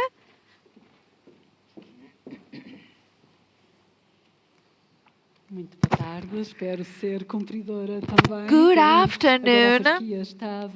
Now it's my turn to speak. I want to greet everyone, the entity of health, Dr. Maria Pinho, for the invitation to associate to this conference. This is an invitation that is a great honor. We have associated to other events, and we have institutional cooperation that we keep with ERS that has to do with the cross of paths of the justice provider and ERS in the defense, the fundamental right of the citizens, the right to health. This is so important, and that's why we need to highlight. I want to thank our moderator, Dr. Sofia Silva, and the presentation of some of the conclusions of the studies about literacy and the access of the immigrants that are so interesting, and the speakers with whom I have a great pleasure to share this session. And so I want to thank everyone that's here in person and at distance. And so on our analysis of this theme, we need to start with the experience of the justice provider. And so the centralization that is given to the theme of this panel, to the users as they have the rights, it is so close to the mission of the justice provider and the tool of defense of the fundamental right, but also as a tool that helps the administration of the state. And here the good administration is censored as a greater way. We need to respect the rules, but all the dimension that is sent to the perfectioning of the administrative sector, we need to see the necessity to have this constructive attitude. It's not just signaling what is a failure, but we have this dimension of the search of perfecting and the improvement of the public rights. That is where we act, and it's something that is present on our status, and that has here a cooperation and collaboration of the public entities to try to find the solutions that protect the rights and that improve the administrative action. And this is also on the sector of health. And the purpose was to start with the three topics that were highlighted to take care of this umbrella of the right of the users, and from now on to show our vision and our practice. And of course, the justice provider doesn't have a limit on the matter, and so the sector, the rights to the votation of health is a right that happens in our activity in parallel with all the other rights. They can be juridic, economical, social, and cultural. And in the literacy in health is essential to make part of the protection of health and to the active participation and involvement in the healthcare. Informed population can understand their rights and they can work on the efficiency of the health system. And in this dimension of efficiency, we can see that the users never get lost, and it takes all the use of the dimension of functioning and net in an articled form to serve the users. And in this logic of capacitation, because the literacy has to do with the capacitation of the people, understanding and acknowledging their rights to claim them. I would like here to speak about three things. First of all, in first place, something that we have been seen by the justice provider and that is transversal, but all the public administration is not something specific to health and has to do with all the failures of communication with citizens. The public information that we make available by the administration sometimes not enough. It's fragmented, complex, and it makes difficult the commitment and the compromises here. In the sector, in the health sector, these failures, they can compromise the rights and even the resource to the catalog of services offered by SNS. And in a second note, we have here the effects of the changes of the legislation, and when not followed up by effective mechanisms of clarifying. And as an example, something that we have been following up by the justice provider and has to do with the emission of the incapacity document that recognizes a grade of incapacity, and it's the holder needs to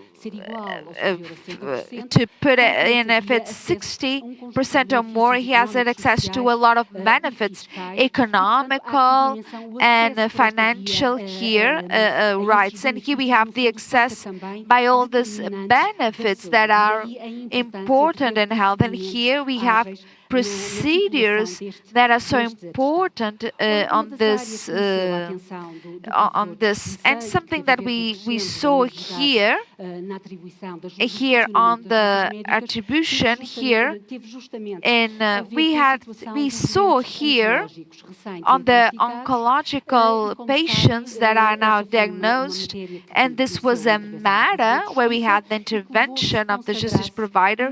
And here, first of all, in a regimen, an exceptional regimen, the possibility to not having to go to the medical consults and maybe in the hospitals where they can just send this the certification to these patients, oncological patients. Nowadays it's a rule, it's not the exception, it's the rule, and this extends to other situations of people that have other diseases that we have here. But I would like to say is that the lack of knowledge in the health units by the health providers that should have here an intervention in this area, the emission of the certificates that are not obeying the legislation or assuming these competencies, that they have the competence to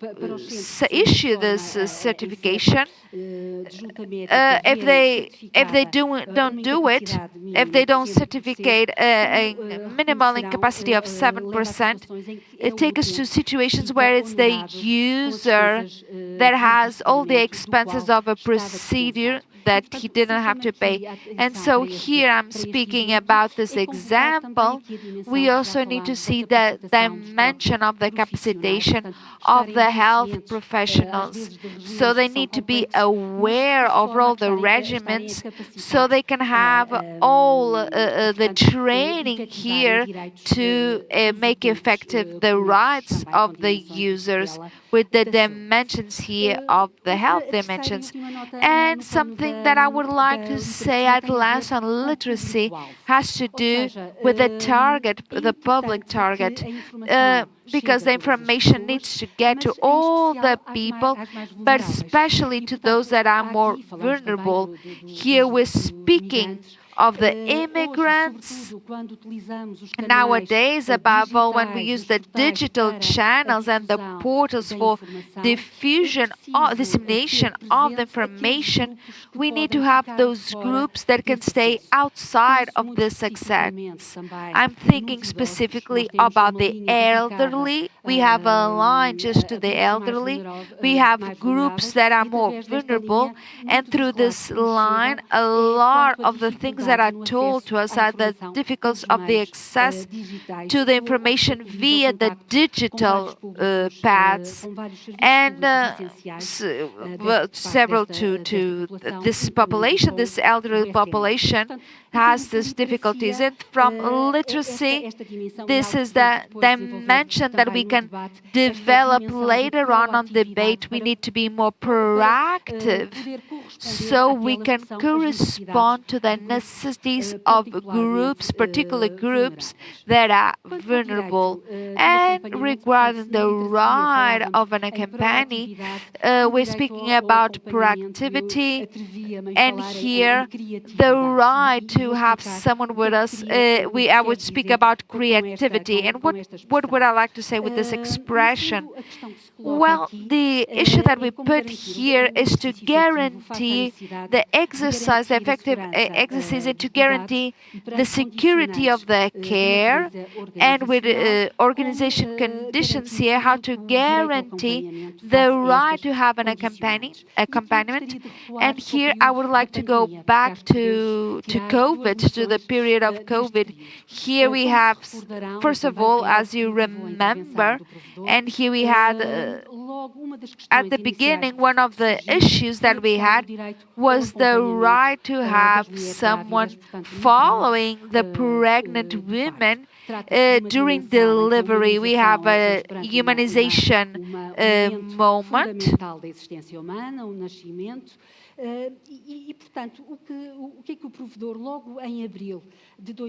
And in 2020, we had here a recommendation to the Ministry of Justice, and the sense of this recommendation was on the sense to have a permanent revision of all the procedures that were established, and it was right that all the restrictions to the rights of the pregnant women were limited to the strictly necessary, and they would only be there as soon as there were no other alternatives. And the process evolved, the orientation evolved, and now it is contemplated a specific norm. But what we take from here, in this difficult moment, the concretization of this moment,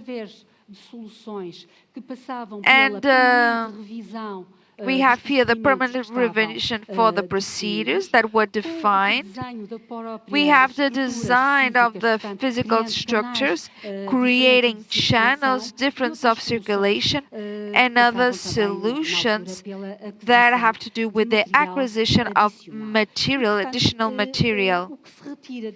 And what we take from here is in the consideration of the right to have an accompaniment, and we think on the areas that are more challenging than the urgency services, is to always think when the conditions don't allow the functioning of the service, and when it's not compatible with the consecration of this right, we need to think about being creative, try to have the groups here, the most vulnerable groups, and this is a dimension where all of us have to win with it, so we have the perspective of the win-win. And here we bring to the professional healthcare a vision and a knowledge that is very proper of the patient, inclusively to help in tasks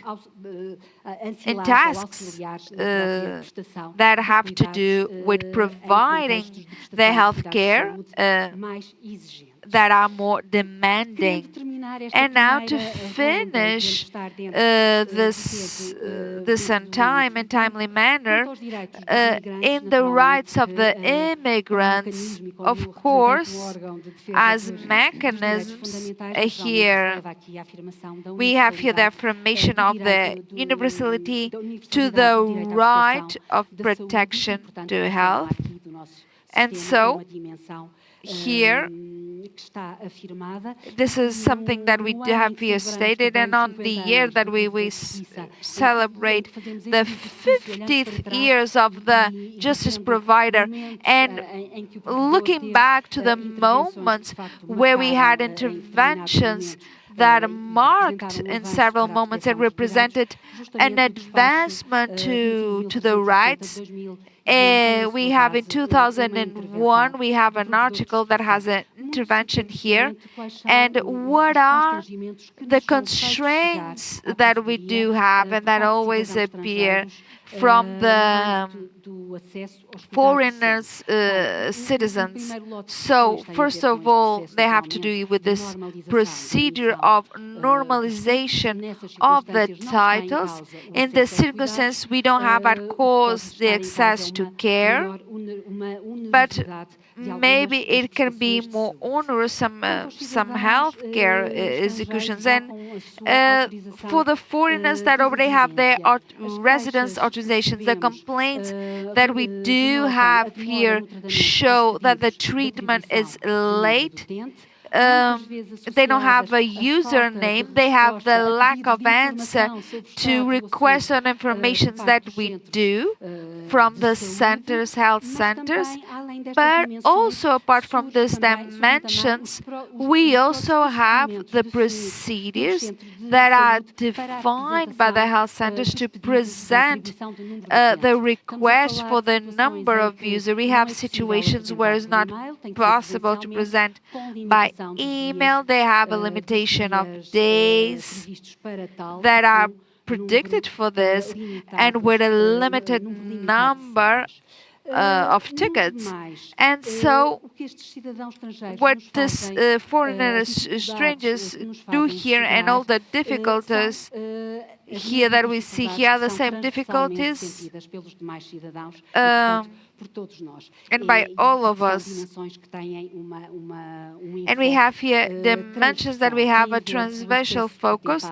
They have to do with the access and the access for the doctors, family doctors, that is a problematic that affects all the citizens.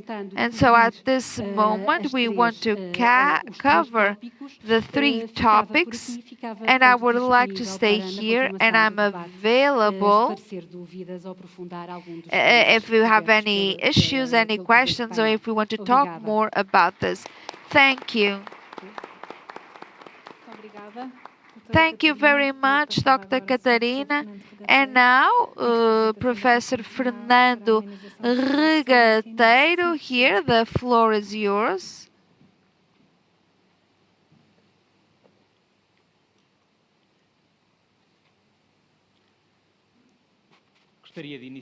I would like to start this intervention with a gratitude testament with Pimenta Marinho that made this invitation so I could be here with you and to have the privilege to be part of this panel, to also be here with all of you here at a distance and to share and everything that we have did here. And thank you. It's a privilege to be here, to find friends, longtime friends in this session. Something that is always important so we can have a more human life here.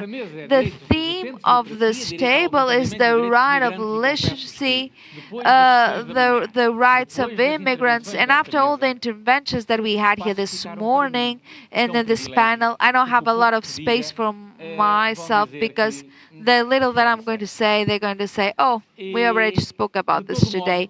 But anyway, I am going to speak about some aspects, and I would like to ask you your cooperation, even if I'm being redundant, please.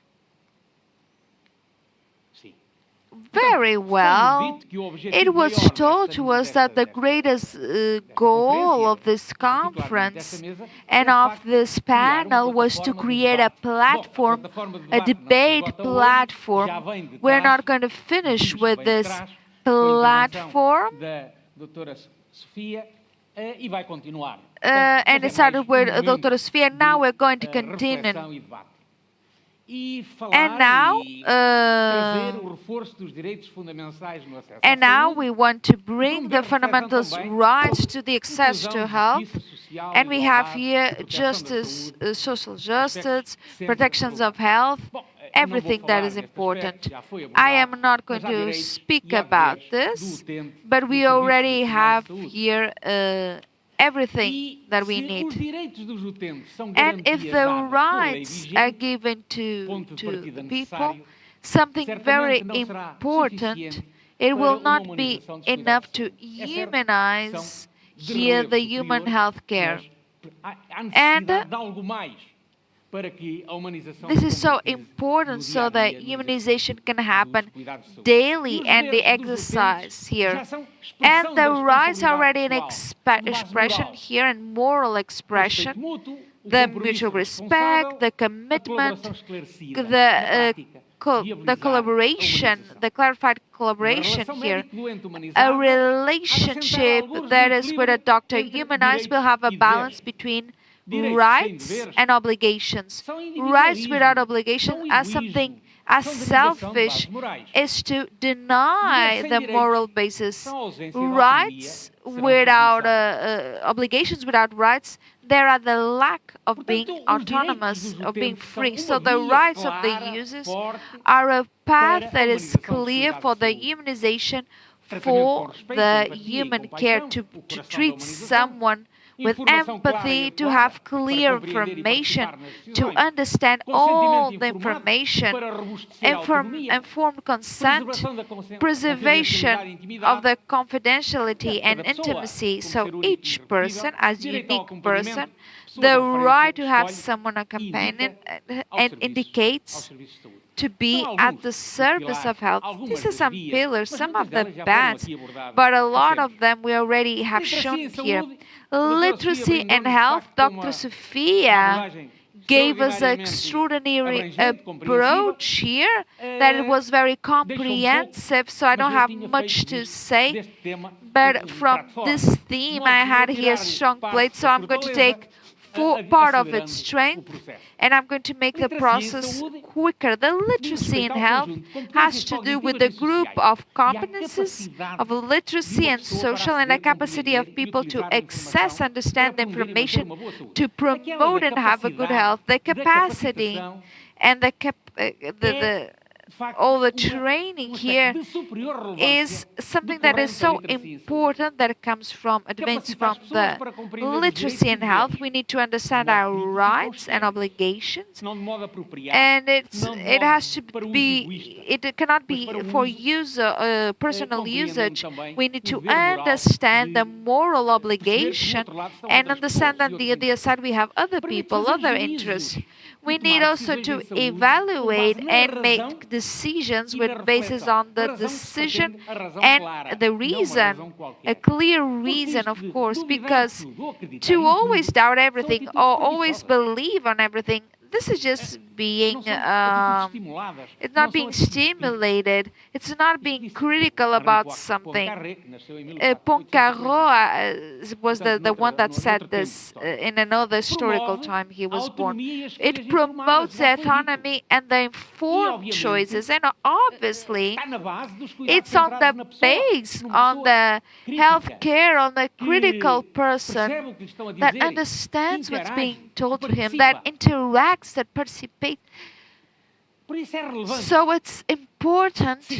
Yes, it's important because it generates confidence to the promoters of health. It promotes equity on the access and the effectiveness of the health care that is given. It has advantages, and here we have advantages that come from the capacitation of the literacy, because it capacitates on different situations, on the different access.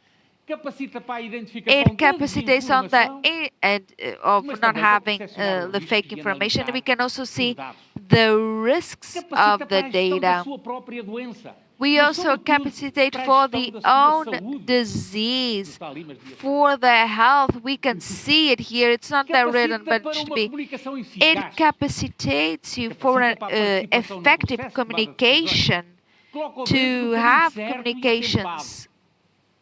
It puts that information there. The user is demanding.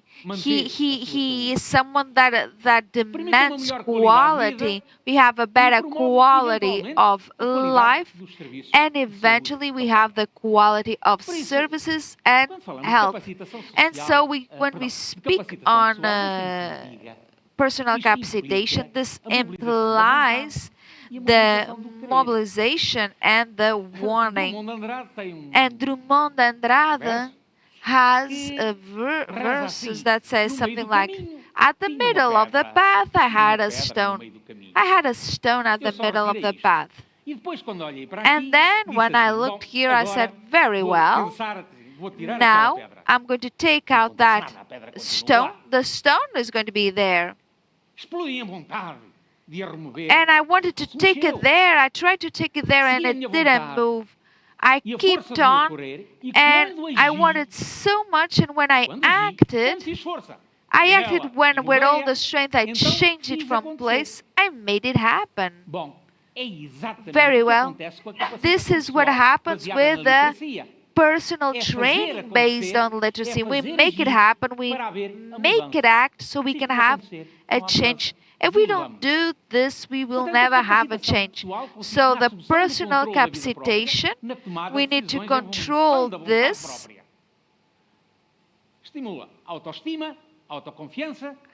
We have here to have the capacitation, the expression here.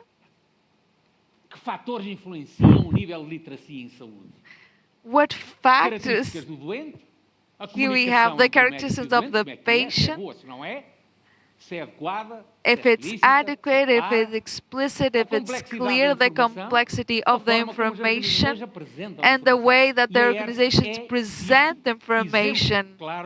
And this is a clear example of what needs to be done and the way it needs to be done to promote the literacy. We also can improve here the problems here. Information that it's difficult to understand, that everyone moves in the healthcare of situation. Everyone knows this. No, they don't know. Everyone understands this. No, not at all. The people that have your orientation here, and they never get to the destiny. Tenho que descontar o tempo que estou à espera da passagem do slide. And now I can see the slide. I'm waiting a long time for the slide. And all what issues are linked to the lack of literacy. They're for all of us, but more for some than the others. We are all equal, but sometimes we're not so equal. We're all different, but some of us are even more different. And because it attacks the people that don't understand the medical terms, and they're so difficult to understand, they're Latin, they're confusing. The ones that don't interpret statistics to communicate a percentage, it's not the same thing to say 30%, or you have 10 balls, 7 are black and the others are white, or you have corn and 7 are this and 3 are the other ones. If you say 30% and then you then enter to the 3, 4, 7 and forever, whatever, it's more and more difficult. We need to adequate the communication. If we have a very serious disease, people are so frightened. People, they have so many fear that they understand nothing else. We need to understand the moment that the person is living at this moment, because the moment also has a lot to do with understanding or not.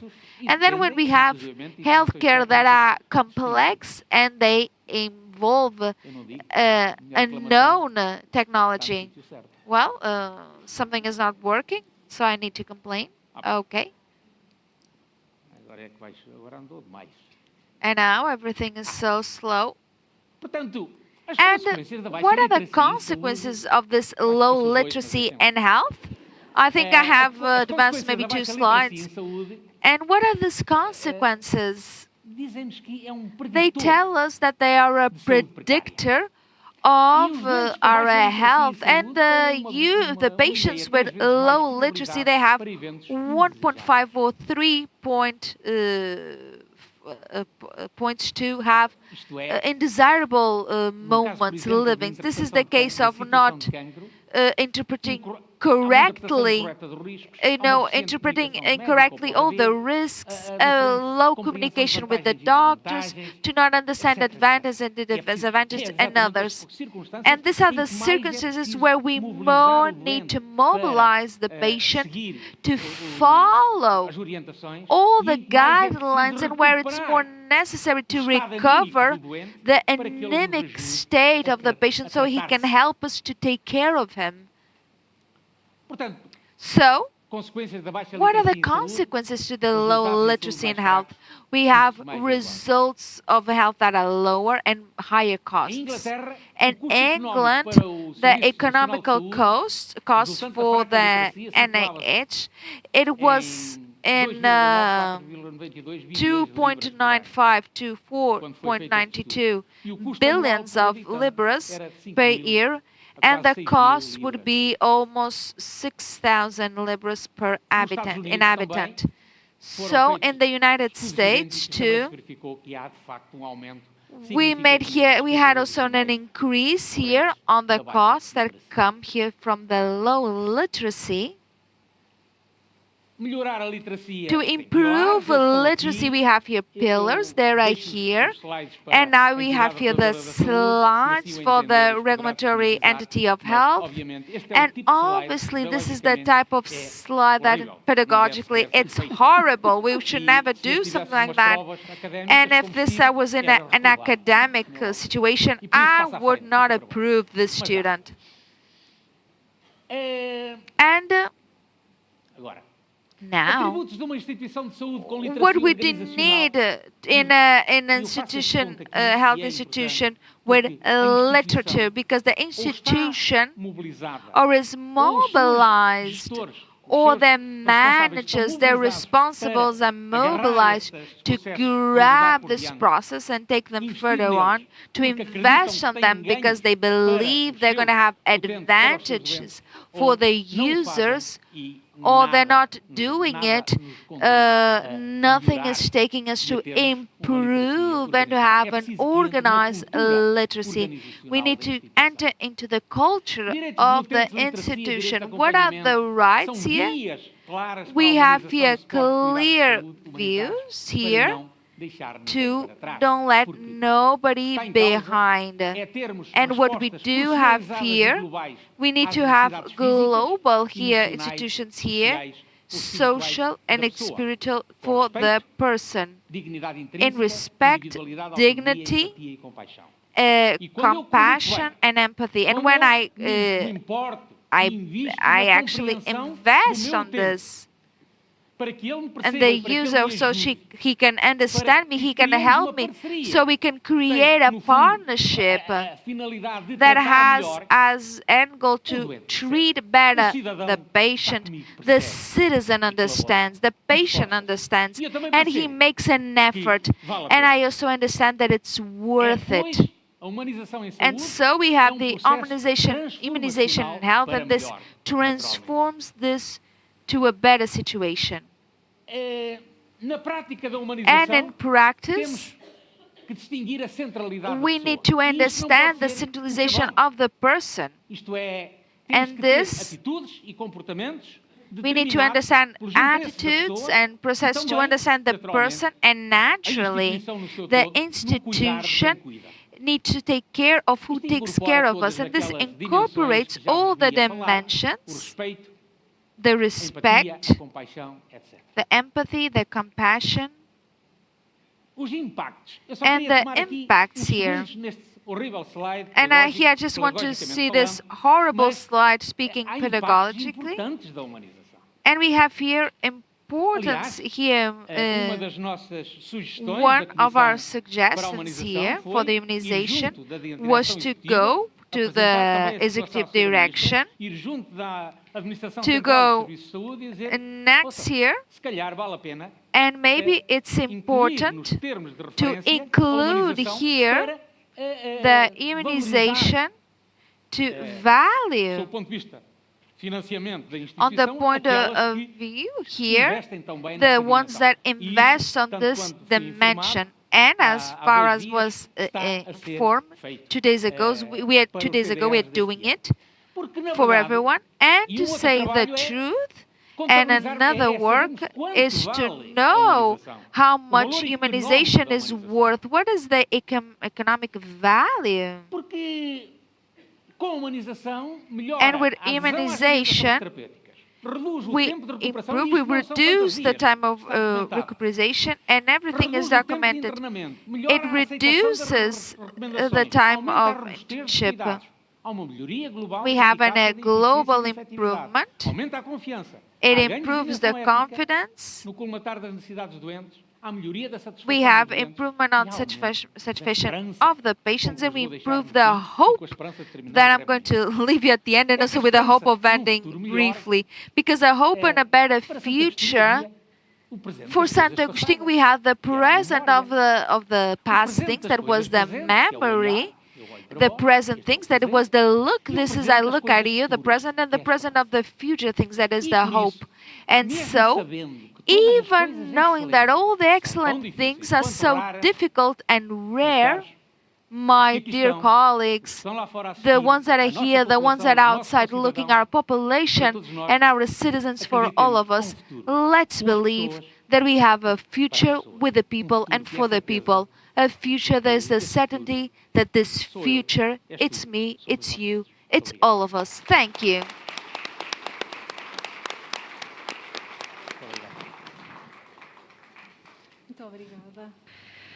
Thank you so much. I would like to thank to our three participants your approach and the different institutions that you are representing had a common basis of this need to inform, especially inform those who are in a vulnerable position, and active listening and empathy, especially towards the people who are seeking health care and that are in a more vulnerable position. And I would like to ask you, and please feel comfortable to comment each other's presentations. I would like to start by asking Dr. João Gaspar, the way you talked about documental integration and full integration, and the measure 31st that predicts 3 measures that will be common to all of us that are here represented, and in which way, when can we boost this intervention and the tools and resources that we have been launching in other spheres, for example, in education, and also the ability to involve these associations, the migrant associations, and integrate these people who better know the reality of these people who seek healthcare. What is the perspective when it comes to the future, when this full integration will be able to happen in this social sphere? In my last slide, I forgot to say something. So I will now add it to give a bit of a framework regarding your question. A really useful tool that it is relevant when it comes to integration. We need to be aware that when we are talking about documental integration is a homogeneous answer. It is about regulation. It's common for everyone. You need to verify your documents. It's very important, yes, but integration is a topic that will change immensely. It's different for us to talk about Lisbon or, for example, a municipality in the rural Portugal or even Porto. It's different. We'll find different situations. So to have 25% or something around of migrant population living in Lisbon may not signify the same thing of having 5% of migrant population in a rural area. So the numbers need to be interpreted not in an absolute manner, but to understand that there are ways to approach it. And when it comes to integration, is about answers that are decentralized and specific and studying each case for its own reality. And this is something that we can talk about when it comes to health. And we have CLAIMs that are centers for migrant integration and support. And we also have other associations, for example, of the Nepali community that have been having a lot of funding from our part to train those centers. For example, when it comes to assistance, when it comes to healthcare, some supporting in the linguistic manner, etc. So the answer when it comes to this full integration is not exclusively coming from the public administration. It needs to work with all the partners because it is a challenge for all society. What we need to be aware, and recently we had a report from migrations from IMA so that you can see what is going on and the numbers. What we need to be aware is that we have a new a new society, fabric of society in Portugal. We need to understand that reality, and the biggest challenge is integration and the synergies that it affects, both from the coming parties and the receiving parties. And we need to ensure that everyone is included in this process. And for example, access to public things such as culture, education, and health. And health as well. And this involves all the involved parties. And regarding what you said, we have lots of projects that are ongoing, especially when it comes to training within these associations, instead of having a direct action coming from the public administration. I would like to add something that it is crucial for integration, for the well-being and for the safety.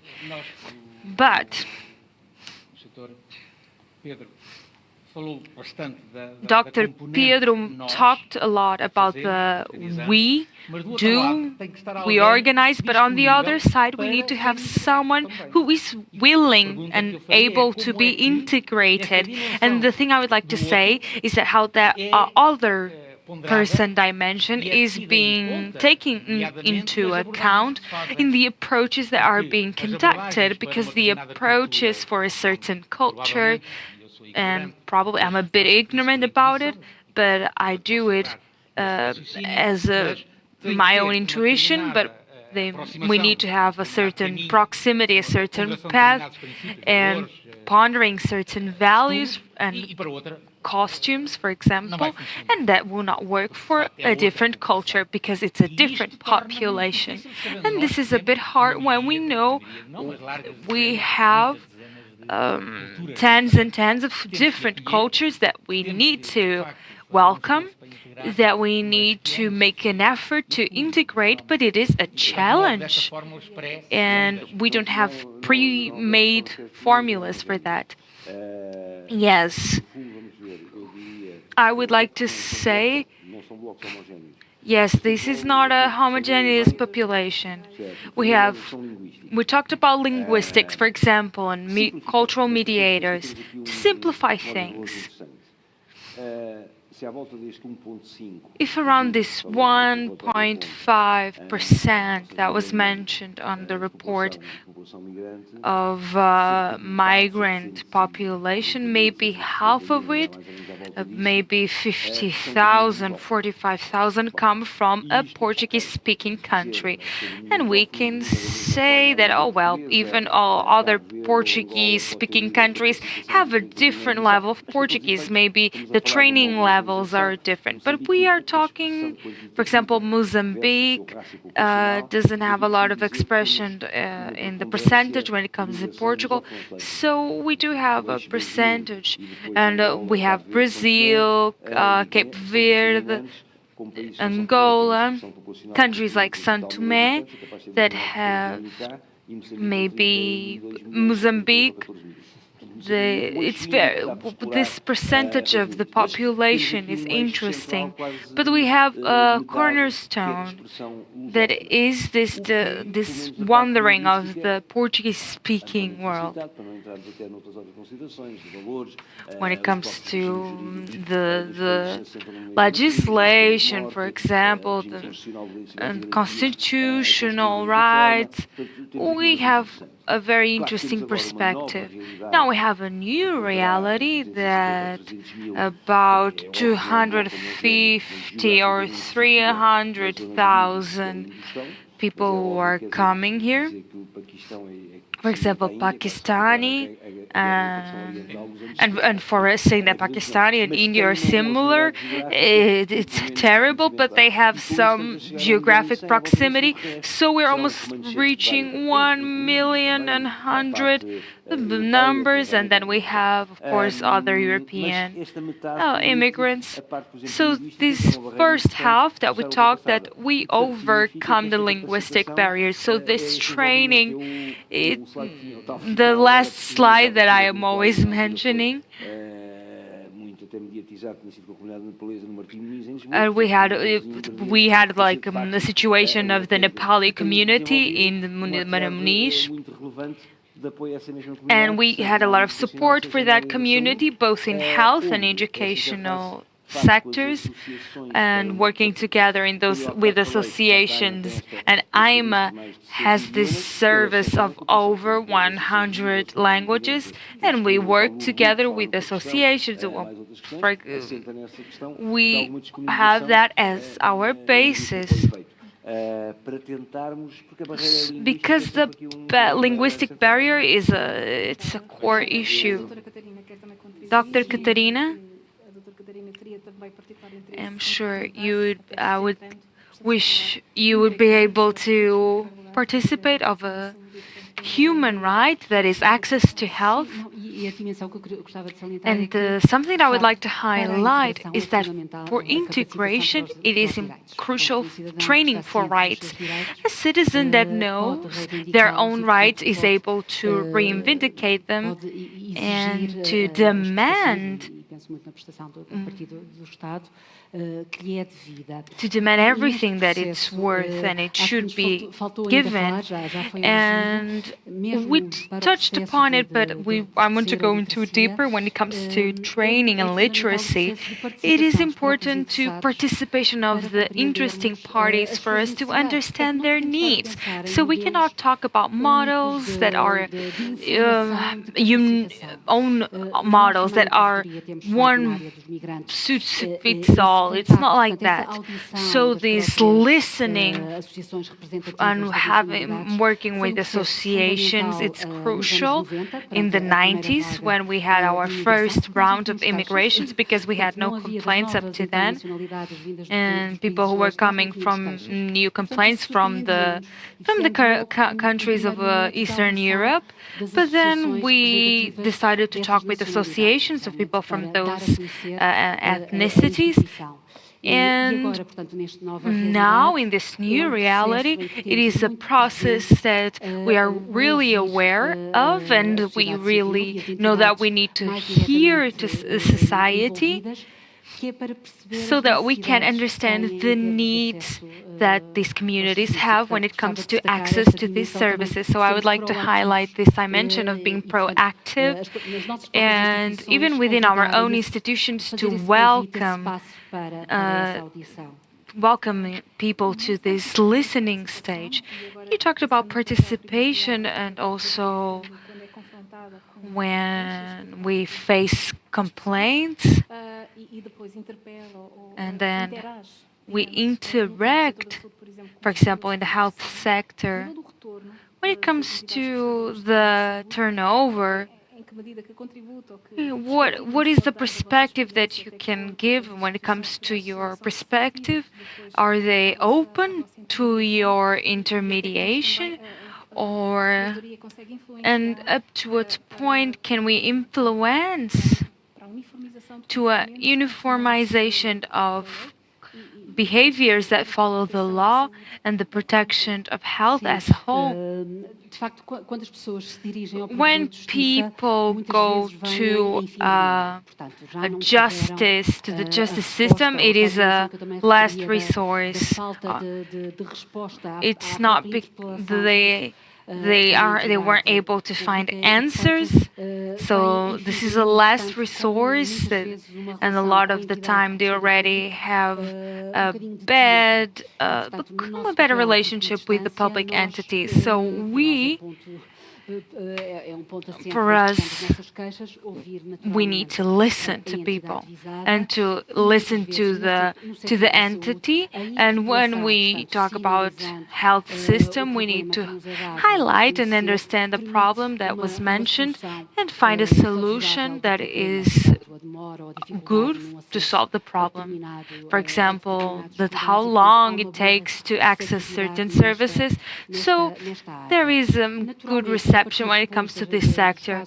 Then, of course, we have some specific cases and we will be able to identify certain behavioral patterns, and that leads us to other types of intervention. When we talk about migrant citizens, for example, let me tell specifically European citizens. This year, we celebrated the 75 years of Schuman Agreement and 40 years of Portugal being part, and then the Magna Carta of the rights, human rights. And within the fundamental rights of this Carta, it is that we need this freedom, this central freedom. It is crucial. So when it comes to health, even though the legislation helps this, so you need this documents, but when we have some practical constraints and informatic ones that allow the presentation of this title so that people can be normalized, have a normal situation. And sometimes we face dimensions that we thought that were here, and this is something that we thought it is in the roots of the European project, but in this situation, the system and its practice, it doesn't go into accord to a reality that we should have adopted. So this allows us to think about other level of signaling for a better practice when it comes to fundamental rights. This was one of our main conclusions when it comes to the study of access to primary care by migrants, and also Ministry of Health, and to adequate the systems of things that are crucial for access. Professor Fernando, in which measure has the Commission for Humanization in your day-to-day and in the intervention that you've been conducting near the institutions has been trying to influence structures, for example, the providers and the citizen offices? Are they good tools to bring awareness to the health providers for them to know that we need to care for people in a human way? And right now, it's important for us to ensure that the patients have access to their rights, and how can families and people offering assistance can be more evolved in the scope of the human side of this care. It is a complex question, but I'll give you a quick answer. If I focus on the work that we've been having, one of our first concerns and biggest concerns is to know the reality, to see and know which institutions have or not a commission for humanization, if the institutions have good practices, which institutions are available to being part of our seminars, for example. So these approximation approaches, they are always done via our board and via our humanization commission.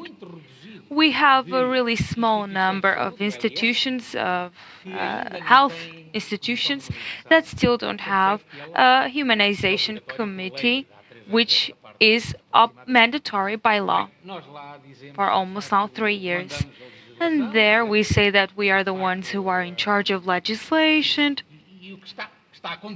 And what is happening is that we are going towards this direction. Something that is interesting within humanization, within healthcare and the institutions, the first time that we asked people to showcase good practices in a seminar we had in Covilhã, 20 health institutions showcased their case. They have multiple projects, some of them, but they showed the project that they thought was the best one. And in the second seminar that took place in Braga this year, 17 or 18 institutions also showcased good practices. So, if we bring this, it almost groups all the LMS that we have. And when we think about the topics that we consider good practices, is that they are very diverse. The second one, they are really focused on local reality. For example, in the field, when we go to Lisbon, the issue regarding communication, language, translation of documents, it is very interesting. Others, it's more about accessibility and hosting. So it depends on the culture of the spaces where the populations, and this is also being developed, and it is a feeling that we still weren't able to measure, but we will have to sooner or later. That is this shift of mindset, of concerns, mobilization of resources to boost human factors. Something that is for sure is when 2019, the coordination for our hospital reform created and committed to human side in health services, and they put it throughout all of the institutions, all of the hospital institutions in the country, even private hospitals signed it. And this is something that showcases something to us. And when we do our surveys, even in the first seminar, so that we know the data, even on the second seminar, all of the institutions answered. So it's not something that they are not worried about. They know this. We don't penalize anyone, we only say good things, beautiful words, and this is, but what we really feel, so this acceptance has been amazing, and they really showcased what they have been doing, and so yes, we have good feedback. I don't want to say that everything is perfect. I don't want to say that everything's perfect, but we have good feedback, and there is a lot of interest, and people are being mobilized for this human factor. And the invitations that we receive as the Commission to moderate and showcase new topics, and we have lots of invitations, and this is something that we are very pleased with, and it showcases a lot of interest by multiple health institutions. And we know that in the Commission we have institutions that have patients. We have a commission work group that has different work, health providers, psychologists, architects, nurses, and we also have primal health care providers and hospital healthcare providers, and we have Dr. Sara Sampaio, which has been contributing greatly, and she represents 50 institutions of the patients, and I like to highlight it. We are running out of time. We only have 10 minutes. Here I will like to I don't know if you have any questions from the audience. I can see something there in the back.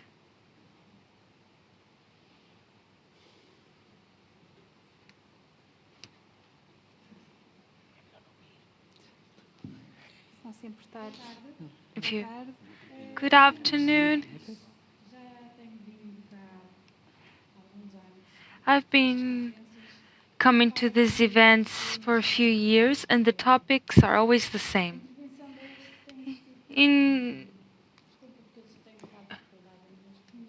I'm sorry, I have some issues with expressing myself, but when it comes to protecting the providers, every day we are bombarded with threats, insults, and I won't say more things because I think that will be a very interesting topic to bring to the table next year. I am representing ERS, but I would like to add something about what you just said. Quickly, in our Humanization Committee, we are very concerned about the human side of taking care of those who take care of us. And this is not something without meaning. We really focus on that. And because it is truly crucial, if we don't take good care of those who take care of us, we won't have good care. So this is because what we really wanted would be 0% of these bad things happening.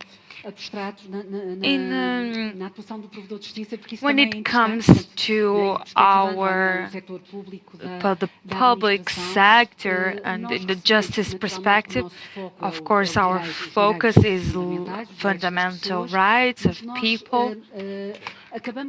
But we end up having a complete vision of the system because we also get complaints from people who are in public roles. So we are aware of the challenges that are being faced.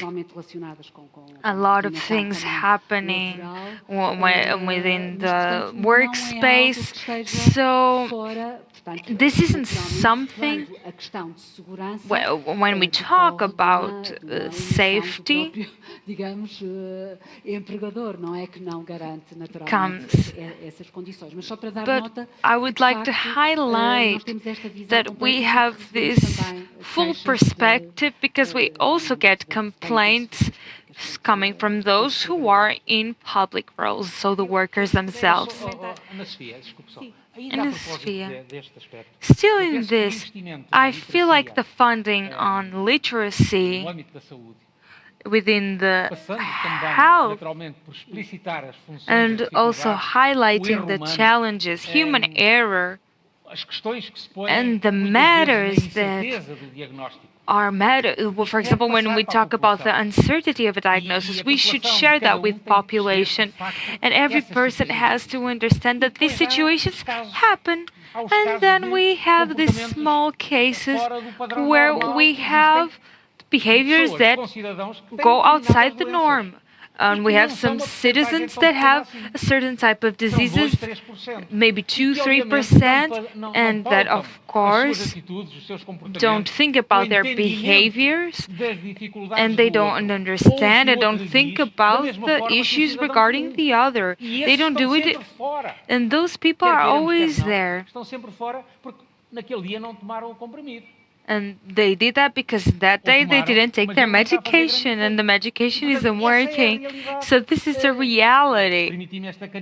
I'm sorry that I'm just trying to be funny here, but it's easier to explain. So we need to talk about this, and then safety and the institution needs to be aware of that. And when we have appointments, and then when we have someone to be put in, we need to follow people, to support people, to have someone offering assistance and even safety for these situations. But we need to understand that in society, we are not the same. We have a different scope of people. And this is the reality. And apologizing, but we won't be able to go back to this matter because we're running out of time. But talking about ERS, we have been developing Q&A sessions that are targeted to practitioners. And we talk about this and what we want to share. Of course, there is a delimitation when it comes to skills. Yes, our scope doesn't talk much about the well-being of the practitioners. That's normally associated to associations and chambers and orders. But what we want to share is that the relation, or when it comes to claim and communication with the patient, might be a conflict resolution tool if the professional shares their thoughts and share what happened. And then here at ERS, we can see that there's no issue, and we can talk with those who are being manifested, and we can tell those people that they are not on the right, and we can tell them that there are parallel structures that should also contribute, for example, as Professor said, for the protection of intervention and of the professional of healthcare workers. So we need to refocus this panel without forgetting that we are not random, and when we know that there is a scale of speech, of communication, and our perspective is to always try that the provider, through its professional, brings their perspective so that we can have the opinion of the two entities, and then we will determine not interacting within the conflicts that might come. Thank you for all the workers here. Now we reach the end of this panel. Once again, I would like to thank you for participating, for your contribution, and I believe we know now that there are some similar points in our path, and we now walk together in a healthcare providing system, ensuring access with quality, safety, and with a human touch. And thank you all who were here with us today, and a good afternoon.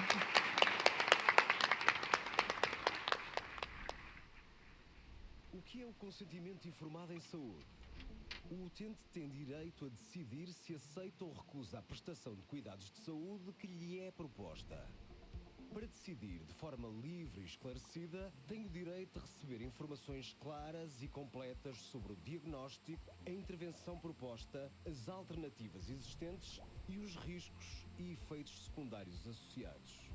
Também deverá ser informado sobre os meios humanos e técnicos disponíveis no prestador de cuidados de saúde, sobre orçamentos, preços e sobre condições relativas a seguros, convenções, acordos e planos de saúde. O utente deve ser informado de forma simples, objetiva e adequada à sua personalidade, grau de instrução e de conhecimento sobre o seu estado de saúde, bem como ao seu estado físico, clínico e mental, com antecedência suficiente para permitir a sua ponderação, de forma a que compreenda e analise toda a informação necessária para prestar o seu consentimento ou recusar a prestação de cuidados de saúde. Quem pode prestar o consentimento? O consentimento é prestado pelo próprio utente, desde que esteja capaz de receber e compreender a informação que lhe é transmitida e de tomar uma decisão.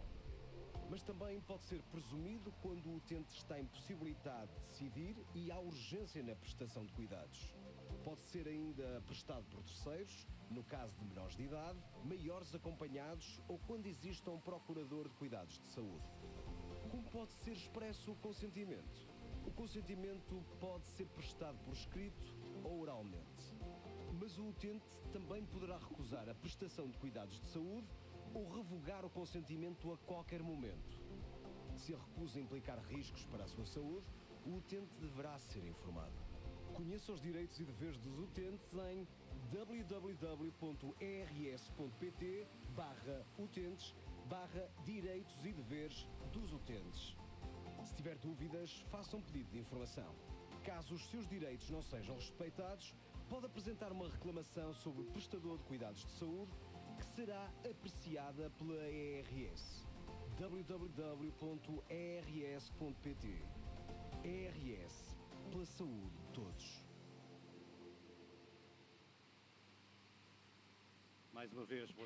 Once again, good afternoon to you all.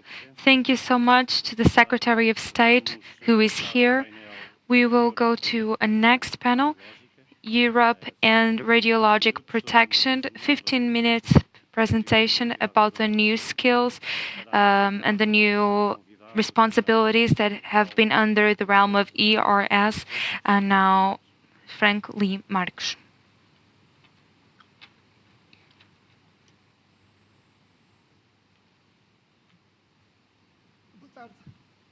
Good afternoon. I'm the one who is now closing this first day of the presentation of our event. We have the Secretary of State present and the President of ERS. We now have changed the law of Europe and radiological protection from 2018, changed a lot when it comes to control and regulation in Portugal regarding this topic. The main changes we highlight the ERS as an entity that is responsible for radiological protection within medical fields. Within this field and in this first day of July of 2024, ERS has now been responsible with a lot of pride and dedication. Since this day and within this new framework, ERS has been promoting technical collaborations with multiple entities, national and international entities. When it comes to radiological protection, it's trying to ensure the best practices and continuous optimization of training. Please forgive the bluntness, but I would like to highlight Dr. Joana Vaz for all the work that has been conducting in this field. She was the one who took care of this project, and I feel like she deserves a public thank you note. And because she was the director of the service, there was something that was lacking, and I would like to also thank the Department of VRL, of Register and Licensing, because they are brave enough, because they try to solve issues that might come up. I would like to give you a personal thank you note. As you know, the Atomic Agency, it is the main agency that is responsible for nuclear energy.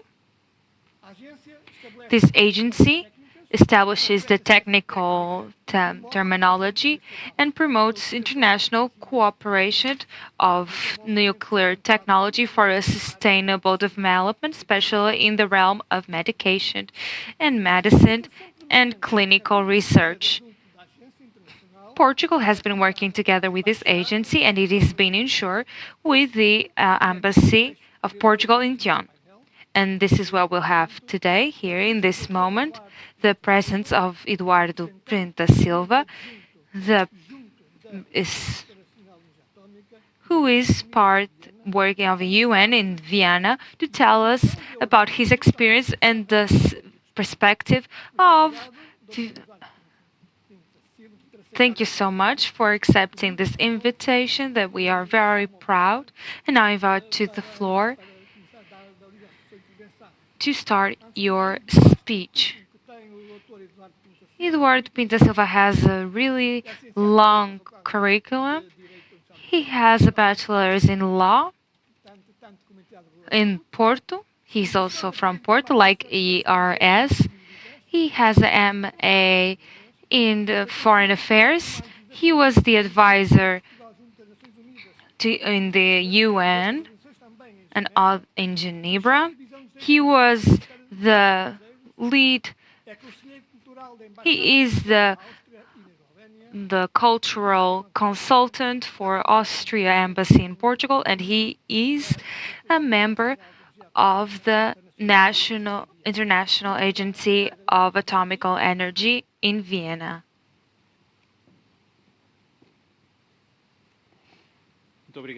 Thank you so much, Professor, Secretary of State. Good afternoon, everyone. It is a great honor to be here today, and I would like to start by thanking ERS for the invitation. It is a great pleasure to be here and also learn throughout all the day with all the presentations. As you said, it is a pleasure to come back to my city, and I would also like to highlight that even though recent, the great relation of Vienna that we have with ERS, and we hope to make this bond stronger. I would like to bring to you today to talk to you about the International Agency of Atomic Energy, which is very important, but it is an organization that is not very well known, especially in Portugal. And a lot of the time, it's only thought about as an organization that is connected with the nuclear realm. We are waiting for the presentation.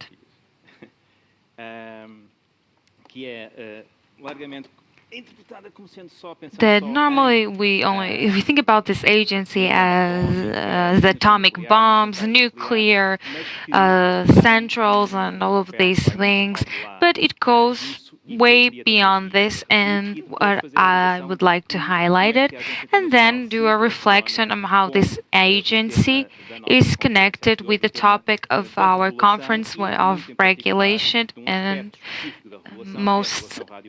radiologic regulation, which is one of the most recent responsibilities of ERS since 2023.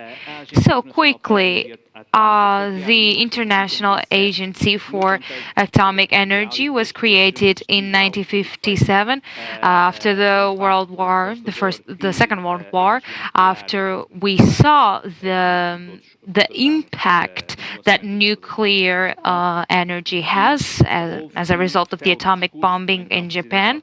And then we had a speech of Eisenhower in the UN. He asked to all countries to unite and to gather strength to ensure that all the potentialities of nuclear energy to be used for good and the improvement of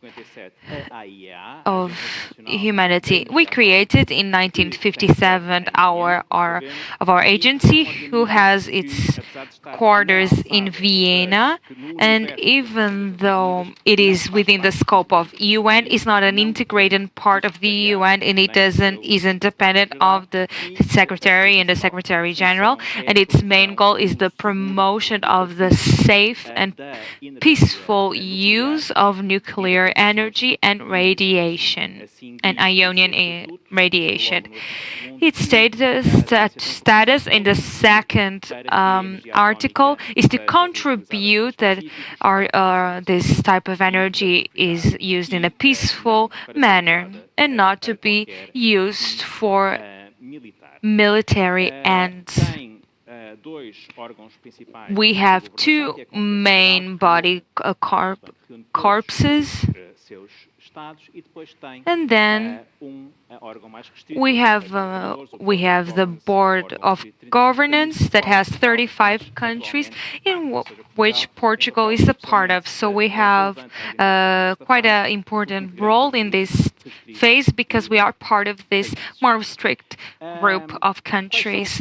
What are the main pillars of IAEA? We have the 3 S's that define what is the core and the main mandate of IAEA: safety, security, and safeguards. Safety and security, even though we can translate it in Portuguese, but when we talk about safety, we talk about the functioning of nuclear entities and institutions, so the protection against risks and accidents, and this is the part that we are the most concerned when it comes to regulation.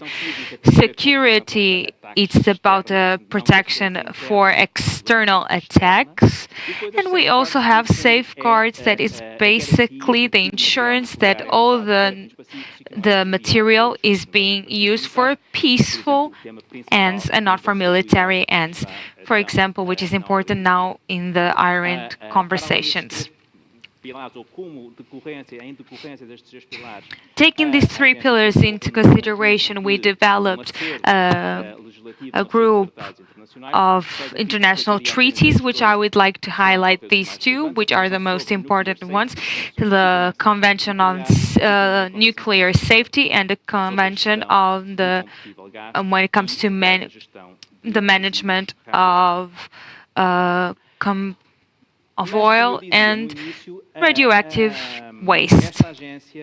So this agency and goes way beyond the three essential pillars, goes way beyond the three S's. And when we were called Atoms for Peace, we have been using Atoms for Peace and Development to highlight the potential of nuclear and atomic energy might have for sustainable development, especially when it comes to science, technology, and nuclear applications. And Mariano Grossi has been focusing on trying to highlight that our agency is way more than nuclear energy and this use of energy for production of energy. And for a country like Portugal that doesn't have nuclear as their energy source, this is where we are focusing. We are trying to use the nuclear applications for these flagships initiatives. And for example, Rays of Hope, which is a proposal that we have for using energy of radiation for cancer treatment. It is something that in Portugal we've been working together with the agency. We have Atoms for Food, for agriculture, to improve agricultural productions and to ensure that we have more crops and better quality crops. We have new tech plastics that reflect of atomic radiation for the elimination of pollution by plastics, which is important for Portugal because we have our pollution for microplastics in oceans is a big global and growing issue, and we as a seaside country, we also have Atoms for Net Zero is the most recent one of these initiatives, and we highlight how nuclear can be a green energy.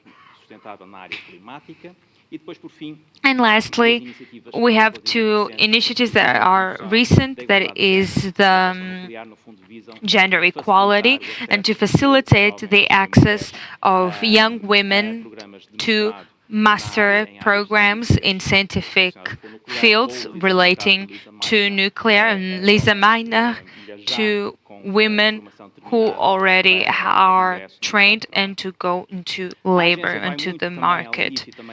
Our agency goes way beyond that. And we also have a technical cooperation, which Portugal is part of. And we have new topics and challenges that have been coming up. For example, AI, that is a sector that consumes huge amounts of energy and which nuclear might be a good solution when it comes to, as an energy source.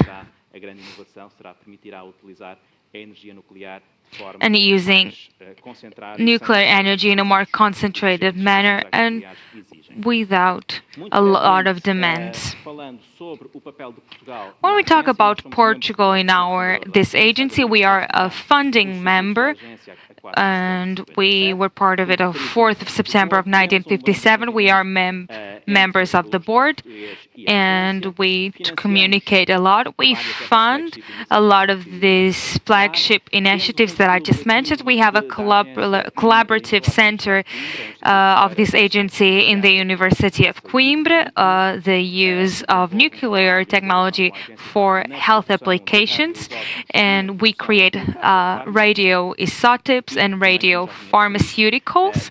And we also have a country program framework, and for example, the projects that Portugal proposed to the agency for 2026, we have 3 of them, and they are in the realm of better management of radioactive waste and training of medical physicists, and also in the cleaning invasive species that is important for the Madeira Island region. So a very quick framework of what our agency is and the role of Portugal in this agency. So, radiological safety, which is what we're talking and discussing today. When we talk about this, we talk about the protection of people and the environment, and a technical, ethical, and social responsibility that is part of the S for safety. Who are the people that should be protected from this radiation? The common people, and we're talking about the natural exposition, for example, gadolinium gas and others that are in nature.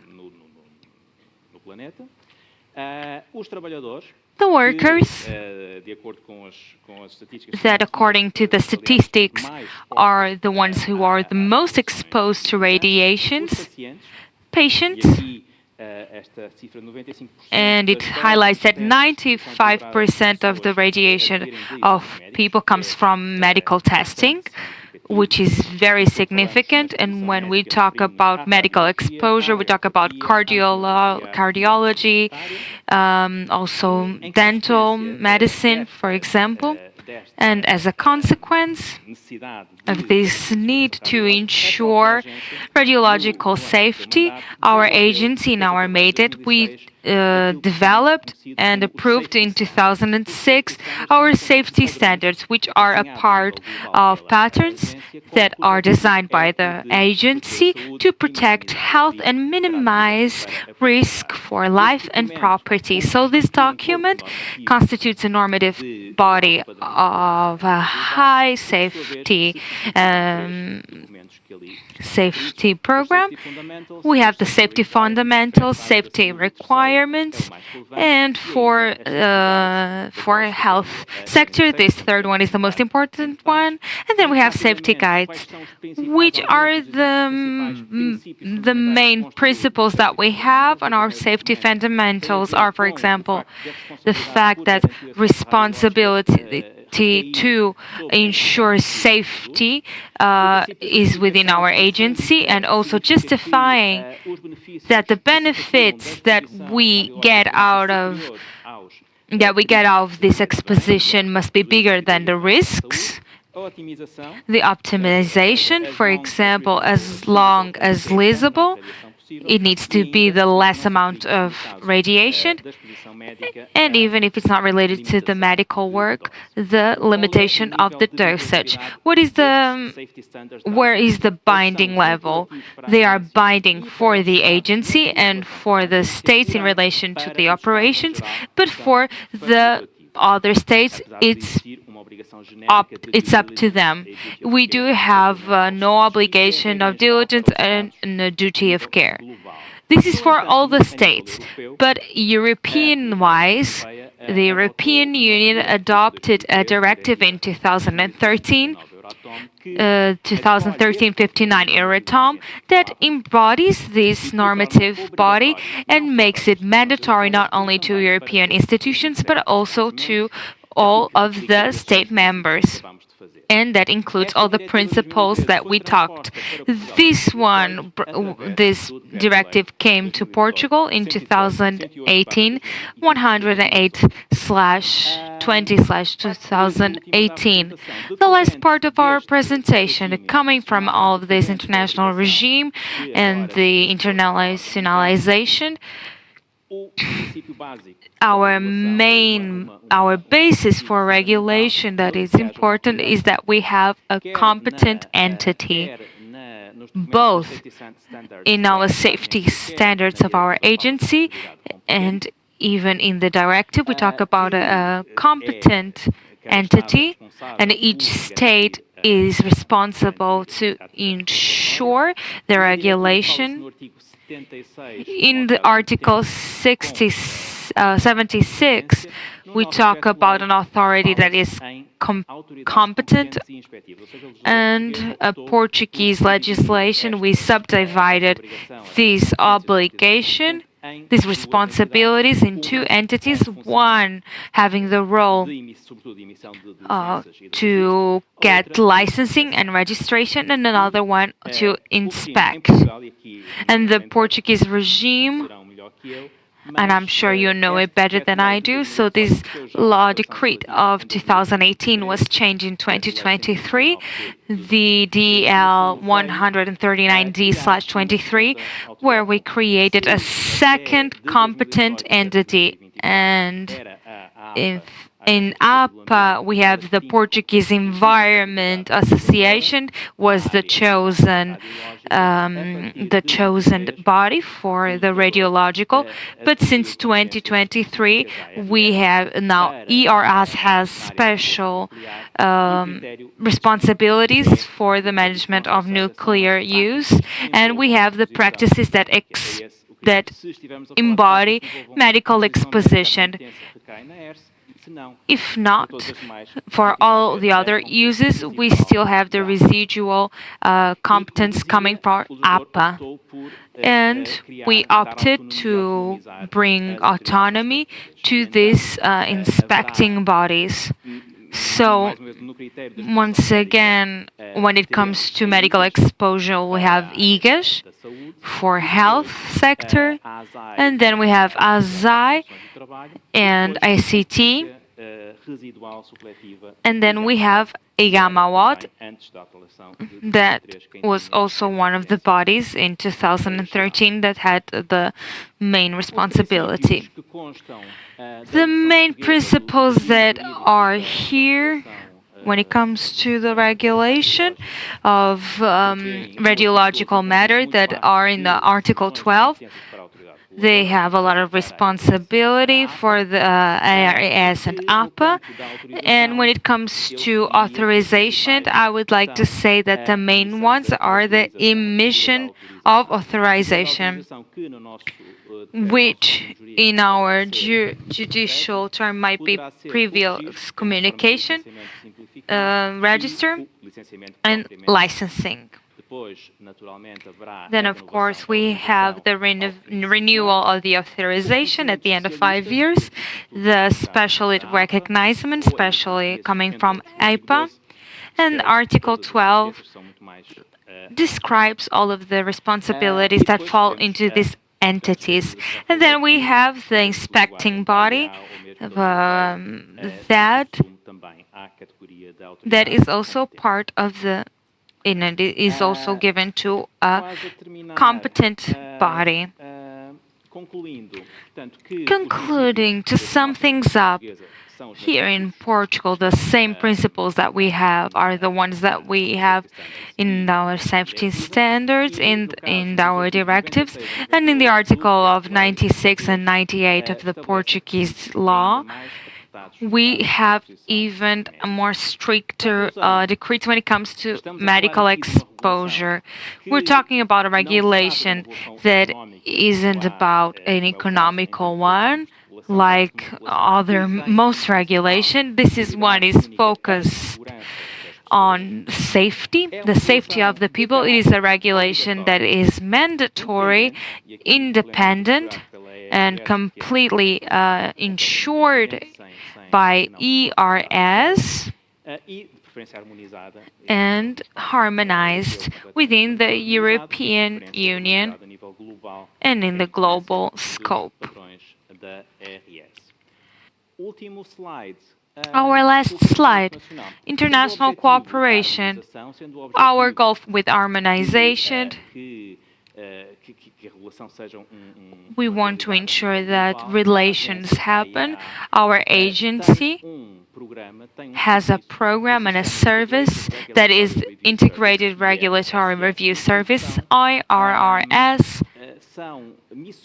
which we have missions, well, we have peer reviews, where we have a group of experts from different countries that will go visit a country to assess the regulatory system of said country and to create recommendations of how to improve the efficacy of the regulation. In Portugal, we had it in 2022, and you can see the report. It's published, it has been published.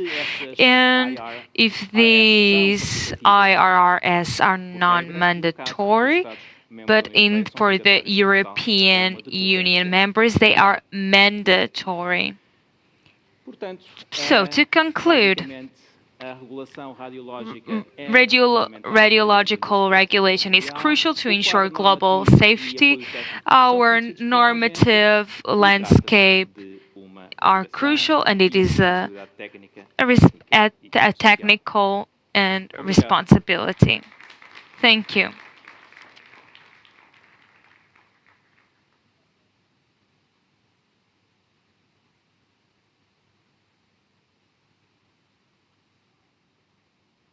We do apologize, we're not hearing the audio from the speaker. We will be able to resume the interpreting as soon as possible.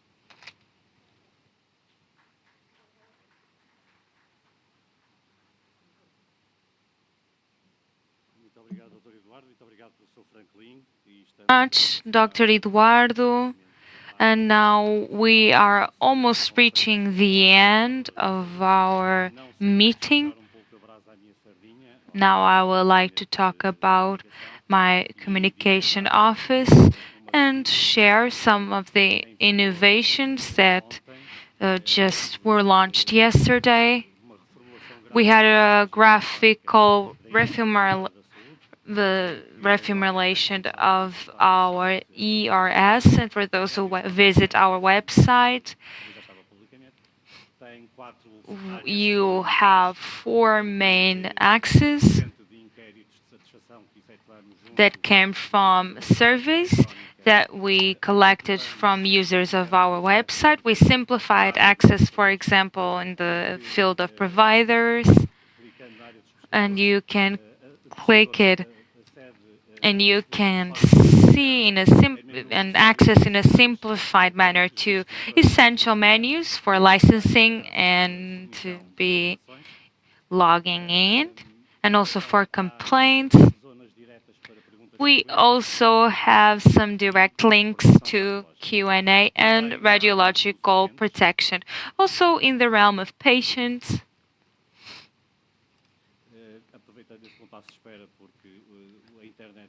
internet is a bit slow today in the hotel. We apologize.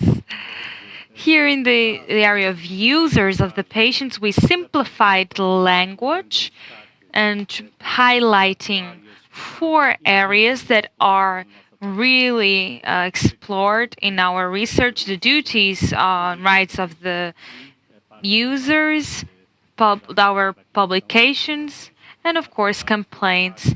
We also have some direct surveys that were developed for more specific access, and then we optimized 2 more sectors, one regarding activity of ERS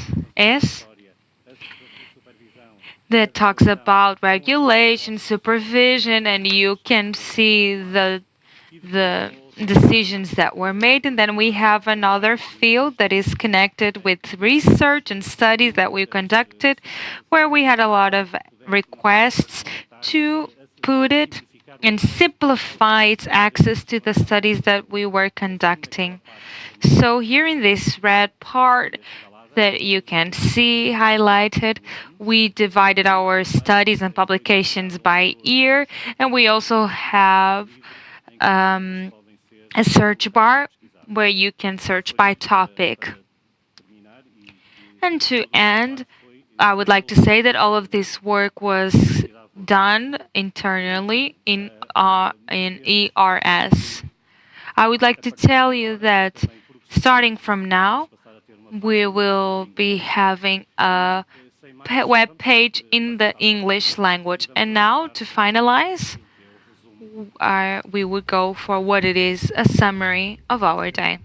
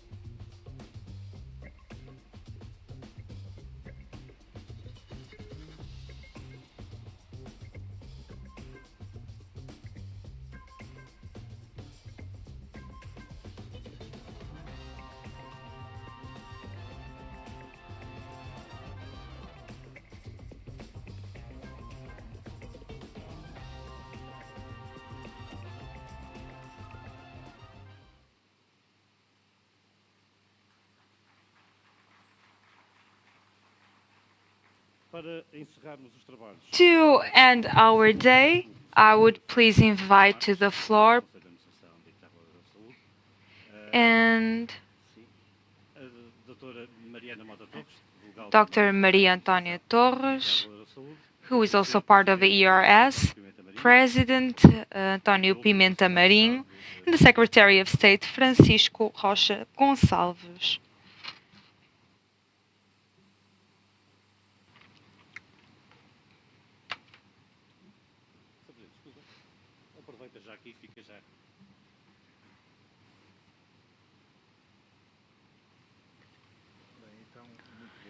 Good afternoon, everyone. Secretary of State for Health Management, Francisco Rocha Gonçalves. Thank you so much for being here with us and to be here in this final moment. I know the effort you put into it to be here. I would like to greet our first president, Professor Rui Nunes. We also had our ex-president of ERS, Álvaro Almeida, ex-Vogels and council members. Throughout these 23 years of the ERS, ERS from Cabo Verde, our colleagues, and also for social communication, and the president of the National Communication for the Humanization of Healthcare, the president of HIMA, dear colleagues from IELS and APO, Professor Raquel Duarte, representatives of IGAS, Joana Araújo, by the Ethical Council, by Life Sciences, CCDR North Lemos Gomes, from Assai North Mazeu Coma, President of the Biologists Association, and the order physiotherapists, casting Belicad, representatives of SPMS, Health Portugal, Representative Joaquim Cunha, of SMS, the President of Association of Youth Doctors, representatives of pharmacists, of the Portuguese pharmacist, presidents of FNAM, Association of Physicians Doctors, Santa Casa da Misericórdia of Lisbon, and also commissioned of the ERS, dear members and those who follow us online as well. I decided to mention all of these entities because it is a pleasure for us to mention all these entities that weren't made to be here but decided to follow us throughout the day. It is with great honor to do this intervention at the end, this closing session that is also followed with António Pimenta Marim. We talked about regulation of the future. So we invited speakers from different countries that helped us about the future. We had great speakers and important members of the national and European mindset, and I would like to thank you for the generosity that you accepted our invitations. We didn't have the WHO director and DGS and food safety of the European Commission members weren't able to be here in person, but as they explained, we needed to change the program 3 times and still it wasn't able to have them here.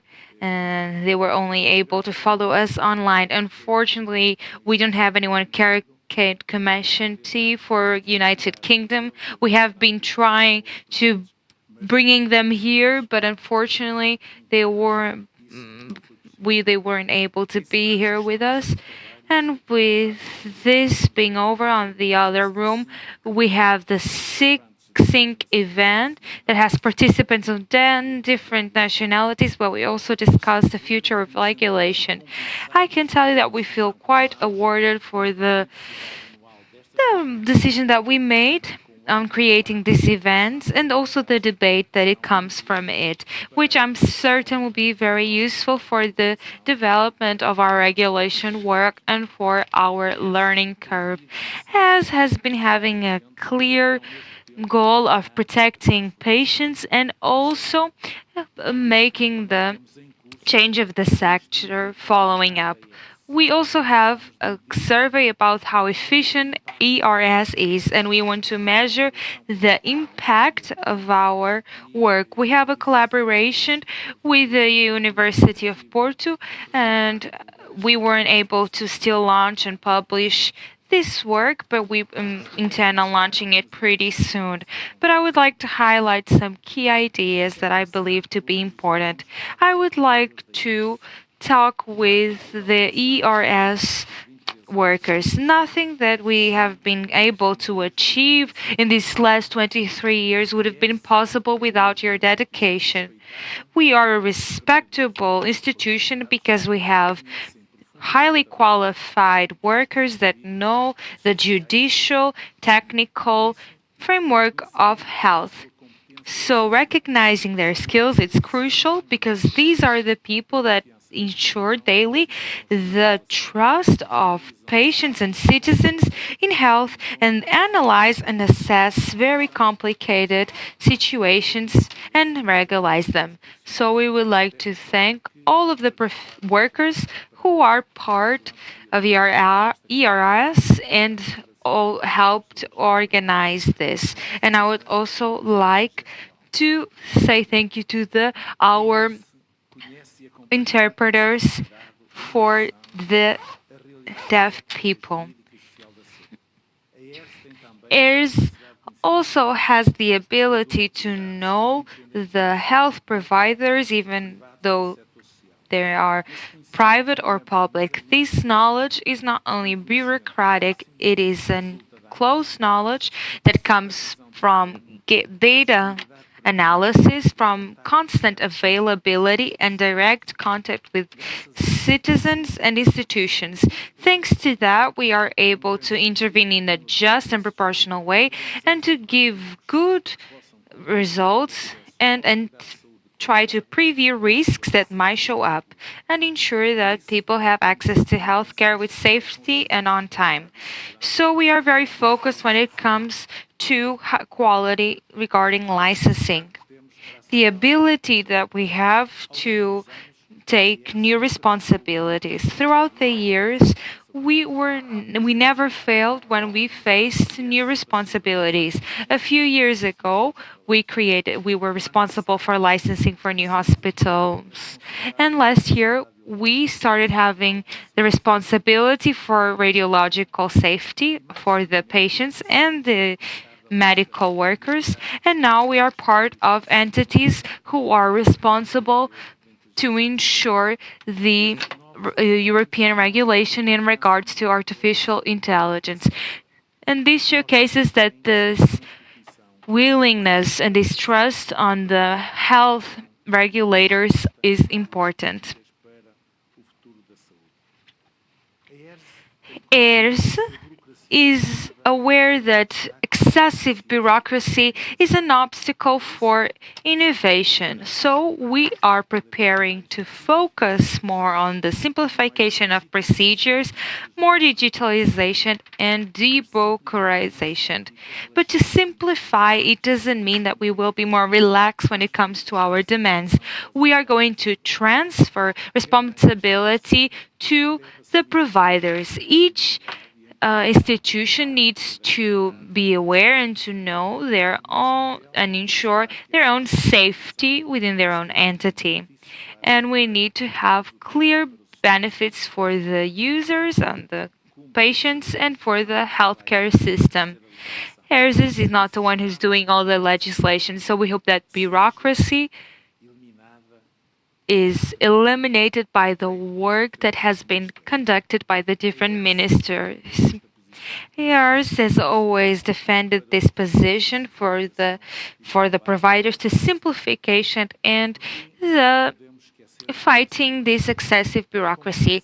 We need to know that competitiveness within the health sector is also translates into innovation, but it should never limit the access to healthcare systems in time. We need to protect patients and ensure that different management systems benefit the system as a whole, always focusing on ethics, safety, competitiveness, and healthy competitiveness based and where people are able to choose based on the quality of the services. We also situations that might affect legalization, access to healthcare and funding situations are avoided. And of course, we need to have continuous monitoring. We need to focus on indicators, analyze the complaints, and the development of these health units. As it was showcased, we do have now the Signas Mais. We called it like this because it will be mandatory. It will be applied nationally, it will be applied to all sectors, and it will have different dimensions. Part of this revolution, we are now walking into a direction that is important when it comes to marketing and publicity. We wanted to create and to change the legislation that is now old, and we also want to create an observatory for publicity in the health sector so that we can have a strategic board that is able to collaborate in the achievement of these goals that involves civil society, academia, and the institutions, and ANACOM, the universities. In a sum, the skills of our teams, the knowledge of our sector, and the willingness of taking on new responsibilities and simplifying and regulating economy are some of the pillars that sustained our entity, ERS. This will be a demanding future, but we are ready to assume these new responsibilities. We also thought about, and we are launching now, it's on its final stage, annually a report about the health system in Portugal, a yearly publication. And the first publication will be shortly launched, and it will be important for these publications in the health sector. Our commitment is clear: to protect patients and to have a more just and sustainable future. We thank all of your participation, and I hope you enjoyed this conference. Our goals were met. Thank you so much, and see you again.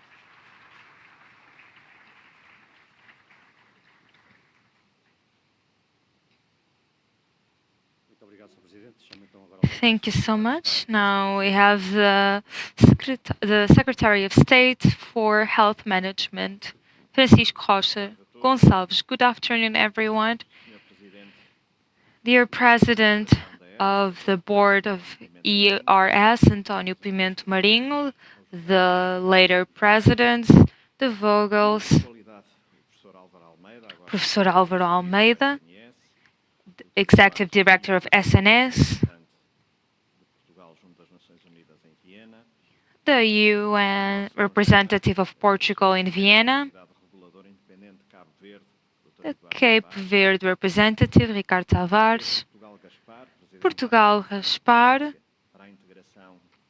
of the agency of AIMA, Sampaio, coordinator of freedom, of justice, more representatives of associations, patient associations, academy, civil society. Please, I greet you all. I am grateful for your presence. Ladies and gentlemen, it is an honor to be here with you and to speak and represent the Minister of Health to the end of this conference that is focused on the regulation of health. Health is not just another sector. Kenneth Arrow says it is a domain where the necessary, it's when health is not an accessory, but above all else, it's a trust factor. In our time, where trust in these institutions is now fragile, independent regulation is a pillar in a democratic contract. Without solid regulation, there is no trust, and without trust, there is no social cohesion. And without social cohesion, there will never be sustainability for public health systems and for even the quality of democracies itself. ERS, since its funding and launching, has been the insurance of this quality, that patients are not being discriminated. To ensure that competitiveness is fair. And today, we debated much more than the present. We debated the need to project the regulation for a future that is now coming at a fast pace. Ladies and gentlemen, if we look to European tradition of regulation within health, comes from market gaps and also to permit constitutional plans. This balance in Portugal, we have three principles: protection of the rights of the patients, promotion of quality and transparency that are crucial to understand the complex systems where we work at, and the balance of economical and financing, focusing on sustainability. And today, these principles are facing new challenges, those of digital transformation, artificial intelligence, big data, clinical big data, telemedicine, transfront care that wouldn't be part of an old and traditional framework. Also, demographic aging, climate emergency, urgency,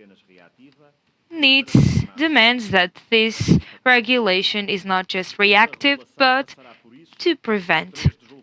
We have to focus on three things: a regulation that is focused on assessment of rules, regulation focused on results from a isolated to a network regulation, national and international, and from minimal protection to maximum protection focused on quality and trust.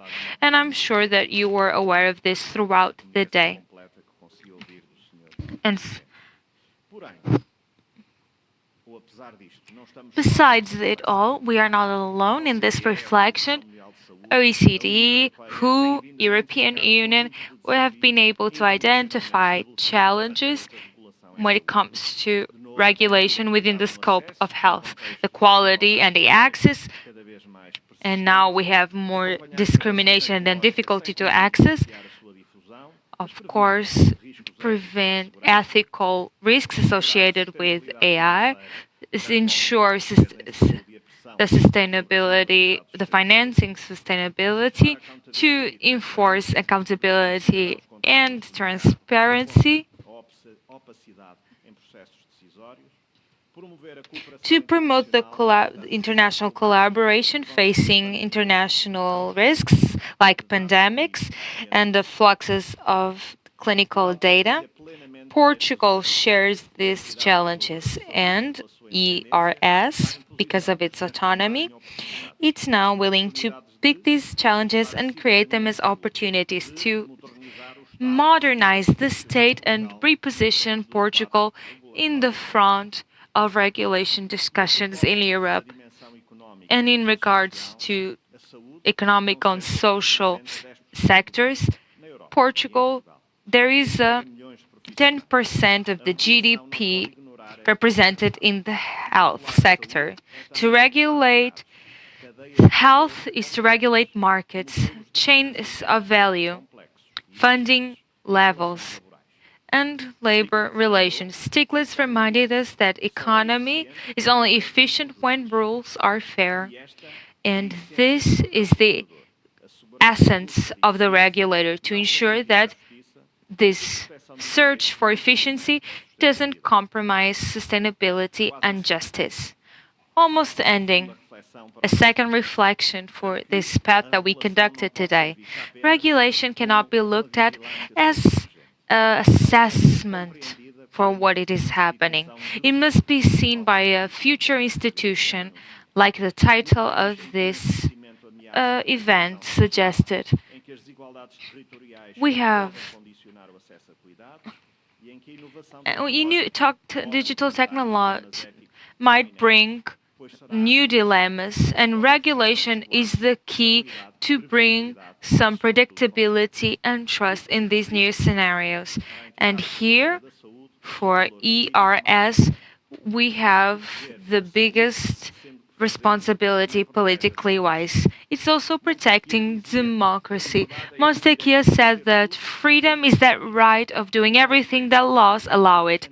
And back in our times, we could say that trust is that right of hoping that institutions will do what they said they would. And this is what regulation should ensure, that won't be discrimination when it comes to access to care, and the new treatments and technologies are safe, and the trust that the public resources are being used in a fair and efficient manner. And I'm sure that that role is shared with different institutions and also with the Ministry of Health. To conclude, ladies and gentlemen, ERS now has a very demanding role to protect and transform to assess and anticipate and to be independent, but at the same time to be connected with citizens and their expectations. Portugal needs regulation and firm and innovative regulation that is not limited to overcome gaps, but to help us not fight crises, but to avoid them. And in the health sector, this will be we need to balance freedom, responsibility, innovation, prudence, efficiency, and justice. This balance that Dr. Antonio Marinho has been executing. I hope you will be able to also do it in the future. Thank you so much.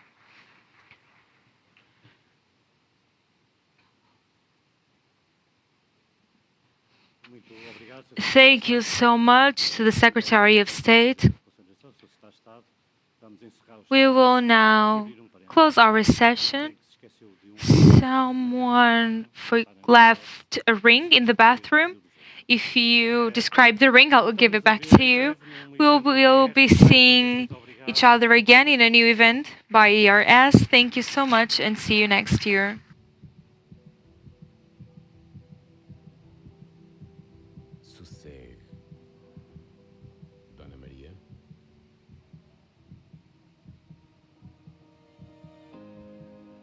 Há 20 anos que a ERS, entidade reguladora da saúde, regula e supervisiona a atividade dos estabelecimentos prestadores de cuidados de saúde dos setores público, privado, social e cooperativo, para garantir os direitos e legítimos interesses dos utentes, o cumprimento dos requisitos de exercício da atividade, incluindo os do licenciamento, e a legalidade e transparência das relações económicas entre os diversos operadores, entidades financiadoras e utentes.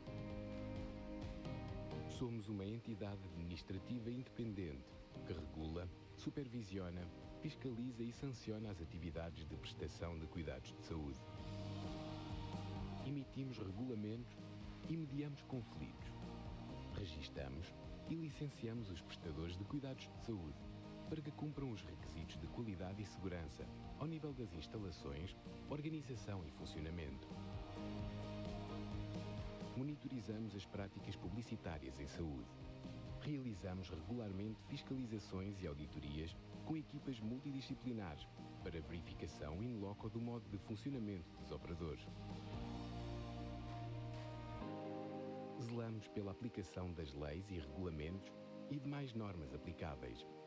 Emitimos ordens, instruções, recomendações e advertências, sempre que necessário, e sancionamos as condutas infratoras. Apreciamos as sugestões, elogios e reclamações que recebemos e monitorizamos o seguimento que lhes é dado. Garantimos o direito de acesso aos cuidados de saúde em tempo útil, com qualidade e em segurança. Prestamos informação, orientação e apoio aos utentes.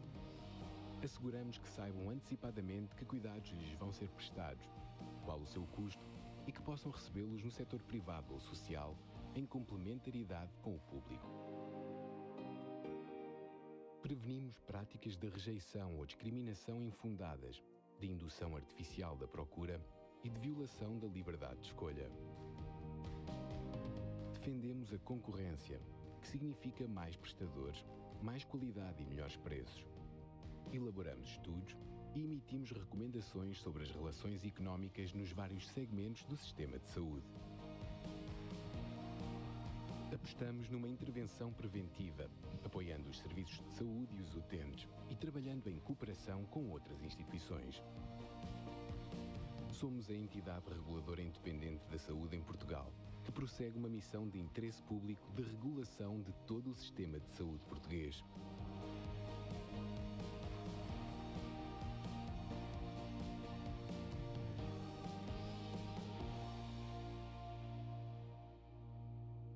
ERS. 20 anos pela saúde de todos.